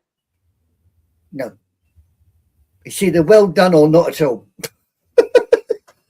Oh, so you like the chewy stuff. As I've gotten older, the temperature has increased on it. So I always used to eat my steaks medium rare, and then I went to medium, and then medium well, but I went back to medium now. So medium. I'm at medium. Yeah, medium. Someone one time brought me a steak and it was well done. I was like, it was like chewing leather. No, there was no juice in it. There was no taste. All I could just taste is just the sear. Yeah. Listen, Like, no. I have an associate, a friend, and his idea of making a steak is literally pan on the hot plate, steak in this hand, stab steak in one side, in the other side on the plate. And then he stabs it. I'm saying the fucking thing's still alive. Look, it's moving. Yeah, that's But a rare. That's a rare steak. No way. He calls them blues. He calls them That's a blues. little much. And I'm thinking, no, the damn thing is still alive and kicking. It's acting for a freaking vet. No, But he just weighs them. I'm thinking, no, thank you. You know. Yeah, that's a little. That's that. Yeah, no, I need a little more cook than that. Mind you, I don't eat beef. I went off beef when the BSC and all this crap hit. I went off beef. I don't eat a lot of beef nowadays. I understand that. I understand it, but my attitude is I'm gonna die anyways. I'm gonna die happy. Give me my steak. Yeah, I mean, you're going to kick the bucket. You're going to kick the bucket. I mean, you know, you get to a certain stage in your life where you've got more behind than you got in front. So what the hell, you know? What's that little thing I saw the other day? When you It finally certainly wasn't us. when you finally go to your grave, you don't walk into your grave looking perfect. You slide in, messed up to hell, and go, "What a rush!" That's the way to go, you know. I said this to my daughters, and they're like, every time I tell them, they're like, "Dad," I'm like, "What?" And I think I've told Scorekeeper, I might have even said it here on Sports Talk with the guys, but I've always told my kids when I go and you're ready to bury me, bury me face down because I want everybody to kiss my ass. Yeah, you said it on there. Now here's me thinking you were going to get buried with your backside up above the ground so they could park a bike in there, you know. We could arch it that way too if you want, no problem. Yeah, so you can park the bike. You got somewhere to put the bike, you know. Well, that'll do. I think, you know. Oh, what's it, Uncle Roger? You're not getting undressed there, are you, sir? So what? It looks like it. What are you doing? She wants to know where your hands are. Well, I know where one of them is. The other one's on the mouse blockheads. Yeah, that's what she call it. About time. Okay. You really want to know? It's No. when Scorekeeper's like this, angled, and he's doing this. There you go. There it is. That's how you know I'm busy. So you're actually just playing with your mouse then? Well, it's probably bigger. Flicking But, yeah, a mouse will do. Unless it's a door mouse, then it's not very big at all. Isn't it? I always practice playing with the mouse. You know, like that. But I'll come off it. A guy thinks He that's still has the rotary phone. Tony's the only one that's allowed on air to play with his nuts. That's it. That's true. Nobody else can play with nuts. That's Only true. Tony, That's true. the squirrel whisperer. He already fed him his nuts, though. No. I saw him Yeah. earlier. Fair enough. All right, guys. We are down to about 2 minutes. Did you guys want to continue going on? No, I'm okay. Oh, No, okay. I only came in to say hello. Well, thank just you. to let you know I was Is there around. anything else, Tony, that you wanted to go over? I was surprised to see that Italy's not in the World Cup, and the last yeah. time they've been in the World Cup was 2014. So Wow. maybe that's why I haven't been, I guess, into soccer for 12 years. Okay. So I was like, all right, let's see who Italy's playing. I'm like, oh, wow. All right, forget it. Yeah, they got eliminated now. So that surprised me. And Carolina Hurricanes, it feels like they've won the Stanley Cup, but they haven't won like recently, but they haven't won in 20 years. Has it been? Wow, has it been that long? Against Yeah, Edmonton. It didn't seem like it's been that long. No, 2006. I'm like, you gotta Wow. be kidding me. Well, So because I've been I- going for Vegas. I could have sworn they won just a few years ago or something. That's what I I felt. know. Scotland I know. in the World Cup is over 30 years. It was France 1990, I think, the last time Scotland was in the World Cup. So Wow. I won't mind if they win now because I'm like, okay, it's been 20 years. Just like you won't mind the Knicks winning because it's been 53 and they Not long enough. Yeah. Not long. Damn. I think Scorekeeper might get a bit upset if they win. No, see now this will be the parting shot for Scorekeeper. So if the Knicks win the World Championship in the NBA, that of course will erase all the ghosts of all the Patrick Ewings of the world. That There's a phrase. There's another one. that haven't won. Oh, you just had All to those get former that in there, Knicks. didn't you? You had to get that in there, didn't you, big dog? Yes, I did. It just had to be there. You know what is the line in the blogosphere that gets on my nerves the most right now? When a guy is hitting, and I think you'll understand this, anime girl, when they're hitting 218 in baseball, they say, "Oh, their slash line is." They ain't slashing shit at 218. So it's like it's 218. No one is slashing anything. You know it's bad when you're a baseball player and you can't even hit your weight. Exactly. Damn, dude. Yeah, that's And true. of course, the best one, of course, was the pitcher, the Yankee pitcher, where we would guess every year if his weight would be higher than his ERA, and that, of course, was CC Sabathia. That's right. And when he lost all that weight. Yes. Oh, and you begged him. You offered to buy him so many Happy Meals. You got to get heavy again, dude. And of course, before he lost the weight, it was. Remember, before he lost the weight, he was the only player that I know of, or I don't know of any other player, that they actually added pinstripes to his jersey to make him look thinner. Cecil Fielder. Oh, so they did that with Cecil also? Oh, okay. Okay. Yeah. That's sad. That's when you know you're too heavy, when they're adding pinstripes to make you look thinner. I was watching YouTube the other day, actually, and some baseball thing came up, and it was some pitcher, and he pitched the ball, and as the batter hit it and went to run, he'd already gone like this, and he'd caught it in the other hand and just, Oh, yeah. And the umpire sat there and went, out. Yeah. Ooh, I saw a bad one yesterday or day before. It was a highlight. I can't remember the two teams they were playing, but the batter hit it, and of course the escape velocity was 119 miles an hour, but it went straight back to the pitcher, right on the forehead. And as the batter is running down first base, he's freaking out. You could tell it bothered him. As soon as he hit first, he asked for time. He ran to the pitcher before the even trainers got there. By the time the pitcher got up, he already had a goose egg. It was already growing. Yeah. And he tried to stay in the game. He did not want to leave.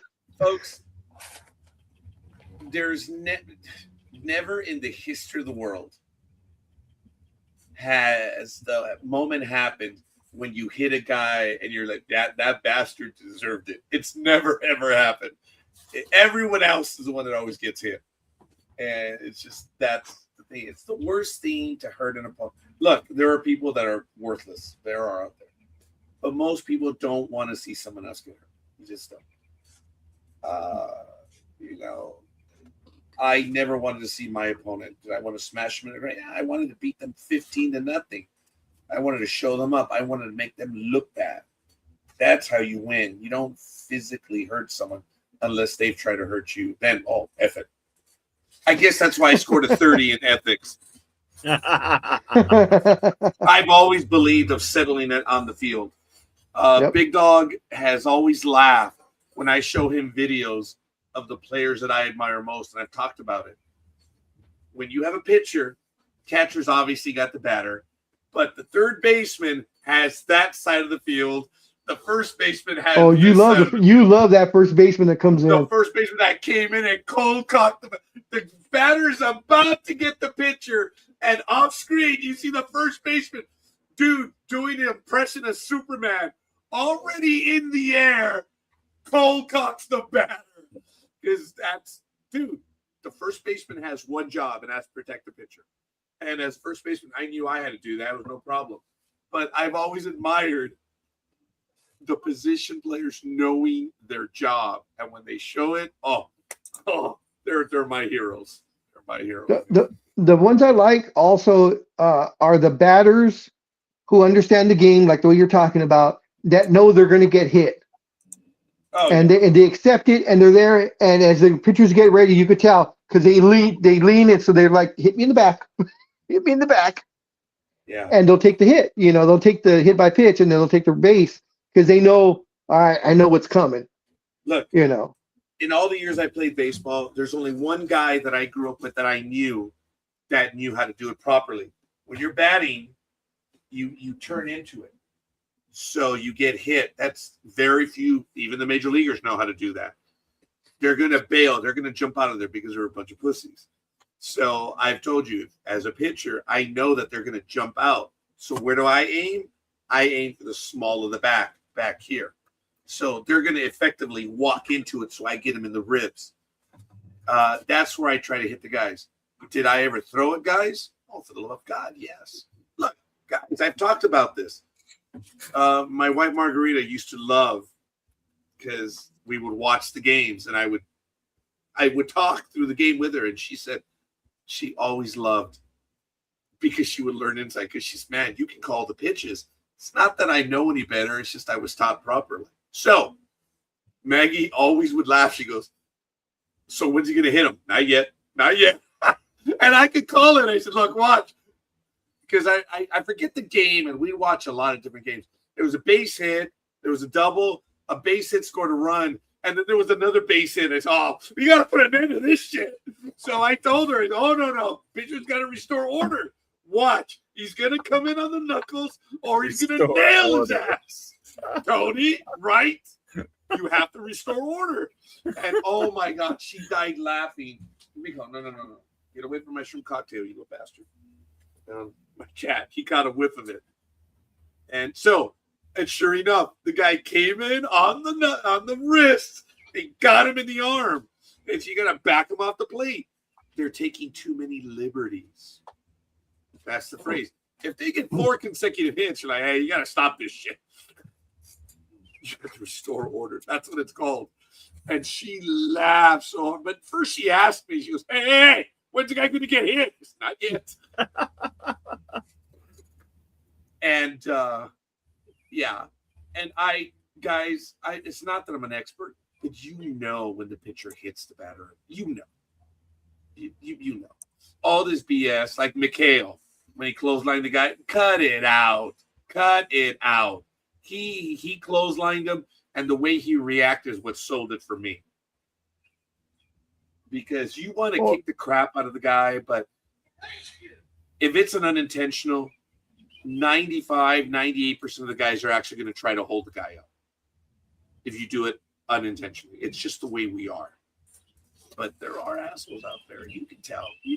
Or like in Major League, after that big Grand Slam, and Charlie Sheen's character hits the next batter, and the coach is sitting there. It's about time. Yeah. And then the ump's like, get out of here, rookie. I mean you. Yeah. Yeah. He's like, what are you talking about? He was leaning in. Yeah. That is funny. That is. And it's great. But guys, Major League is funny. And it got more play than Bull Durham. Have you seen Bull Durham, Tony? No, I love Bull Durham. Bull Durham's so home funny. run. I love my favorite part when he hit the home run. It's my favorite. Yes. Okay. My favorite part is like, shit, something flying that far should have a stewardess on it. Hey, you told him, didn't you? Yep. Or you do it better than I do, Rod. God, the one scene where he gives the batter the pitch and the guy hits the home run and he doesn't run, he's watching it. Yeah. Remember? I give Kevin you Costner a gift and you show my player. Run! Yeah. Run! Yes. He gave you a gift. Yes. Oh my God, that was hilarious. Yeah, there are rules. There are rules, and you have to play within them. And he got mad. He's like, "You showed my guy after I gave you a gift. Oh, dude, I'm gonna kick your ass now." And Major League Baseball said, Bull Durham represents the very best of baseball. It really does. It is the baseball movie. Said this is over Field of Dreams. This is over The Natural. Oh my God, it's Major League Baseball. I love The Natural. That was one hell of a movie. The Natural. The other Kevin Costner movie, For the Love of the Game. Yeah, he's done like 55 baseball movies. Okay, fair enough. Yeah. Yeah, but he hasn't done an apocalyptic movie that has worked. He wants to top Mel Gibson in those movies, and he hasn't been able to. Oh, I know Tony's, because I know Tony's a hockey fan, so he must have watched Slapshots. Oh Long time ago. That was fun. The Hanson brothers and Paul Yeah. Newman. That's actually a good movie. That is a good movie. Yeah. Yeah. There are a lot of good football movies. Necessary Roughness with Scott Bakula Oh, and what's her face? Kathy Ireland. Kathy Ireland. Welcome to football. Oh man, that is a funny movie, but it is a real moment. Remember where they're finally, because they're playing the Iron Man football, because they have no defense. They just, it's just one side, and they're down by 6, and they're like on the 3-yard line. He says, "Gentlemen, I know you're hurting. I know the pain is there, but I promise you, you score right now, and your pain will be gone." I mean, it is so genuine. It is so real. I have had pains in my back, arm, shoulders. When you win, it's gone. When you lose, it just hurts. And Scott, Tony, that scene got it right. I promise you, your pain will be gone. That was great. Tony, in your football days, did you ever go Iron Man? Go Where you Iron. play both? Where you play both sides? I play both. Yeah, I always play both. Oh, okay. Yeah. Wow. Played left guard on offense and nose guard on defense. Oh, okay. And left outside when they lost. Yeah, No, if the so coach would what- take me out, I'd be pissed. Yeah, I wanted to play every play. No wonder you had all those concussions playing both sides. I know. That's why he plays with his nuts now. 'Cause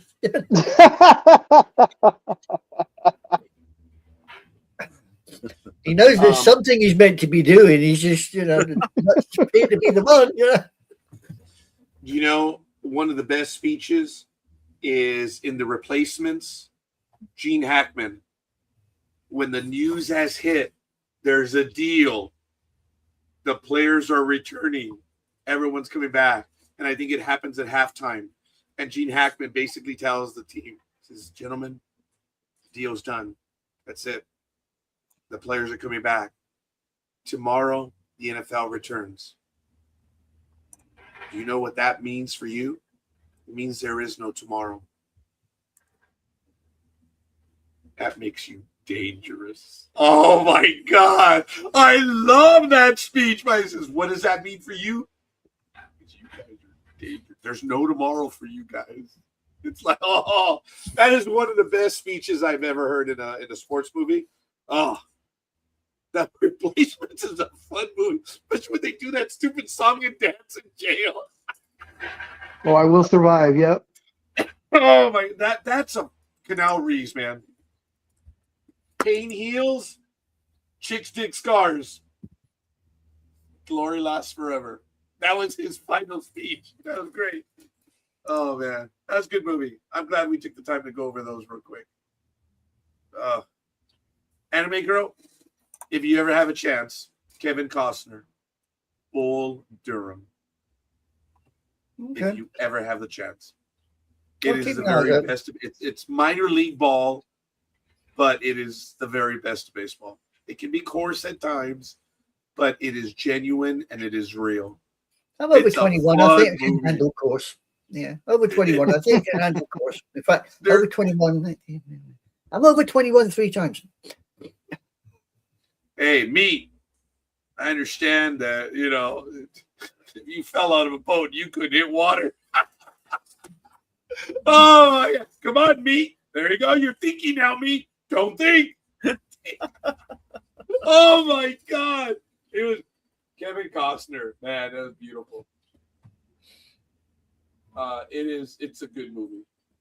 Because I think I told you guys, right?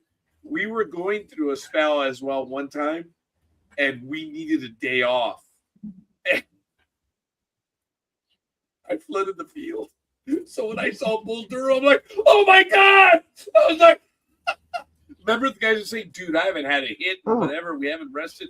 I need a day. And Kevin Costner says, all right, we'll get the day off. Oh my God. When I saw that, I was like, I can't believe it. You do what you have to do, man. I got some breaking news. Oh, And it was a person that Tony and I were just talking about. Cleveland Cavaliers guard James Harden was arrested early Saturday morning in Houston and has been charged with misdemeanor unlawful carrying of a weapon. According to Harris County court records, Harden was taken into custody about 3:41 a.m. when a handgun was observed on the seat of the car Harden owns. The gun was not holstered and was in plain view per records. Harden was booked at 4:57 a.m. and later released after paying a $100 bond. Representatives for Harden did not immediately return messages. Cavaliers officials were gathering facts about the incident before making an official comment. Harden is potentially going to be a free agent at the end of the month. He has a $42 million player option decision he must make by June 29th. But only $13.3 million is guaranteed. It is expected Harden would opt out of the contract and sign a new multi-year deal to remain in Cleveland. He's 36. He averaged 19.2 and 5.5 assists during the playoffs run as the Cavs reached the Eastern Conference Finals. So he was arrested. I could have sworn, I would have bet house money, as they say, that he would have been arrested in a strip club. Because, of course, that's what he's known for. I don't know how many strippers he's put through college with all that money he's dropped. So there you go, Skirk. I didn't know the exact date. So by June 29th, all the players have to decide whether to opt into their contract or be a free agent. So Okay, so what's going to happen with James Harden? nothing. He's going to plead no contest or something, and they'll give him a community service. He won't serve any time. The amount of time he was in jail, that 2 hours or whatever it was, that's his jail time. That's going to be his time served. Yeah, I get it. Yeah, there it is. I mean, okay, Tony, you're a former police officer. Explain to me the stupidity of someone who is getting pulled over. The light, they get lit up. It's 4 a.m, 3 a.m, whatever it was. You get lit up. You know the cops coming to your car. Why the hell do you leave the gun sitting in the passenger side right there? Because he's a thick twit, whatever. And it's not like he was inebriated, so yeah, I don't know. Yeah. I don't know. Can't fix stupid. There you go. No, you Yep, that's the answer. Yep, that is exactly true. You can't fix stupid. No, we're going to play dumb. That's the biggest play to play dumb. That's why just I it. retired He's early. not playing. I can't fix stupid. I mean, it's there on the passenger seat, full view. I mean, not like you could turn around and say, "Sorry, officer, I didn't notice it." Yeah. I didn't notice it. It's just sitting there. Just pick it up. I mean, if his thinking is like, oh, the cop's gonna see me like bending over or something, all you gotta do is look in your rearview mirror. The second he unbuckles and goes to open the door, that's your like 1 or 2 seconds to drop it underneath. Not that I've thought about that. Whoa, dude! But I'm they're just watching. They common can see that. sense. Look, the few times I've ever been pulled over, because I don't have a ticket, for a few times I've been pulled over, the first I was stopped by an engineer, Bruce. Said, what you do is you park as they're walking, turn the car off so they can hear the car being turned off. Put the keys on the dash, put your light on, hands on 10 and 2, and just shut the fuck. When they come over, that's it. Put your hands on 10 and 2, and then you answer them. That's it. That's all you do. Cops have to deal with the shittiest people in society. Don't give them any reason to think otherwise. And I always did that. I always did that 10 and 2. And I never, I did. I told you, I did run into a shitty cop in Southgate. He was a dick. But that was the only one.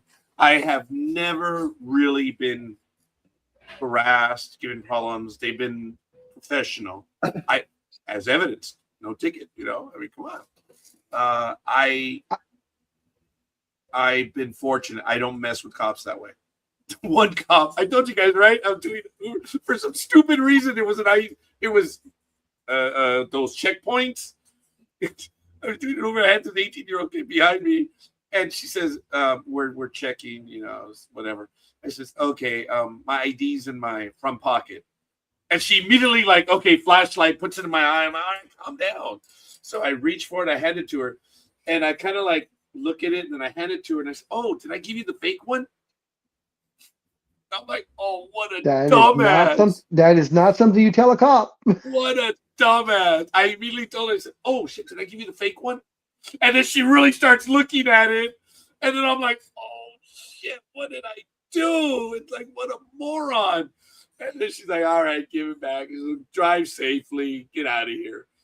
And then So you were like, lucky. "What the hell did I do?" And the kid in the back is, "Dude, didn't you see?" "What?" "Dude, you actually got her. She was doing her job. She wasn't expecting that. You had given her legitimate idea. Oh, did I give you the fake one?" Dude, she had a Cheshire smile on her face. And I'm like, "Really?" She says, "Yeah, dude. It was perfect. You got her." And I was like, I'm like, never do that shit again. Now you thought that was funny, but you didn't think it was funny when I was talking to the Target person about you writing a bad check. You thought that was mean as I walked away. Same thing. The same thing. No. No. Fake license is one thing. Bad check. They tend to bounce and keep I meet going. him at Target, and I'm writing a check, and big, "Oh, hey, Rod, you still writing bad checks?" And I was like, "See ya," and I walked away. I love it. As Roger's trying to go, he's my best friend. He's just kidding. And the look on her face after I said it, and I started to walk. Oh And my the God. line was full of other people. Yeah. Too. That's awesome. I can imagine what was going through her brain as much to say, "Security, can you catch that little bugger before he goes out of the door?"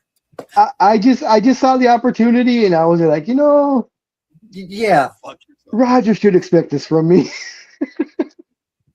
And it was Friends just by like- happenstance that I was at Target and he was at Target, and that we were at the No. same one. It was just luck. And like I say, I was with in line first. I paid for all my things, and I just kind of stood there at the bagging area as he's getting his stuff rung up because I'm still talking to him. And when I see him pull out the checkbook, I was like, "Oh, this is gonna be so fun." Oh, So right as he got out, he starts to write, starts to write on there, and I was like, "Hey, Rod, you still passing bad checks?" "Oh yeah, I gotta go. I'll see ya." friends I like looked at you, him like, who the hell needs dude. enemies, eh? Exactly. Dude, he's fucking around. But then all the other people were in line. I'm like, "Oh my God." And this whole scene blows up, and it's like, "Oh my God, you son of a Nick signed big dog on the backboards, you dumb bastard." Oh. Yeah. When you've gone too far, and that little hand goes on your shoulder and goes, "Would you care to accompany me to the station?" Hell yeah! I can't remember, Raj. Did I wait for you outside? I can't remember if I did or didn't. Yeah. As he went through the doors, I think I was laughing my ass off. I can imagine what was going through Roger's brain, and it wasn't polite. I'm going through it right now. I was laughing so hard, but at the same time, I was going, "I'm sorry, Raj. I'm sorry." But it was funny. And it was F you, F you, F you, and on the horse you rode in on. And everyone could see as well. And I was just mad. They were probably chuckling themselves in line after. But when I look back, they were all like, they're all serious. Like, "What are you doing?" I'm like, "It's this dick." And I called him he's just being a dick. I don't know who these stupid people are in line, and I have to answer them because they're all like, "Oh, right, son of a." Oh dear. What are you like? What are you No. like? I still remember that day, and he's a dick. That was my best one. Oh no, there were others. Yeah, but they weren't up that high. Yes, I've done the others, and they rank up there, but I believe the Target was the best one. Dick. Then you wonder why. Yeah, The one that said it with all the right emotion, right, Tony? You're a dick. It's not the one that ranks up there, and it wasn't bad at all. I didn't embarrass him, but I just know how Roger is about being touched. So last year, when about 8 of us went to the baseball game, and we got one of the people to take a picture of all of us, and I was standing right next to Roger. So they're like, okay, everybody, get in there. So I put my arm around, usually, just a regular, the way, guys do it. But I, of course, at the time, remembered, and Roger was trying to be nice and smile. So I started rubbing his back up and down, just kind of softly, a little bit scratching there. It gets kind of, and he was like, with a smile, but with his smile going, stop doing it. And I was just like, smile, Raj, smile.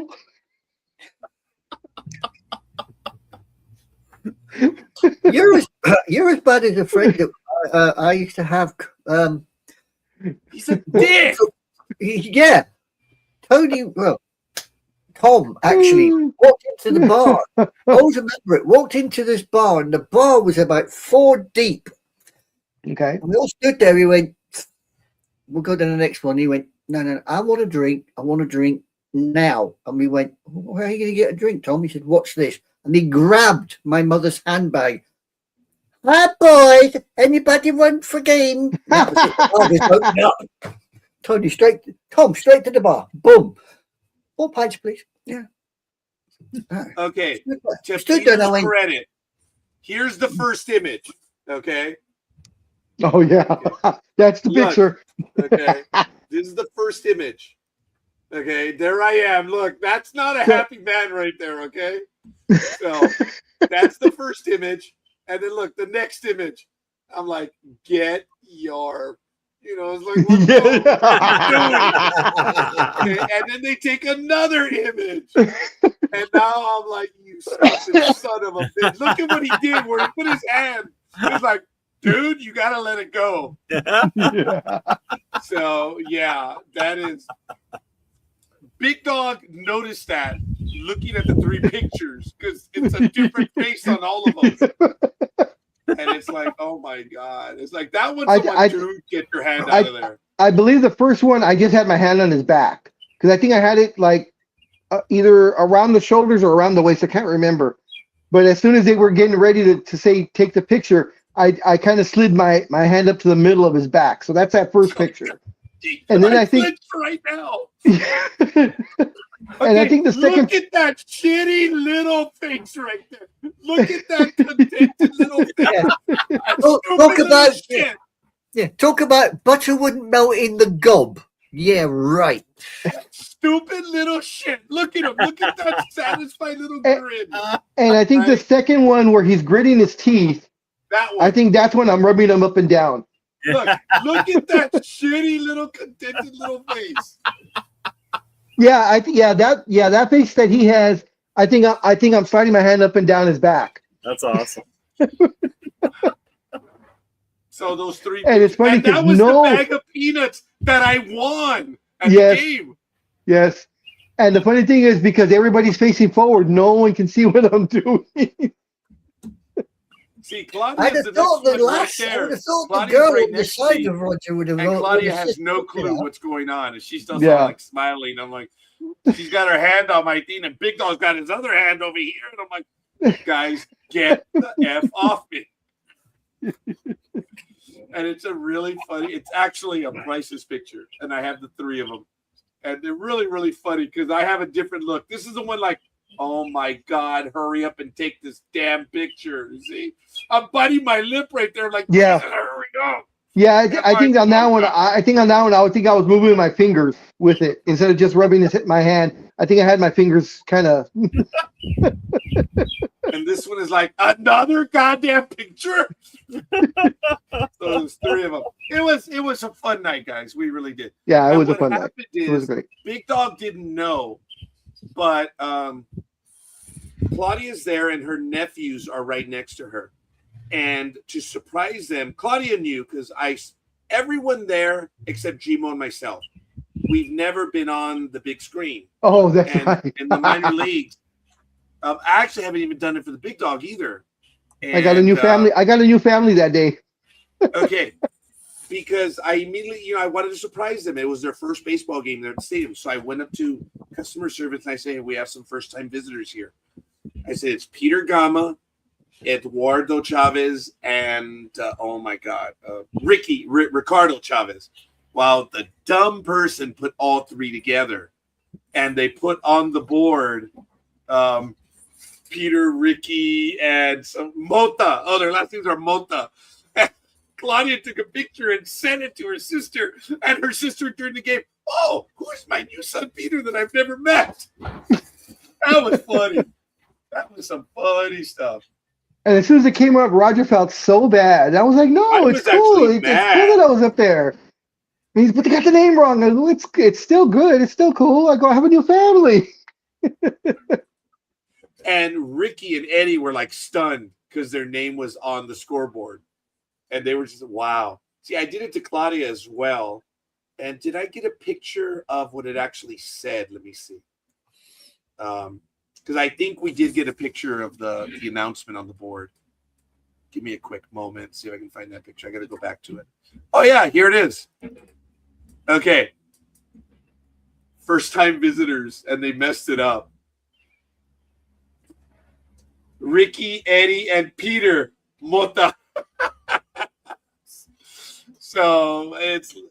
So she sent the picture to her sister, and her sister was going, hey, who's my new son? Peter, I haven't met him yet. So it was cool that they do that. And they don't charge for it, guys. It's really cool. And it's funny because in the outfield, of course, all the advertising is on the wall, but there's one spot empty. And I always tell scorekeeper, Raj, they're just waiting for you to put your Jedi.tax logo right there. I go, it'll fit perfect right there in right field. Yeah. He's thinking about it. We may do that. We'll see. So it's kind of cool. Yeah, it's neat having that stuff. It's really neat. So we'll see. Well, Tony, there we are, guys. Just real quick for Tony, and it's not sports, but I know you're a horror movie buff. Did you see the new Mummy movie? No. Okay, you need to see that because according to my two daughters, I haven't seen it. According to my two daughters, it is one of the scariest movies. It has nothing to do with like the Mummy franchise. Right. They just happen to call it the Mummy. Right. And my older daughter is mad at my younger daughter for taking her because she thought she was going to see like a Brendan Fraser Mummy movie. Oh, and it's totally not that. No, it's more like Evil Dead, I heard, yeah. Yeah, taking a notch up from the way my daughter said. She's like, I couldn't sleep for a day, and I'm like, really, that bad? She's like, yeah. I'm like, well, I gotta watch it then. Yeah, I heard it's pretty good. I gotta watch it. Yeah, A cross between the Evil Dead and the Mummy. The mind boggles. I remember watching the Evil Dead when it first came out, the original one. Oh, that took everybody by shockers. Yeah. The same as it was I Spit on Your Grave when that first came out. I know. That was cool. That was 70s, early 80s, late 70s. 70s. 70s, right? Yeah. Yeah, I Spit on Your Grave. The original one, not 2 and 3. The original one. Some of the action in that, you literally sat there and your eyes crossed and your legs, everything just, you thought, I loved The Hills Have Eyes. That one was. Oh, yeah. Oh, yeah. That, Hills Have Eyes. I remember that. And oh, yeah. Do I? Woohoo. I used to scare my daughter Janelle when she was probably, I don't know, 7 or 8. And we'd be at the old house in East Los Angeles. And there were some steps to go down. And the trash was like around the corner, but it wasn't lit up. It was just dark. So I would send her out there like 8:30 at night. Mija, go throw out the trash. Okay, Dad. She'd get the trash bag, go down the stairs. And I was like 3 seconds behind her. So I'd open the door and I'd stand right at the top of the stairs. And as she turned the corner, I'd go, the hills have eyes. Dad, no.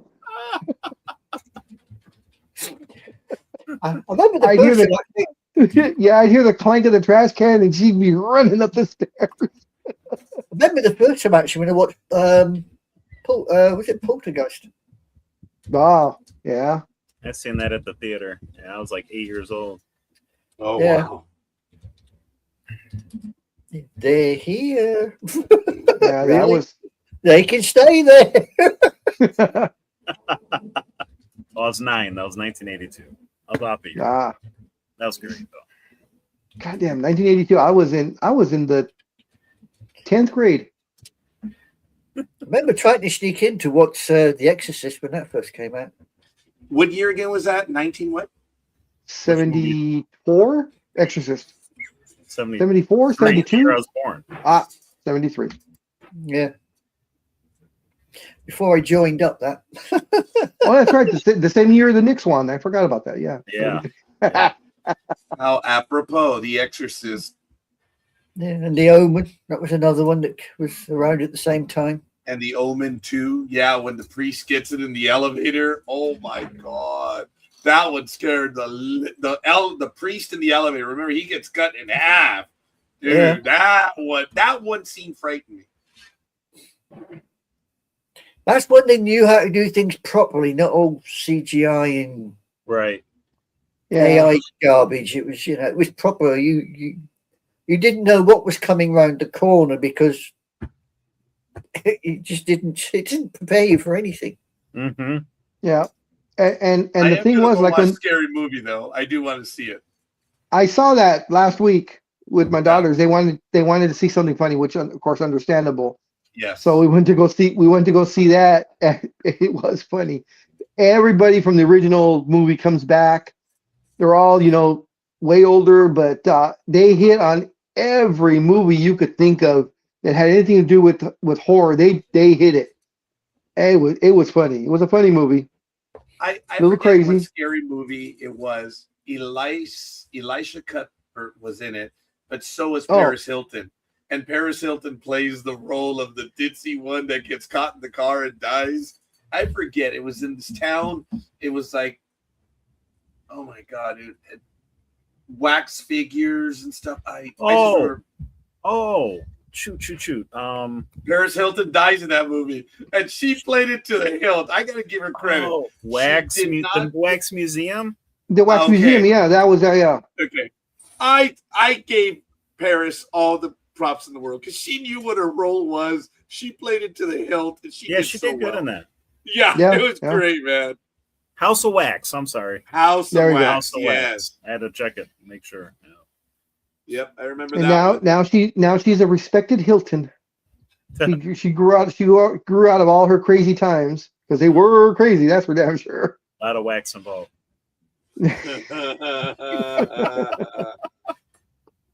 That's funny. No, but new ones, big dog, scary movies. You got to see Obsession and Backrooms. Those and we were gonna see Backrooms, but the timing wasn't right, so we ended up seeing The Mandalorian. Okay. This was just a couple of days ago, but I do want to see Backrooms. And what was the other one? Obsession. Yeah, those are actually the two that my daughter wanted to see, but the times were way off. Great, and Hokum was really good too. Oh, Hokum, okay. Yep. I haven't heard about that one. Okay. Supernatural. Yeah, it was really good.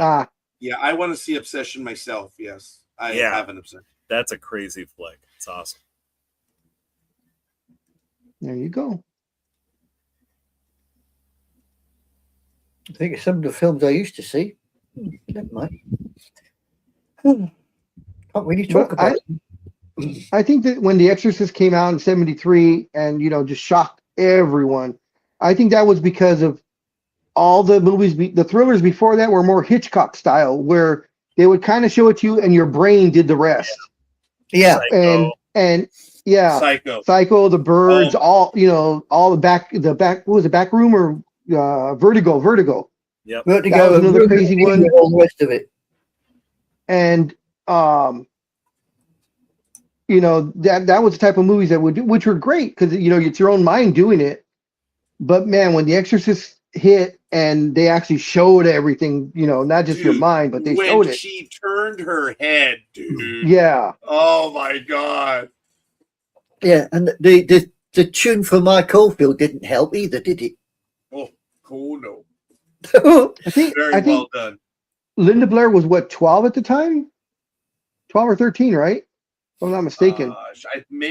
I don't recall, but I know she was. I know she was extremely young, and I remember seeing an interview not too long ago where she talked about it, and that she said she had to be talked into cussing because she said being 12 and the way she grew up, she never cussed, and to be told to say all the words that she said. Yeah, 13, and she was 14 when it was released. Oh, okay. She was selected out of 600 child actresses. Began in late 1972 when she was 13 years old. Yep. So and now December she runs 1973, the day after Christmas. I forgot about that. How effing hilarious! The movie was released on December 26th, 1973. They wanted to make sure you rang in the new year. Oh yeah, you certainly rang in the new year if you watched The Exorcist. And of course, now she runs a animal shelter here in Southern California, in the mountains somewhere. Oh wow! Yeah, really, she's an animal activist. So she, I forgot how many animals that she's rescued. Because one of the company that I buy my comic books from and my original art and all that stuff, they usually once a year sponsor an auction, and all the money goes to her shelter. So she usually offers free signatures on, like if someone were to bring her or have a commission of her, like as the Exorcist, she'll sign the book to get the donation. And they did an interview with her. She's a really nice person. She's been doing it since 2004. She started that. Yeah. Yeah. So it's amazing how many actresses actually do that, isn't it? You think about it. Yes. Many of them do become animal actors or. I laughed at Katherine Heigl does it, and I think it's just because Hollywood didn't want her anymore because she's a bitch. When you say something you disagree with, we'll jump in. Anyway, Big Dog. The reason why you said, which I love her. I think she's very attractive, yeah, she can act. There's no doubt about it. But in some movies she's not acting. But either way. Linda Blair, the character, is 12 years old in the movie. The girl's 12. So, and she was 13 at the time. So, yeah. Anybody remember the film Emily Rose? I'm sorry? Oh, yes. I saw that one. Emily Rose. Yeah, I got that. Yes. I got it on DVD. Cool. That is cool. Based on a true story. Yes. Yeah. Yeah. Because the strange thing is, I watched Emily Rose, and then the following week, somebody come back with a film called The Entity. I don't know if you've ever seen that one. It rings a bell, but I don't quite remember. 1977 Entity. That's an the Entity. They come with that was because that's all about 82. Yeah, the woman actually it starts off with her in the bathroom. Barbara Hershey. That was based on a true story too. Yeah. Oh, okay. Yeah, I've got that one. I got on Blu-ray. I love that movie. What, The Entity? Yeah. I don't know if you guys saw the original or not. It's not quite a thriller, but it is psychological. Sybil. Oh, you guys never saw? Oh, Tony, you got to watch Sybil. It's with Sybil Shepherd. Oh, I can't think of her name. Damn it! She was the flying nun back in the day. Oh my goodness! Yes, she was in Sally Field. Sally Field. Very good. So she plays Sybil, which is based on a true story, and it's a person that has like 17 different personalities. Oh, and the whole movie, she's going through all the different personalities. Yeah, I see her. It's listed as a drama. That's why I haven't seen it. Oh, okay. Take a look at it. It's actually very good. Yeah, rated super high. Yeah, it's a really good movie, and that's also based on a true story. The ones I love watching are The Conjuring. When they do the end of scene credits, where they have the actual footage and the actual tapes. Yeah. Of the real thing that happened. Yeah. That's pretty crazy. Yeah, that's cool. Yeah, they don't make films like that these days. They're all just, they go for the shock, not for the horror. It's all shock. That's why you say shock horror. Eh? No, I love it. During football, you'll go shock horror when somebody's favored to win. But I mean, be honest, Tony. There's a difference between a movie that's just played for the shock value and something that has a true horror value to it. There is a subtle difference. Yeah. And a horror movie can hook you, whereas something that's played for just shock value, you sit there and then you think, yeah, here we go again. You can see it coming. Yeah. A mile off. You sit there and you think, yeah, here we go again. Yeah. Boom. Yeah, okay. Move along. Next piece of shock. Do you guys know who Matt Rife is, the comedian? Yes. Oh yes. Okay. Matt You brought Rife. me cookies. Oh, Yeah. Oh, that was so funny. I So now Matt- follow her. She's now Oh. has a huge following.